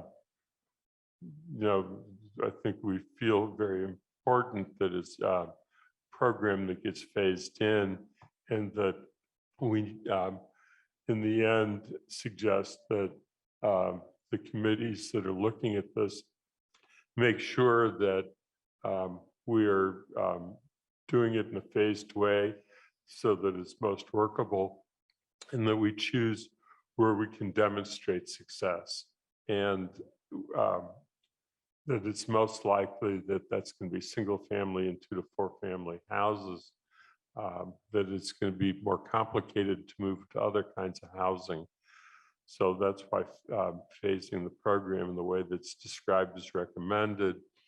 We've already talked a lot about what's sometimes called pay as you throw. I actually like to view it as pay for what you throw, because when you look at it that way, that's where the incentive is to throw less. And so pay as you throw structure is really a means of giving a financial incentive to people to do the right thing and to try and not throw more than necessary. And so with that, I think I'm going to turn it over to you. I guess we're going to Alicia's going to talk about the goals for the bylaw change, and which are really already been put forward in the next steps. Thank you, Andy. So yes, again, these are just a summary of some of the key changes to the bylaw. That is that reduce organic waste in landfills, decrease greenhouse gases, reduce the impact in EJC, reduce the cost to residents and to the town, to reach our zero waste goals, and to educate residents and businesses in order to reduce waste. And then I will just go over some of the key endorsements we have. So we have a lot of reputable community partners who are in support of these bylaw changes. These changes, to list a few: the Amherst Board of Health, Amherst Energy and Climate Action Committee, Amherst League of Women Voters, Amherst Common Share Food Co-op, Climate Action Now Western Mass, Mothers Out Front Amherst, UMass Student Farming Enterprise, Sunrise Movement Amherst, Hitchcock Center for the Environment, UUSA Green Sanctuary Committee, Zero Waste Central Valley, the Sierra Club Massachusetts chapter, and Community Action Works. So next I'll talk about some of the questions that we hope to be answered by the referral of this bylaw. And so that would be, what will the cost to the town be to implement and administer these changes? What the pay as you throw fee structure should be? What the timeline for phasing in the changes should be? How best to engage and educate stakeholders and community members? And what are the financial mechanisms available to us to reach our goals? And so I think that would conclude our presentation, and we are going to open the floor up to counselors for other questions. Thank you. And that was one of the nicest presentations we've had. So thanks for terrific graphics, as well as words. Are there questions from the council? And I also am more than prepared to go ahead with the motion. Michelle? I have a question and just 2 comments. The question is, would this be mandatory, or could a resident opt out a bit? Shalini, yeah. Yeah, we're required to always give a second option to residents. So they will always have an option to do it, but they have to have another way of doing it. So they could go to the transfer station and do it. So there will always be an option to opt out. Yeah. That's good. Okay. And then this is really awesome, by the way. It's really exciting. So thank you. To just comments, and I think Alyssa Brewer's email sort of brought some of the questions that I already was having in my mind about this more to light, but I was curious about the phase-in that was being suggested. It seemed like maybe I would have thought about phasing it in the opposite way. So I'm just curious to learn a little bit more about that. And then also the enforcement piece. I was seeing that there would be a criminal enforcement piece really in the bylaw. It's in the bylaw as it stands right now in the packet. So maybe that's going to be removed, but that seemed like there could be some significant issues with that. And I do agree about the equity concerns that Alyssa brought forward in that. So just wondering if you guys had any more thought about that. That's it.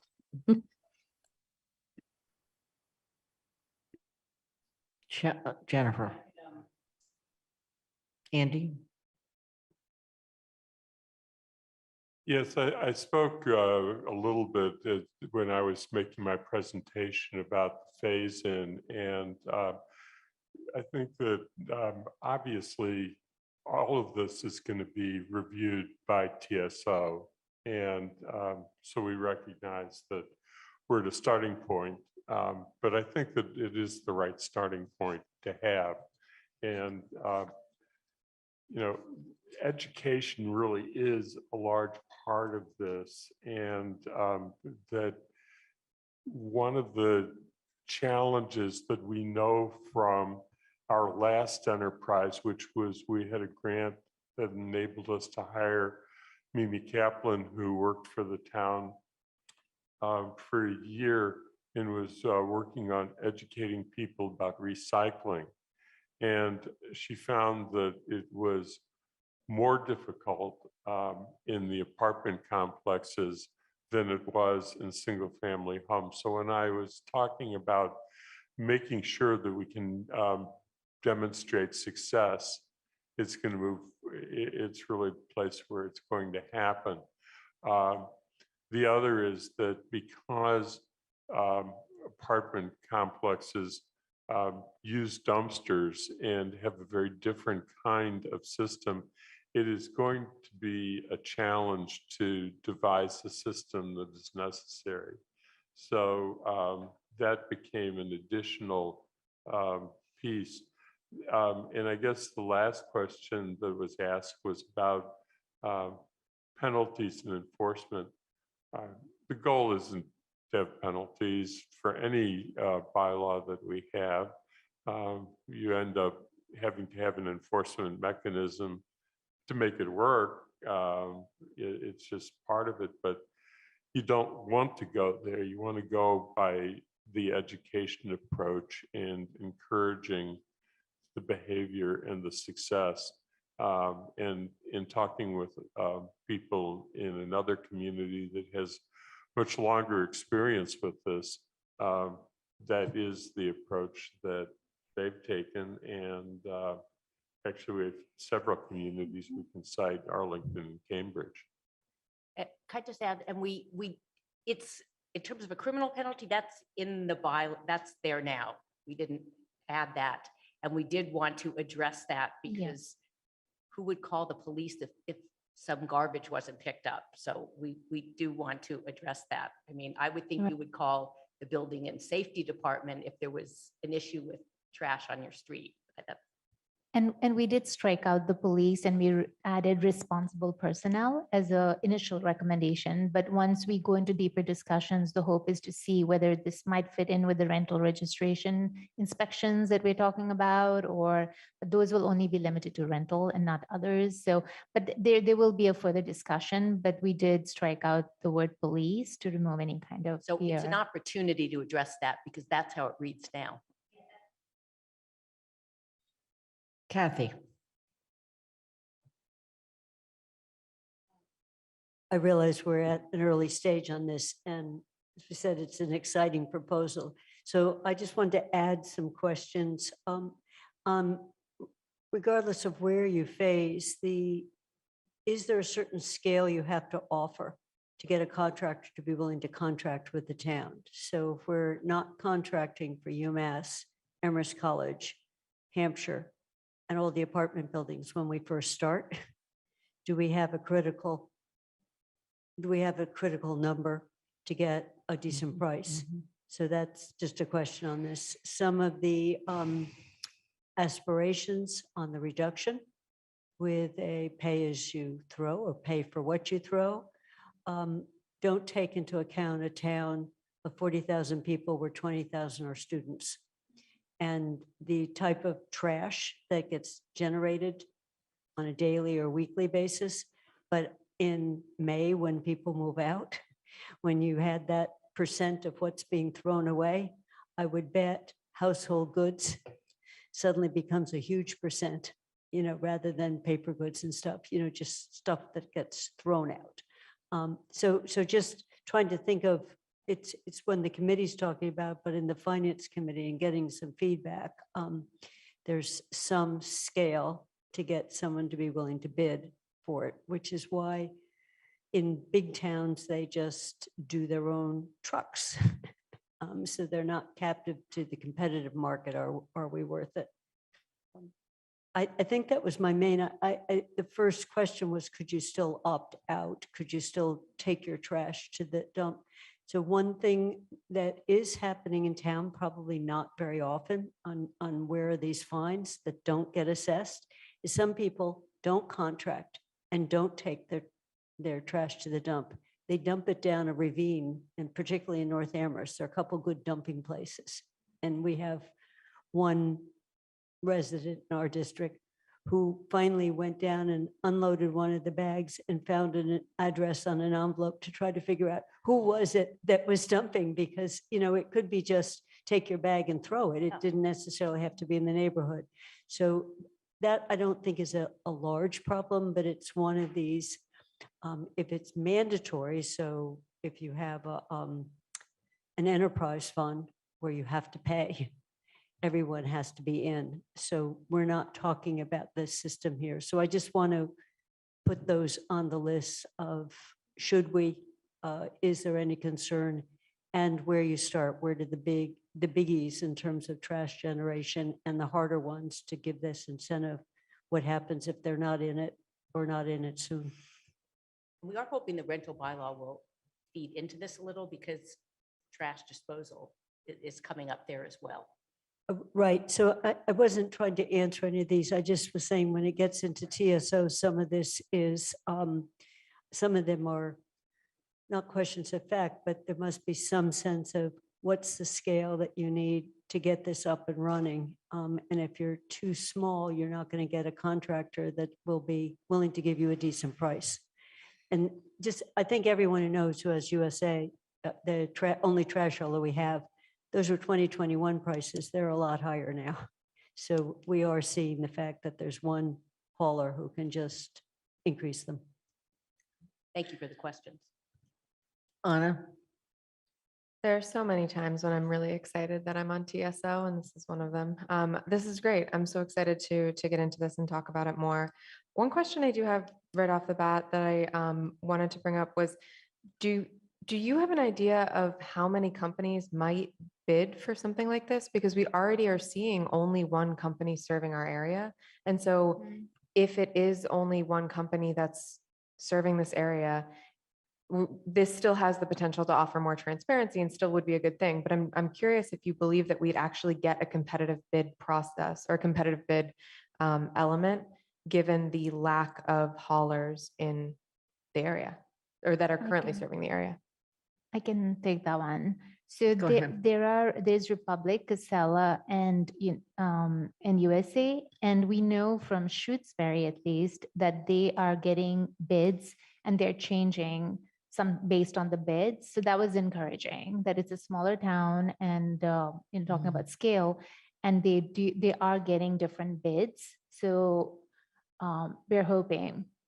Okay. And it's something to be, of course, seen. Right. Mandy Jo. So I think a lot of my questions have been asked, and I'm going to forward some on so I don't take a lot of time. But, I lived in Boulder when they went to required composting. I lived next to Louisville, Colorado, when they went to required composting on the curbside. 2 different systems for doing it. So, I'm obviously in support of curbside composting or required composting of residents in town and a pay-as-you-throw program, because it really does help a lot. But, you know, the one question that hasn't been asked here is, what does local compostable materials processing mean? And then availability to buy. Because different people think different things with that. And what I've heard is the current, one of the benefits of a commercial composter is that they can compost a whole lot more than a backyard composter, because the heat within the pile goes a lot higher. But if the closest one is Greenfield, are they then hauling it back somehow so that residents can use it or not? Or, you know, I think I'd want to hear a definition of what local means, because I think that could potentially really limit who can bid too. If they have to haul the compostables, you know, I don't know where USA is based, but if they're never going up to Greenfield right now and Greenfield's our closest, they might not even bid. So I have the same concerns about bidders too, because if there's only one bidder, there isn't guaranteed a lower cost because they don't have to worry about anything. And then my question corollary to that is, what if no one bids? The way the bylaw is proposed to word, we would have to start our own, and that has a huge capital and personnel cost to it, but that's what the bylaw would require as it's written right now. Okay. Pam? I'm sorry. Auntie? I mean, do you want to comment on that now, or just keep it in perspective for the discussion? I don't think we expected you to have all the answers. Yeah, no, and I've written down the questions, so Okay. we'll definitely pass it on. Okay. As with other conversations, this is the time when we try to get the council to think about their questions so that when it gets referred to the committee, they work at addressing them. Pam? Thanks.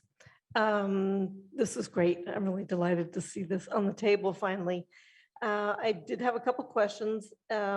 Once a bid is let to a hauler, do we think that the current solid waste staff can handle everything else that remains? So it's just a staffing issue. It would be important to not have to add additional staff to manage this kind of project. Kathy asked very thoroughly the scale up question, and just how do we start with enough incentive to get somebody interested in it? And that I would also just add, private composting should still be an option. You know, not everybody lives in a 5-story building with no outdoor space. So many people do have space in their backyards that they could continue composting. Dorothy? Just want to add a yay rah rah comment. When I talked about this with some of my friends who still live in New York City, they told me that they had it, they loved it. It was discontinued, it's coming back, they're excited, they want it. And I just say, if they can do it in New York City, we can certainly do it in Amherst, even though it's different systems. And I've got a bunch of questions. I will now be, you brought up so many good points, this committee, that I will be asking some of my New York friends, how do they deal with that? But this is clearly a very important thing we can do. And I'm glad that it's moving forward, and I'm glad it has good support. Thank you. Alicia? Sorry, I forgot I had put my hand up after a question earlier, but so it may be kind of overkill at this point, but I did just want to build off of one of Andy's response earlier in terms of having to have some type of enforcement to make things work. And so like, yes, I agree. We had the fee. We took out the language in terms of the police enforcing the fee to avoid any equity issues. But on the flip side of enforcing a fee, the other way to get things to work well is to provide the incentive. So the pay as you throw fee structure, but also the setup of having residents have to opt out. So there is another option, but if they don't opt out, then they're automatically included, which is another sort of like abstract incentive to have people be included in this change. And then also, I think it's going to be really interesting once, and if this is referred to TSO, for them to start looking in the looking at the options of phasing in, because just to like go off of what Kathy's question in terms of like what sample size do we need to start with, and then do we start with like just Amherst residents, do we expand to UMass, and what different bids we might get if we include them in the beginning, or if we start with this sample size and then add more customers later on. And I think those are really interesting questions that hopefully TSO will be able to look into and give us some guidance as to which would be the smartest way to approach it. Okay, Jennifer. Yeah, just one less. I did want to just reiterate that, as Shalini mentioned, we have about 5,000 residences in Amherst that are 2 to 4 family residences. So it is, that's significantly more than Shutesbury, which was able to get a good contract. And certainly the idea with composting was, of course, you can continue to do it yourself, but this would be an incentive. Like I actually don't compost, so I would love to have that be a basic part of the waste hauling service. Okay, are there any other questions? Can I make last comment? Because the staff was brought up, and if any staff is listening to it, I just want to assure everyone that we will be working to make sure that the staff is not burdened, and there are ways to write up the RFPs that a lot of the management will be done by, and the complaints and everything will be done by the haulers. And it's going to be a long process and deliberate process of community engagement, and really like we've been doing at the rental registration bylaw. And I think a big part of this bylaw is to educate people. Just in us, I think in our group, reading and learning about this, I'm already starting to change some of my habits. So a big part of this to be a success will be the education of everyone involved in our town. I'm going to make the motion to refer the proposed amendment to General Bylaw 3.3 Refuse Collection and Recyclable Materials presented by Councilors Ball Milne, Steinberg, Taub, and Walker, dated August 10, 2022, to the Town Services and Outreach Committee, and in consultation with the Finance Committee to review the proposed revision and make recommendation on a measure to the Council in 90 days, and to refer to the Governance, Organization, and Legislation Committee for a review of clarity, consistency, and actionability. Is there a second? Second, Shalini. Is there any further comment or conversation? Michelle? Quick question. Is this considered a first reading of the bylaw or? No. Okay, perfect. Thanks. It doesn't, it comes back for first reading when it's in its final form. Okay, thank you for the clarifying question. All right, I'm going to start with Pat DeAngelis. Aye. Anna Devlin Gothier. Aye. Lynn Griesmer's an aye. Mandy Johanicky. Aye. Anika Lopes I'm sorry, Anika had to leave the meeting. In fact, the record should show she left the meeting at 10:25. Okay. Michelle Miller. Aye. Dorothy Pam. Yeah. Pam Rooney. Yes. Kathy Shane. Yes. Andy Steinberg. Aye. Jennifer Taub. Aye. Alicia Walker. Yes. Shalini Bell Milne. Yes. The vote is 12 in favor, none opposed, no abstentions, 1 absent. Okay, we are going on to the Public Ways Proposed Street Lighting Policy. This is proposed by 2 counselors, Anna Devlin Gothier and Mandy Johanicky, and there is a brief presentation. There was a lot of flattery about the last presentation, so I'm just going to go ahead and say that was a nice high bar. Thank you.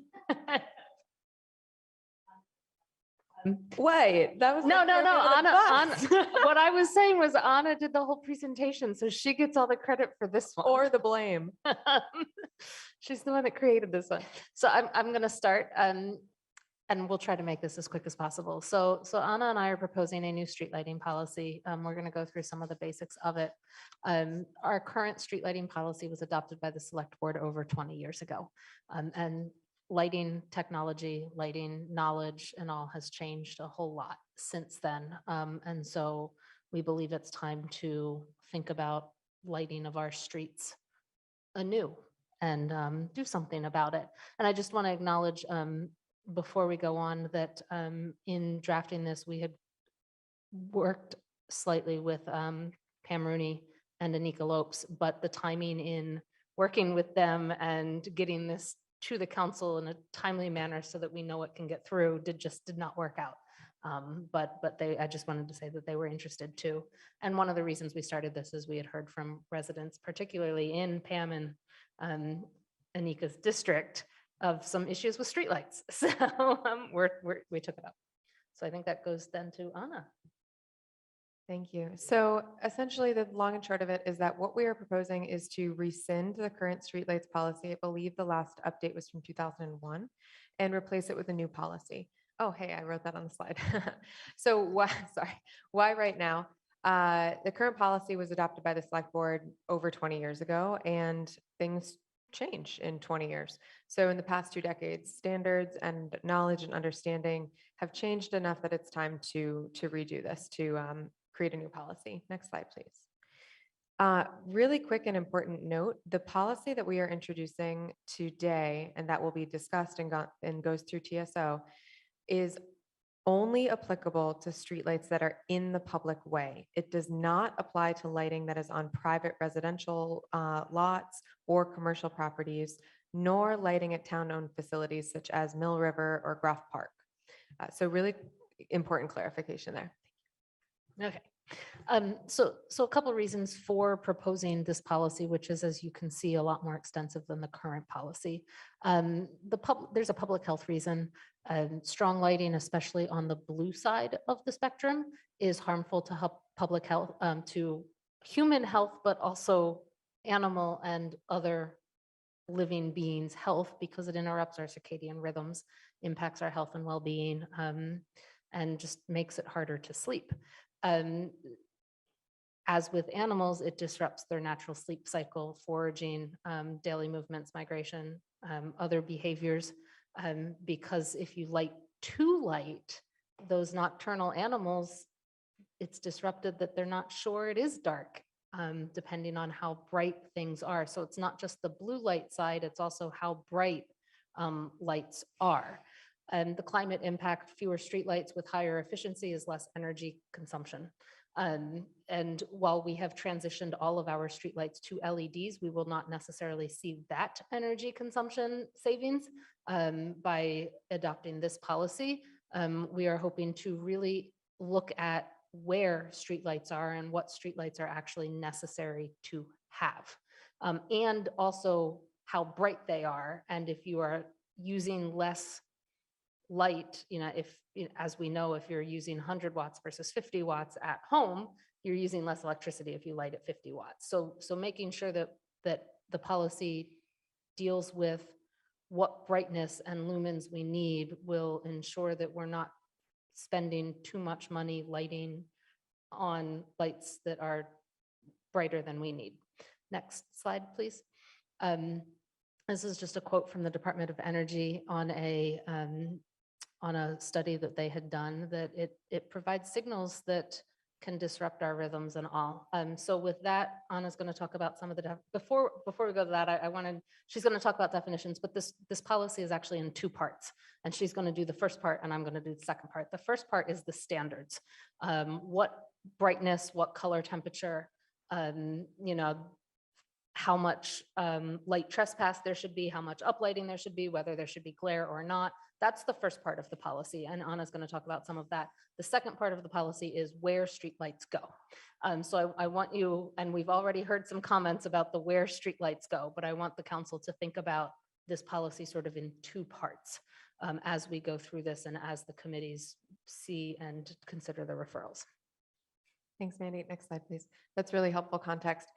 So folks should know the first draft of this that was sent around, it looked like a picture book, because there's so many things about street lighting that are really hard to understand just by reading text. And so I wanted to include some of these just to go over the things that we're referring to. When we talk about light trespass, we're thinking about any light that shines beyond that, because we're talking about the right of way, light that goes beyond that public right of way where it's installed and increases the light beyond its normal level. So light trespass is the light from a street light that goes into your bedroom window or into your living room.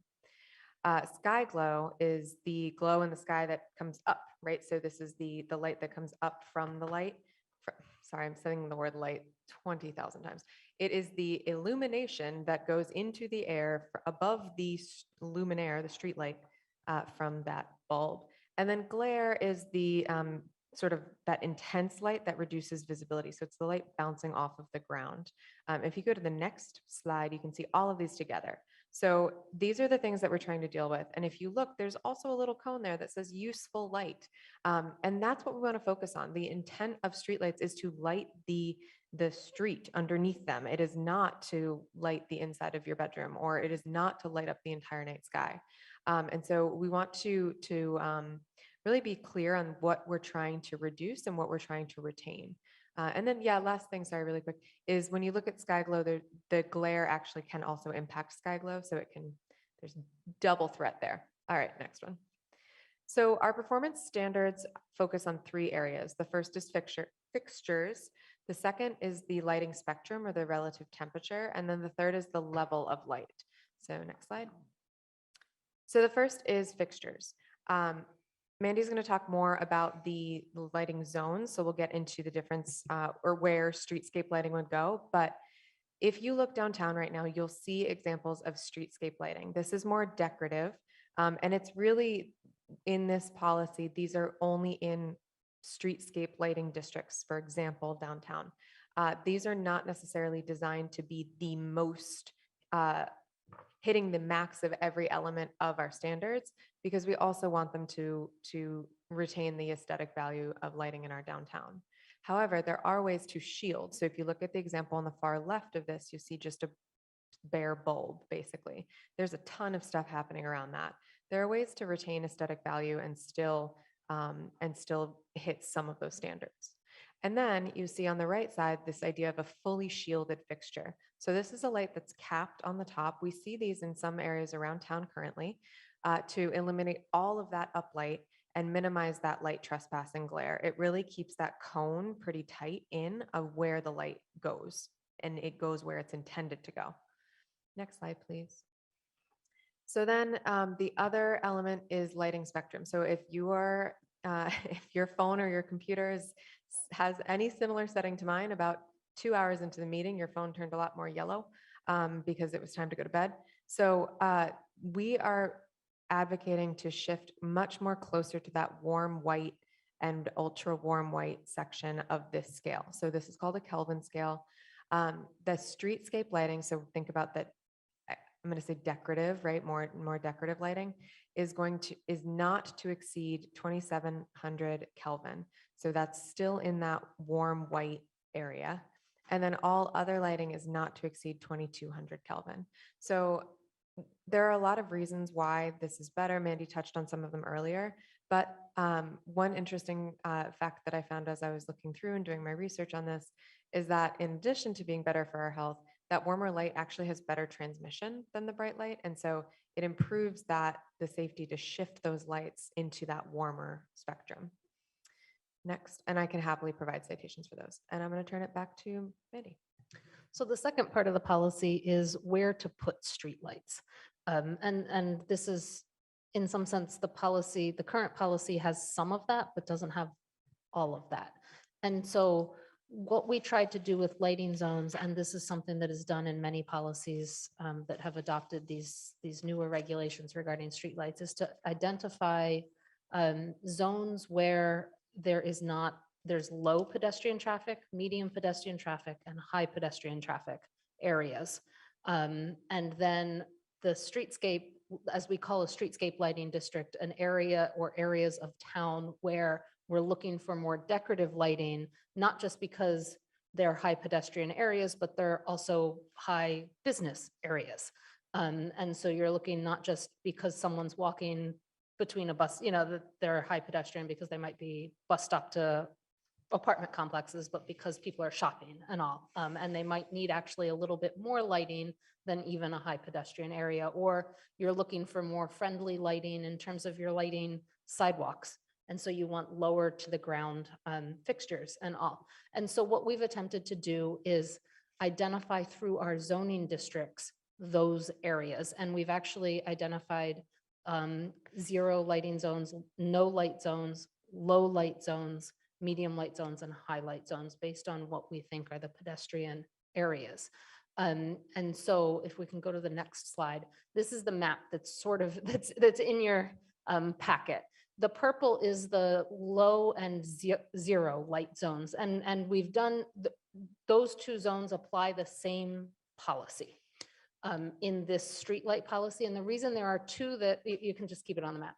The reason there's two lighting zones that have the same policy is because we foresee that if we adopt these regulations and the council supports these sort of regulations in terms of standards, in terms of lighting, the first part that Anna talked about, that we might go back to the zoning bylaw, and there might actually be areas in private property off of public ways that we really do want no lights at, think conservation areas. And so, or, you know, endangered species areas that have potentially species that are night species that you really don't want night lights, night lighting at. And so we tried to identify those areas as two separate areas in this policy, even though for streets, we're treating them the same. The orangey areas are those medium pedestrian areas, and the yellow area is the high pedestrian zone. It's basically the business district. And then the streetscape lighting districts are sort of in terms of the streets, the red colored streets instead of the blue colored streets. So they are an attempt to say, look at our village centers, a quarter mile or a half mile away from each of those centers, you know, are where the businesses are going to be located. And so we probably want more pedestrian friendly lighting instead of high 30-foot Cobra lights coming down. So this is our proposal. The reason we attempted to do it by zoning use is because that was easy.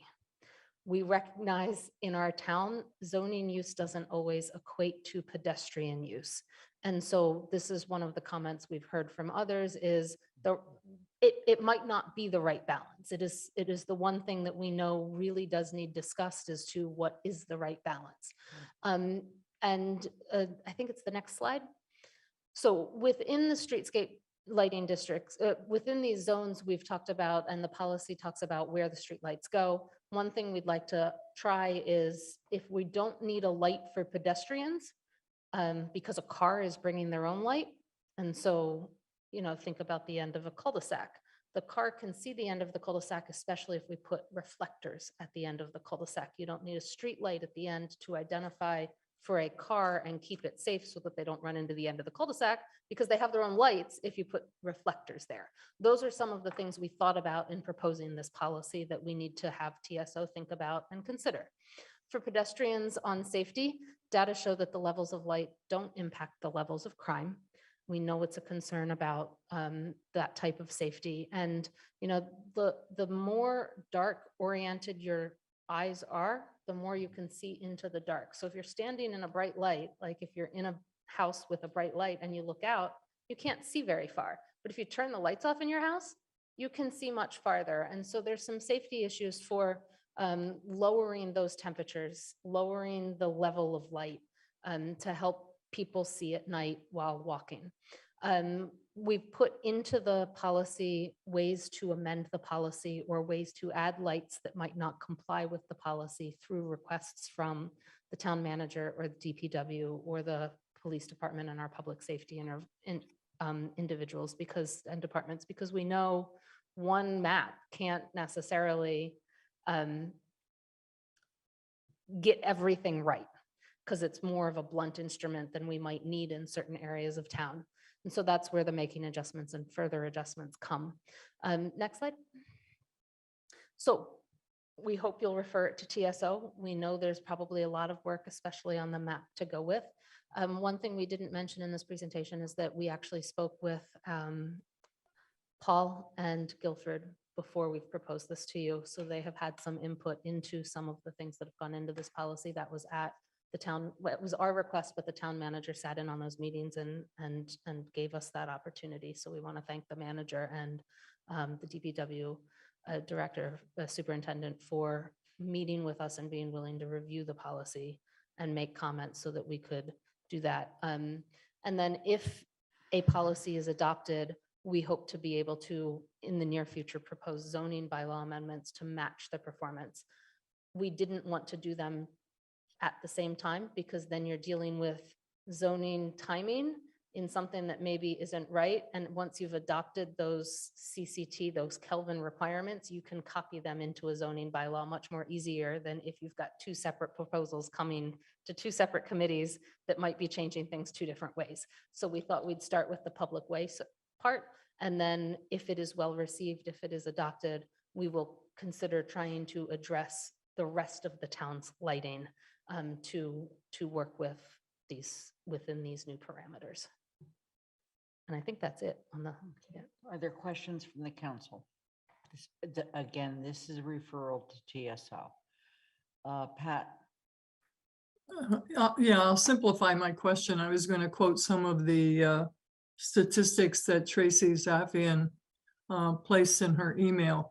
The pedestrian deaths, both and bicyclists, bike riders, etc., are more often hit at night. And she has some really interesting statistics that I know you've already seen and you can look at, but that's a real concern. The other concern I have is what it would be the cost of replacing all this lighting or modifying and reflecting these changes to the town. So those are the, and I don't need answers now, but those are the two things I'm concerned about. Thank you. We're just going to make note of these concerns and then do the referral. Pam? Thanks. First question, does TSO actually have the capacity to do this and the waste proposal? Not sure what their workload is today. It goes back to Pat's comment about replacement. It is very expensive to try to go in and replace things in kind. It would be interesting to know or important to know what the normal replacement cycle is. From the list that I saw, it looked like a lot of work was done in 2007 and then 2013. So I'm not sure when the next round of get in there and do some replacement is.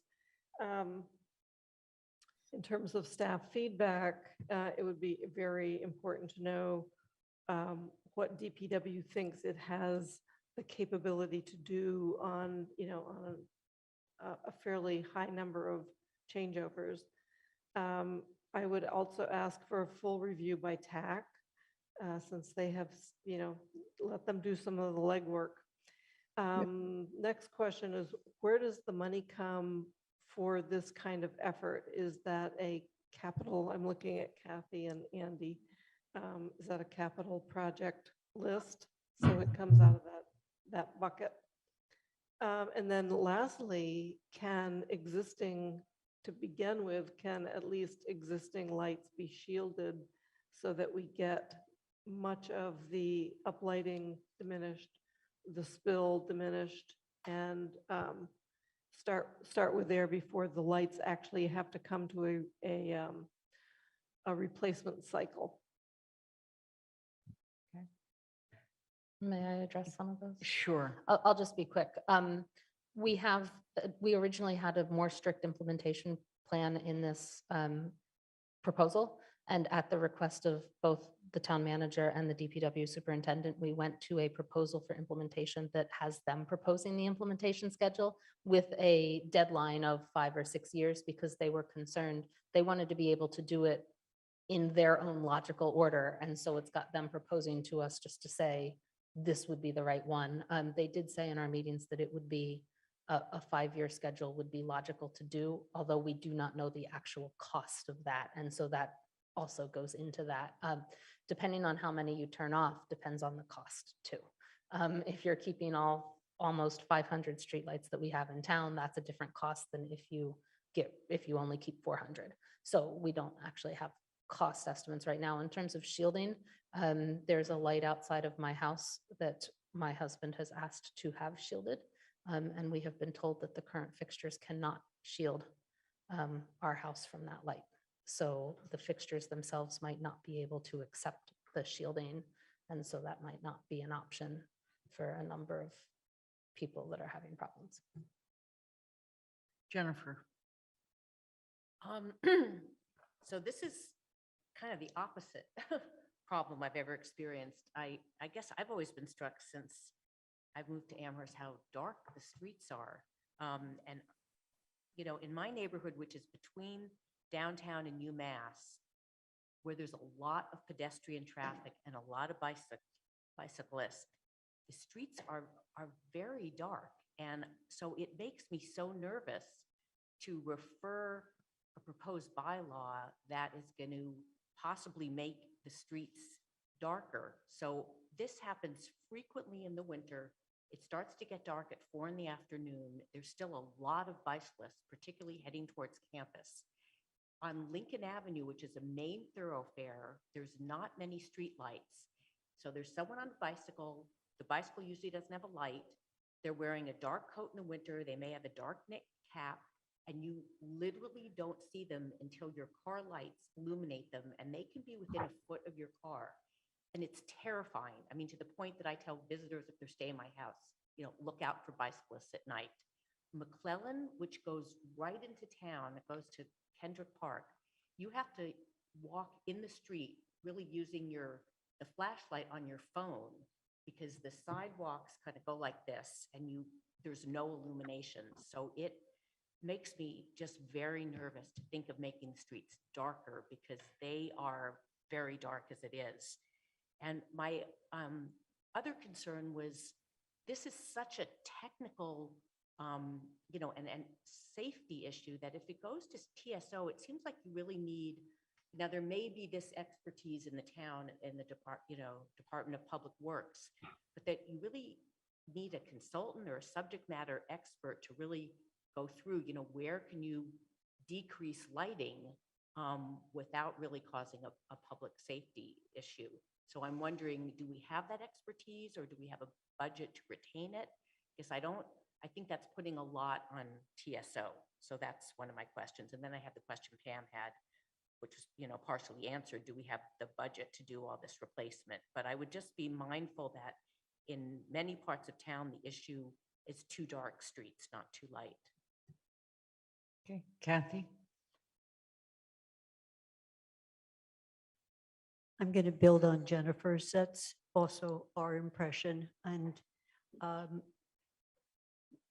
people do bike and walk on streets that have no sidewalks. So this is not just an issue of, when I think the RO area or all of North Amherst area, you can't easily see people. And so part of the definition of the problem seems to be, it was written 20 years ago and there's new technology.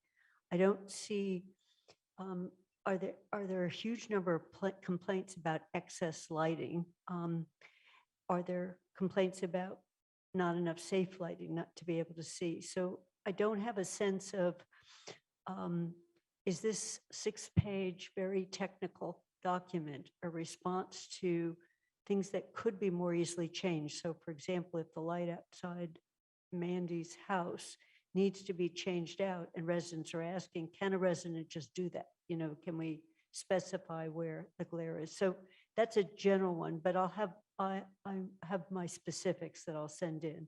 So how many of the streetlights do we have now, since there is a policy in the zoning law that they're supposed to worry about night sky and downward light, would fail to comply? So how many of the lights would fail to comply? How many lights might be removed with this policy? The cost to the town has already been asked. I think safety is underestimated in the slides. There's very little about car, biking, walking, bus stops, crosswalks, lighting at bus stops. And if lights dimming after 11, I'm again worried about what then happens to people who are still out on the roads. We have a light near us, and maybe it's unusual. It seems to go down if there's no movement and come back on, and it's not very bright, which is kind of a nice light. And it's one of these downward hanging ones that you had on your first slide. You know, it's not going up, it's just going down. And it's pretty good illumination. So then on the definition of major intersections, when you get to the rural, the RO zoning districts, What about curves? What about rise in elevation where you can't see around the corner? Would Pulpit Hill and Montague, is that a major or nothing of an intersection? Plumtees, Montague, Pleasant Street, Pine, all of Northeast Street up from the university, which has crosswalks all the way up going up. So just trying to think about what is this for our town? And I'm going to just send these in because I don't expect you to have answers to them. So if you do Henry Street around the corner to Flat Hills, there's huge windy curves. And then there's an intersection where you go up to Lynn's house, actually. It's really hard to see there. It's hard for the cars to see, it's hard for pedestrians to see, and there are no sidewalks, but it's very rural. So again, would that mean we take lights away and I'd have to go back and look where lights are? Because this policy seems to say you wouldn't have a light there. And I would worry about, if there is a light there now, taking it away. So I would put safety way up the top of this list. And make sure you put your questions in writing and advance them to They TSO. are in writing and I'll just send them on. I'll send them on to wherever they're supposed to be sent to. TSO. Dorothy? Well, I'll start with the positive. I like the emphasis on the fixtures with the down lighting. I like the moving of the spectrum, and I think many of those considerations are very important. Where I am concerned is on the number of lights. It seems to actually privilege cars way too much. And I'm just going to say, I didn't have a car until I was in my mid-40s, and I have walked on dark streets. And I do not believe the figure about crime and light is really that relevant, because those figures, say, for example, the crime drop in New York City came because we changed how we behaved, i.e. women did not go out alone at night. Now, here in Amherst, we've got this big push, walkable city, bikeable city. You don't have to have a car to live, but I don't know what I'd do without my car. But we have a lot of people, and this is brought up at council meeting after council meeting, who do not have cars. And they are walking on the sidewalks and they're walking in the streets. And I know friends who have cars who still are walking on the sidewalks and biking on the streets at night because they like to do that. And they've been told that this town encourages that. So I am really excited about the research and some of the thoughts about redoing light in terms of how it affects animals, including human animals, in terms of our biology. But I am really concerned about reducing the number of lights in pedestrian areas. So that's my 2 cents. Thank you. Andy? Yeah, I'll be real quick. I mentioned this to Mandy out in the hallway earlier. There is a thing that our police department has worked on with university police department called SEPTED, or Community Policing Through Environmental Design. And the select board, I think the most requests that we had in my time on the select board for additional lighting was from police department, because of the desire to have greater lighting in certain areas that frankly involved student issues and that the lighting both was to discourage certain behavior and to enable the police to observe behavior better. One was in a neighborhood near to where Jennifer lives, and the other was along North Pleasant that I recall. So I worry that we end up with a bylaw that doesn't include the ability to really get at those kinds of issues and recognize that the level of lighting as well as the placement of lighting might be issues. Michelle? You guys, you may have already thought about this, but I think there are partnerships that are possible with companies like GE and other companies that can work with the town to help with some of this planning. But the other question I had is that I am absolutely no expert on this whatsoever, but Have you considered motion sensors to resolve some of the issues that are being brought up? So I have no idea what the expense of something like that would be, but instead of reducing the amount of lights, because I agree that safety is a primary concern. I went to UMass and I live in North Amherst where it can be very dark in certain areas. And so I'm just wondering if motion sensors are something that would be possible to include on a smart light type of system. Pam? Yeah, just one last thought for me that you talked about this coming in sort of two parts, the technical part and then the distribution part. And I would like very much to see the emphasis on the, the spectrum, the lighting, the shielding, and then we sort of talk about the distribution as a second round so that TSO can really help formulate what we want in our lighting fixtures. And then we figure out as sort of a step two, where they're going to go and how many we need. So a possibility would be if they would split they would do the first part of changes in the bylaw and then a second part afterwards. Something like that. And we're not, just take the suggestion, write it down. Shalini? Yeah, like Kathy, I'm not clear what is the origin of this proposal? Like, what is the problem we're solving from? Who did we hear from? Why are we prioritizing this? As a member of TSO, we have so many issues that we're dealing with right now, and we're getting so many emails from constituents in South Amherst about the problems with roads and the safety and lack of bikeability, and we just passed the other issue to TSO tonight. And so I think this is very interesting. It's very important. It seems like we should be changing our lighting and make it more efficient and all of that. But how is that a priority, and especially given there's a 5-year schedule and there's costs involved?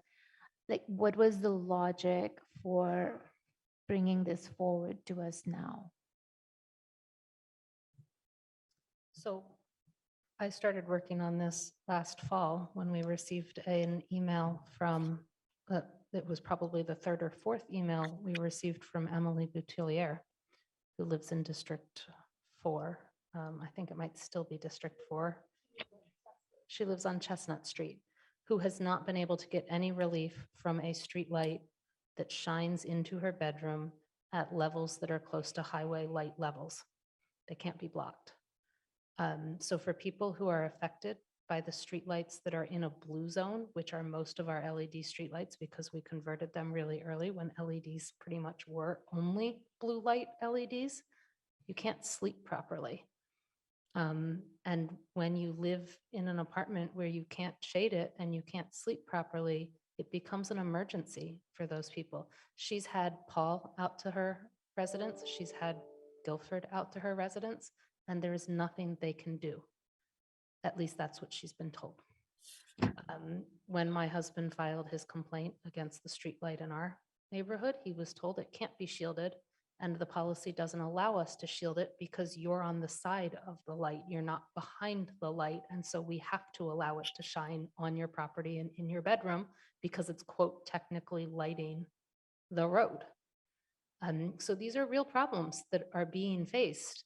There are studies out there that show any lighting above a full moon lighting disrupts sleep in humans. And, we believe that all residents should be able to sleep appropriately without disruption from our public streetlights. Another thing we saw was, a way to think about this is we have a noise ordinance.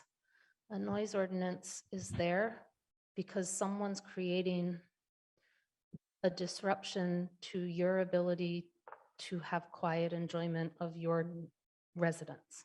We heard a lot about noise violations today. We've heard a lot in our rental registration survey comments about noise violations. we don't expect the person who is disturbed by the noise to add insulation to their house to avoid the noise. We expect the noise issue to be resolved by the person or people who are causing the noise issue. Think about light trespass and light pollution the same way. We shouldn't expect a person who is not causing the light person to have to resolve their light pollution issue. It should be the people who are causing the light pollution to have to resolve the light pollution issue. And in this case, it is the town causing the light pollution issue because it is our own streetlights, and it's the council's role as keeper of the public way to address those nuisances, if you want to think about it, because light pollution really is a nuisance that our streetlights are causing to our residents. And so this really came from residents, and it's taken 7, 8, 9 months to draft regulations because they are very technical. We've been working with the president of the Massachusetts Dark Skies Association on these regulations, James Lowenthal. He is a professor at Smith College.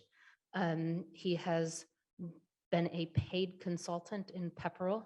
I don't know whether he was paid in Pelham to redo their lighting ordinances to make them less nuisancey. And Amhersts are very nuisancey. I know that's not a word, but and so we're trying to fix a nuisance. Could I get a response, maybe Shalini, follow-up go question? ahead. Yeah, could we, it seems like there is a larger issue perhaps, but what I'm hearing right now is that we heard from 2 residents and definitely everyone deserves to sleep. So my question to Paul was, is there a way to fix, there has to be a way to fix the individual lampposts that are causing a problem, and then and put this in our agenda at a time where we are able to deal with it. Right now we have, smart streets should be a topic that I would like to propose, or dealing with the pedestrian safety or biking safety, or the potholes that we're hearing so much about. They're and Lincoln Avenue, there's so many issues. So can we prioritize this, keeping in mind, all the different issues that we have in time? And meanwhile, if Paul could provide an answer, is there a way to resolve these individual lamppost problems? Paul, did you want to speak to that question? So I'm not sure about Mandy's house, but the one on Cottage, or I think it's Cottage. The only solution is to remove the light. And so that would be a decision that we could bring to the council if you want to actually physically remove the light. Problem solved. The council would have to vote it, and it would be in violation of the current policy. I mean, that's the potential option, is that it might violate the current policy on where that light's located. But we remove it and change it, just one lamppost to that lower light. But I would just caution you, because if you start taking these one off, you'll be flooded with people who don't like the light in front of their house.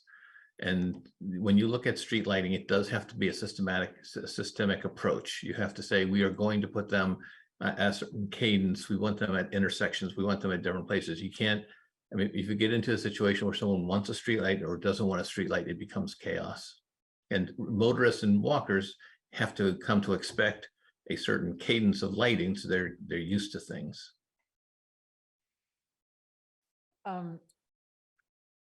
The question before the council is to whether to refer this to TSO. And if you want to do that, you vote yes.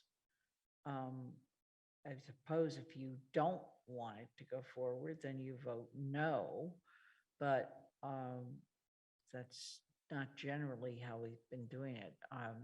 TSO could look at it and decide, for example, that they want the town to start exploring changing how we do street lighting over a period of time that makes financial sense. And then, as someone previously suggested, separate from that where the street lighting is. there's any number of solutions here, but I call the question. Let's just do it. Let's just vote on the referral, please. Got it. the question's been called. That's not debatable. It needs a second. Is there a second?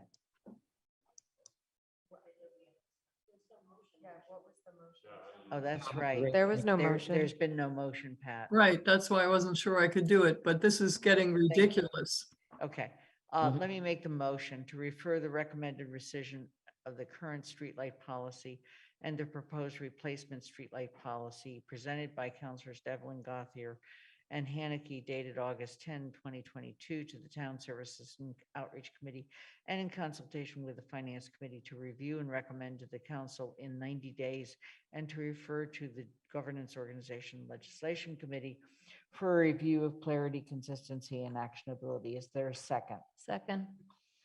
Is there any further discussion at this point? I have a question. Pat, Call the question. is there a second to calling the question? I had a question.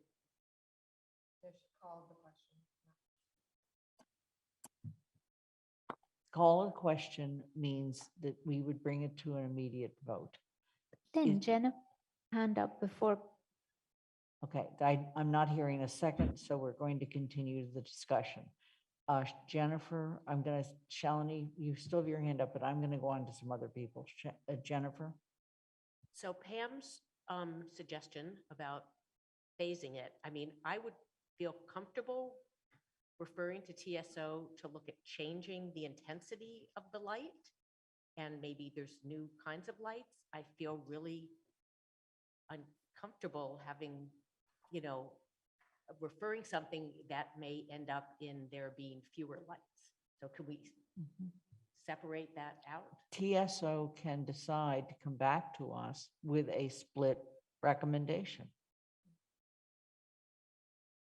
That's why we refer these things to committees, so that in a committee sense, they can say, okay, we're going to deal on the light spectrum and the types of lighting and suggest that over time, the town will do that. And then they can say, but we're not going to deal with changing where lighting is. But that's something TSO can come back to us with. Does that answer your question, Jennifer? May I also, for a second? Mandy Jo.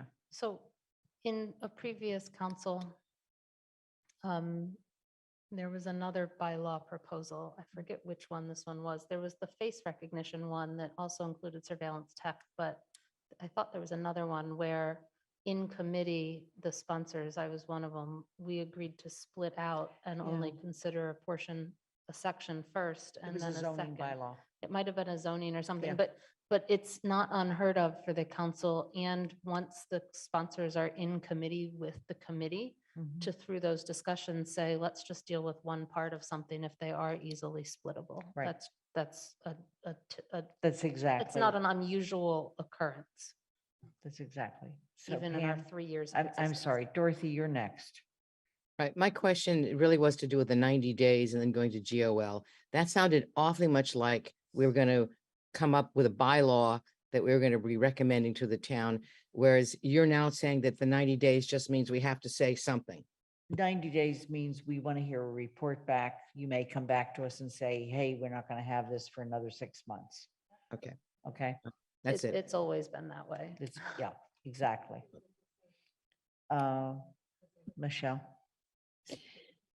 I am going to vote for this to be referred, but I just wanted to say from a process perspective, I really do appreciate the initiative that Mandy and Anna are taking on this, but I also think it's important that we're tuned into what our constituents are asking for. I'm hearing, so many comments about the conditions of the roads. And all of this sort of is going to funnel back to the same people, that are going to have to deal with this, the DPW. And so I would really like to know from the DPW, from our town manager, what the priorities are. And, you know, any counselor who has initiative can bring something forward. And while I appreciate that, I think we do have to be tuned into what the community is asking for, and what our staff feels are priorities. So that's just like a side comment too, but I am going to vote to refer this. Okay. I'm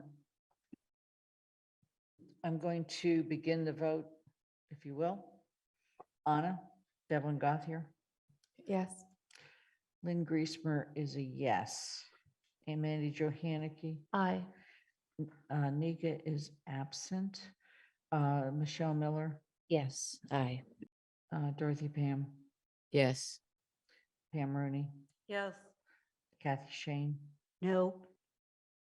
Andy Steinberg, Yes. Jennifer Taub, No. Alicia Walker, Yes. Shalini Balmilne, No. Pat DeAngelis. Aye. Okay, I have 1, 2, 3 names. 9 in favor, 3 opposed, no abstentions, and 1 absent. Okay. The next item on the agenda is the proposed amendment to general bylaw 3.8 license fees, in holders, common vitulers, lunch carts, and 3.36 soliciting. This is a first reading. Mandy Jo, you were the one that brought this forward. My understanding is it has since been reviewed and with the Board of License Commissioners. Yeah, the BLC, as far as I know, didn't take a specific vote on whether to recommend this, but at their meeting last week, they actually voted to adopt the fees in the bylaw as the fees they would adopt pending the change in this bylaw. So it was if you guys do this, we're going to start with the fees that are already in the bylaw. They're actually in the middle of a complete fee review right now. And so they were part of that. They'll look at them that time. But in the meantime, they were like, so I took that as they're okay with being the fee setting authority. So the goal here is to remove setting fees in the bylaw and have that but done separately. It's really not changing much of anything. I just want to make sure that if there's any questions or anything else people need before September 12th, that you speak up now, because this is the first reading, and on September 12th will be the second and motion to adopt. I'm not seeing anything. Okay, the next one is a proposed rescission of general bylaw 3.23, peeking and peering into the place of habitation. And this again is a first reading. As I recall, this was one of those that was on that list 4 years ago almost now, of bylaws that the bylaw review external committee suggested we look at for the possibility of rescission. And Michelle, GOL has looked at it, and you're now recommending rescission. Is that correct? Yeah, they actually were recommending that we consider adding drones into the bylaw. So that was what the bylaw review committee recommended, or asked us to look into. But upon speaking to Chief Livingstone, he recommended that we rescind or would be fine with us rescinding this for the reasons I stated in the GOL report, which is that it's barely occurs, and when it does, there are state laws that supersede the bylaw, and enforcement is easier through those state laws than through the bylaw itself. Okay. Is there any questions that people need to resolve before we vote on this on the 12th of September? See none. Then under the F, which is waiver and referral to town council, one of those was removed. It was 8F4. and it's to refer for consideration and potential recommendation of a scoring matrix to be added to the town council policy on making recommendations for town council appointments to the governance organization and legislation committee. I believe, I know Kathy, you were one of the people, but So Pam- Dorothy was the one who removed. and I Dorothy, you said were the I one that would have. wanted to remove this. Would you like to speak to your reasons? Very briefly, I understand that the impulse behind the request was trying to come up with a way that was more objective and equitable. But my feeling is that right now we've made the process of applying to become a member of a committee to work for free into a very arduous thing, and that the last thing we need is somebody to say, get a low score and say, oh my God, or to get that out.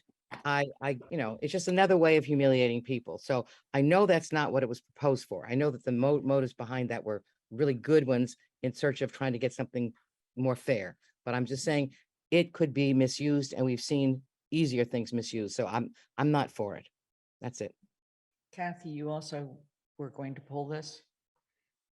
Do you want to speak to that? Yes, I've been on, in my past life, lots of interview committees, and we have never done this for specific reasons. They go along with what Dorothy says. We do make a good list of important things that we're looking for in a candidate.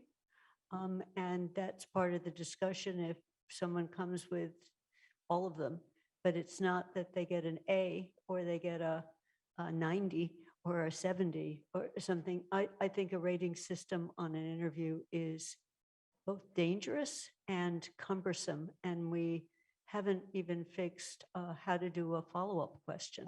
So I think we should start with some basics on turn this into an interview with some back and forth. So I would not be in favor of doing this, and therefore I don't want GOL to spend time on figuring out how to do it. I'm going to take the privilege of putting the motion on the floor, seeking the second. And let me just say, it's to refer for consideration and potential recommendation of a scoring matrix to be added into the town council policy on making recommendations for town council appointments to the governance organization and legislation committee. Is there a second? Second. Thank you. Now, I just want to point out, it is to refer for consideration and potential recommendation. It's not to go develop it. It's to think about it and maybe come back. Anna? Yeah, creating one of the number one ways to reduce bias, implicit bias, and unknown bias in interview processes is by creating a rubric and a matrix. This is a tested and true strategy, and so I'm a little concerned by the conversation surrounding this as a possible introduction of bias or introduction of complication. So something that we know is that these have the possibility to reduce that bias. And as we continue towards our goals of doing that and towards our goals of equity and applying an equity lens to our processes, using things like a matrix and like a rubric helps us in that, in doing that. So I look forward to voting for this. Pam? I don't think I want to support this. Thank you. Michelle? Can I ask, I might have missed this at the last meeting, who introduced this concept? And This what- was a discussion held at CRC, Mhm. and that led to the whole 5 set of changes. Mhm. And I think this has come out of the various discussions that have taken place regarding the interview processes. Okay, and was it determined that this matrix would lead to a scoring system for certain, or is it possible that this matrix could lead to, some sort of indication of where a person might land? I mean, I heard somebody say 70% or 90%. So this leads to a scoring system. It's for consideration, and once GOL looks at it, they can say, oh, no, it's a check mark system, or it's a Mhm. scoring of 1 to 10, or gee, we don't think you should do it. Got it. Okay, thank you. That's helpful. That's my interpretation of this motion. Mandy Jo? Yeah, so I'm the one that proposed the motion in CRC to refer this to GOL, and I did it for a couple of reasons. The first one is my service on GOL in the last term. There was an individual who came to GOL as we were developing policies requesting some sort of rubric, and I couldn't remember the rubric word, thank you, Anna, when I was proposing this motion, so I used scoring matrix, but some chart. And the reason this person was requesting that GOL adopt a rubric was to get rid of and minimize the amount of bias. It was part of that racial equity lens of thing that has been on GOL's agenda for months. It might have even been you, Michelle, I don't know. It was someone last term.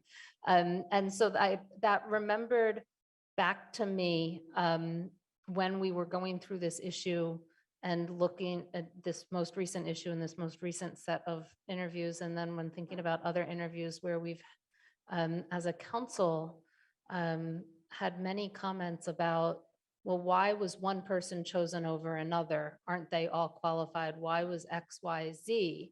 And it occurred to me that not just reducing bias, but it would require each of us then to actually sort of think about, before we're making recommendations in each committee, well, does this person meet the criteria? We have criteria, but we never really we try to talk about it, but we don't. And so, I propose this motion. It's not necessarily, the intention is not to say X person got 12 points and Y person got 11, so we have to take person X that got 12 points.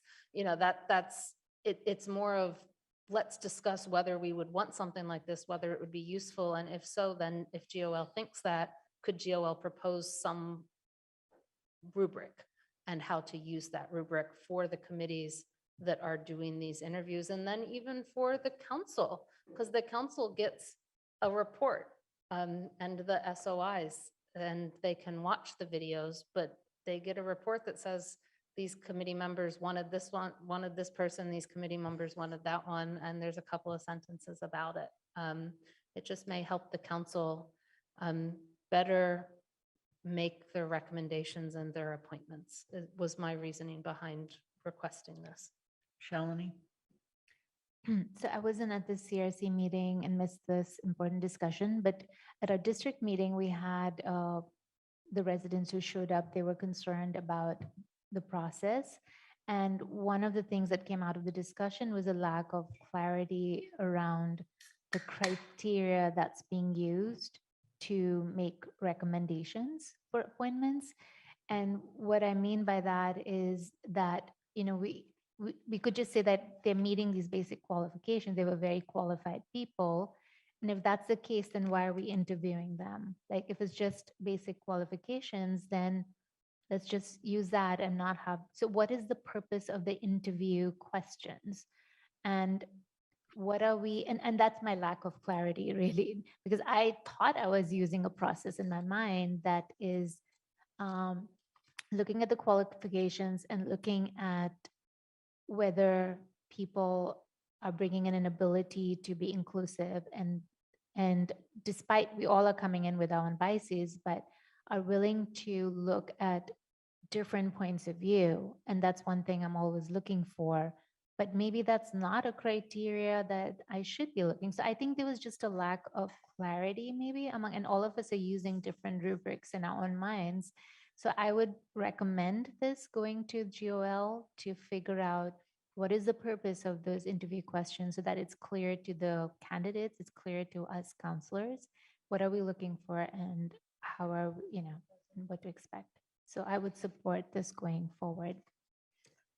Are there any other comments or questions at this time? The motion's been made and seconded. We're going to begin with the vote. The vote it begins with Lynn Griesmer.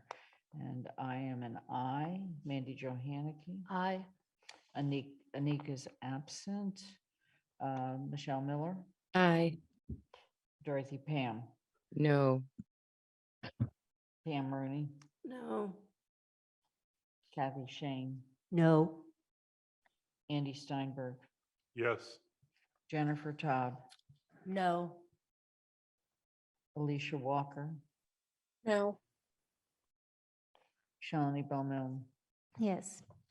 Pat DeAngelis, Aye. Anna Devlin Gothier. Aye. It passes with 1, 2, 3, 4, 5, 6, 7 in favor. Did I get that right? 1, 2, 3, 6, 7 in favor, 5 opposed, no abstentions, 1 absent. We've already done the committee appointments for the town manager, and I have a suggestion for the town council appointment.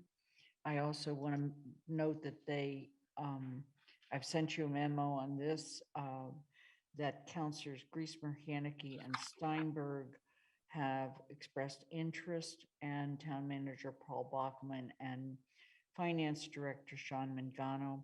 The meeting has now been set for Monday, the 29th. I got a thing for that. Andy, you got a thing for that as well? Yes. Okay. I'm going to suggest that all 5 of us just go. I mean, I hate to say it, and this is not what the school superintendent wants, but we are the largest part of that budget. So if we want to send 5 people, send 5 people. Mandy Jo? I was just going to make a motion Okay. to appoint the following counselors and staff to the Regional Schools Guardrail Committee: Lynn Griesemer, Andy Steinberg, Mandy Jo Haneke, Paul Bockelman, and Sean Mangano. Second. Is there any further discussion? Did, Okay, I thought you said Anna was interested. Did I mishear that? she's interested. I volunteered to just watch. She wants to watch, and it will be broadcast. Okay, it will be a Zoom meeting. All right, any further question or comment? Bandy Jo Haneke, Aye. Anika Lopes is absent. Michelle Miller Aye. or Dorothy Pam, Yes. Pam Rooney, Yes. Kathy Shane, Yes. Andy Steinberg, Yes. Jennifer Taub, Yes. Alicia Walker, Yes. Shalini Bowman, Yes. Pat DeAngelis, Aye. Anna Devlin Gothier, Aye. Lynn Griesmer is an aye. It's unanimous with 1 absent.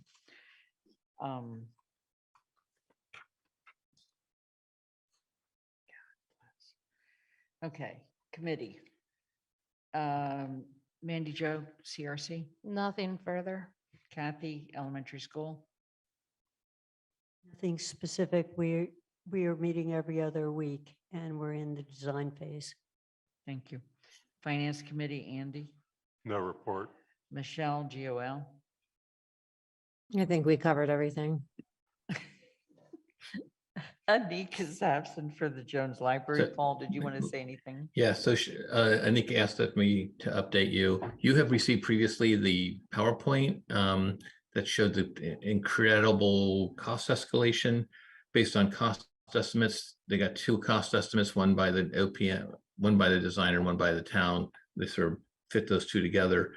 It's about a $10.6 million hard cost estimate, $2 million soft costs. The library trustees are looking at what their options are. This increased cost will eventually come back to the council for a pretty substantial conversation. So we can talk more about that at your next meeting or whenever. Okay. TSO, Dorothy. I'm sorry, Sure. Kathy, you have a question, Kathy? Yeah, the last meeting will come back to us, Paul. So I saw some of the options, and one of them was putting the whole endowment at risk. So would that all have to come back to us? Right. So right now they have an agreement between the council and the library trustees. Right. And I don't think the endowment would be enough. We would also have to vote increase in the authorization. Yeah. Pam Rooney? What does it take to go to the library, the state library board, and say we cannot build the footprint that we originally estimated? I read 5 different ways that you can't reduce the footprint of your proposed building. It does not make sense to know the price of building X and know that if you reduce the square footage, you might get something that you want. Maybe you don't get everything you want, but you at least put it into the budget range. And why we can't go to the state and ask for that is beyond me. We have done that, and they said no. They've got a long list of people ready to go. And if they choose, and they were sort of in the same boat with the school building as well. Costs are escalating. They don't account for that. But we have asked the Board of Library Trustees and MBLC. Dorothy? To my mind, the fatal flaw was including all the UMass students as if they were residents of the town of Amherst when they don't use, unless they use the children's room, which is something that I have seen UMass students in the children's room. It's a fatal flaw. The other thing is something that was considered and wasn't done, and therefore it was too late to do it because we were just rushing forward, was something to do with rezoning and doing some sharing of land with the Strong House that at some point had been desired. We now have a plan which, in terms of children's activities, the library that I used to be head of the Friends of the Libraries for in Norfolk, Connecticut, its children's activities make use of some green space belonging to the library. There is no green space belonging to this new plan, which takes up almost every inch of the plot. I think it's something that's been fatally flawed, and I don't find the Board of Libraries helpful or useful. And I know that free money is supposed to be great, but I don't think it was free. And I think it really is what messed things up. So I'm very distressed because there's so many things that I did care about and want to involve in the new library plan, but we have a real problem. So I'm just venting. Thank you. While you're venting, Dorothy, is there a TSO report? You're muted, Dorothy. Trying to mute right away. Yes, we're planning for a September 15th public hearing on, oh gosh, I don't even remember what we're having the public hearing. Oh, yes. It's on Lincoln Ave. Lincoln Avenue parking. So talk about perennial favorites. We will be completing, I hope, our work on the water and sewer bylaws, if not getting close to it. And Shalini will be taking us further along in our engagement and outreach proposal. I believe we'll have some discussion on the zero waste bylaw. We don't have that much time, and perhaps we will deal with the Gaylord Street parking, reserving some parking places for the Hope Church personnel, which I will send in tomorrow. So it's a full schedule for a lively committee. That's it. Liaison reports. Oh, Michelle, I'm sorry. I'm sorry, I was really hasty in the GOL report. I do want to say that we are going to kick off a discussion at our next meeting on an equity lens review process that we're hoping to propose, and would be very open to counselor feedback and engagement in that process for anybody who would like to be engaged in that process. We also have invited Pamela Young to join us in that. Paul, I'm sorry I didn't ask you about that first. I hope that's okay. We invited Pamela to join us in that conversation if she's available to do so. And so just wanted to add that in. Yeah, I'll talk with her tomorrow about it. Thank you. Yeah.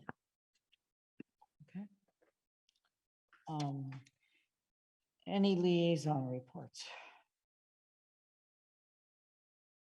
Seeing none, there are no minutes to approve at this time.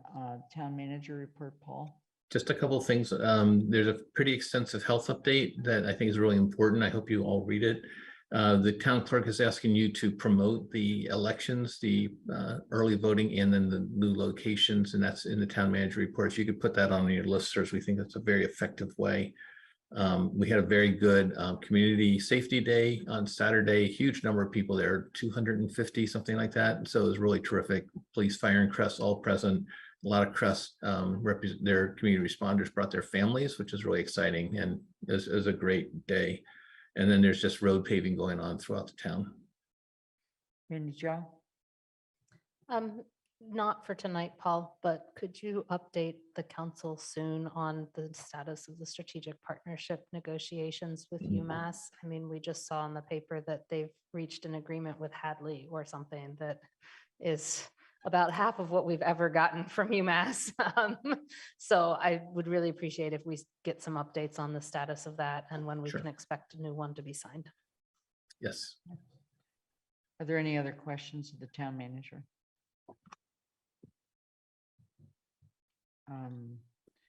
I did not do a president's report for this. At this point, I'll catch up in September. Send them all. Isn't that much to report. So are there any questions at this time on that? And then I'll go on to future agenda items. Mandy Jo? Okay.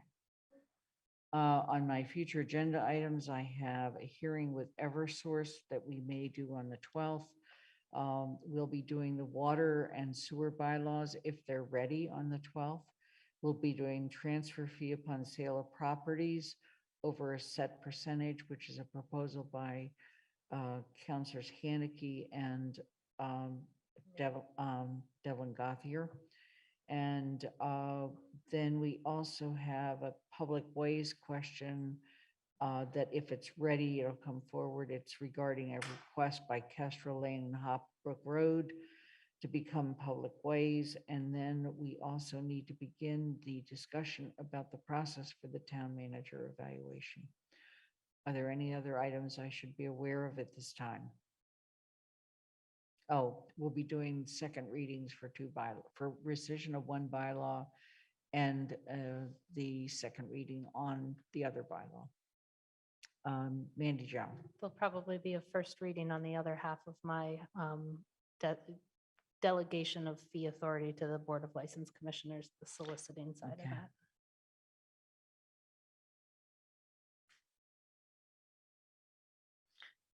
And Shalini.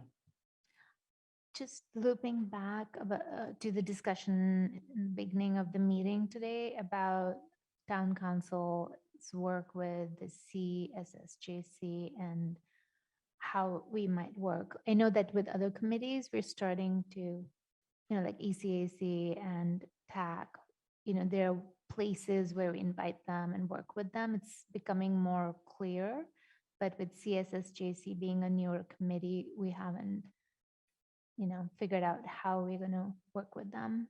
So is that something we want to do in a retreat or a future agenda item?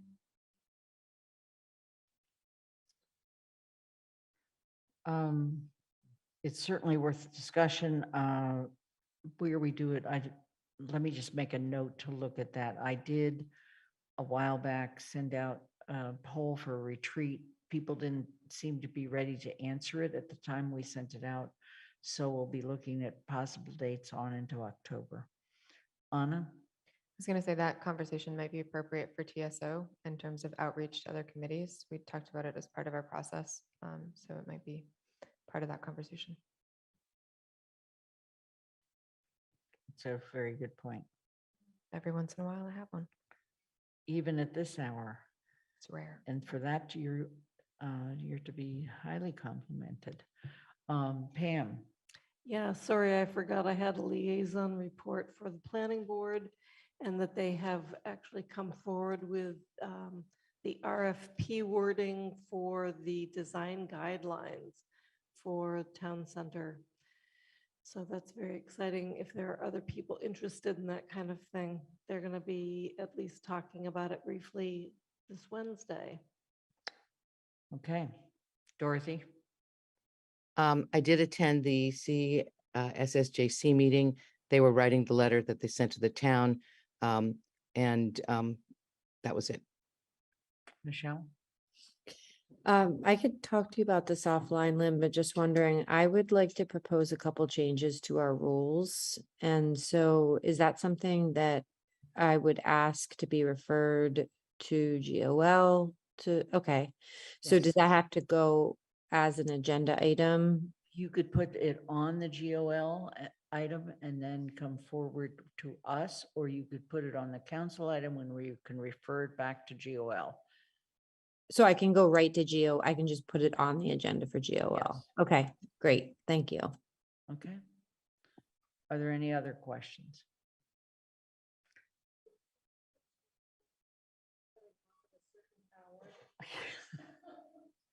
Hey, I don't even go there. There are no topics for the 48-hour rule. The executive session is none. We are adjourned and it's 12:31.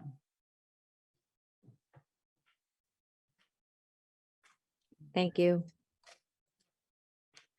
I want to publicly thank both of our staff today, Angela Thank you, thank you, thank you, thank you. and James. They have been excellent utility infighters for getting this done. We had a 2-hour rehearsal earlier today. And also Paul for being here on vacation. Thank you. Yeah, exactly. Thank you. Paul, sign off now. Bye. You can begin your vacation now, Paul. Okay, bye. He wouldn't dare miss it.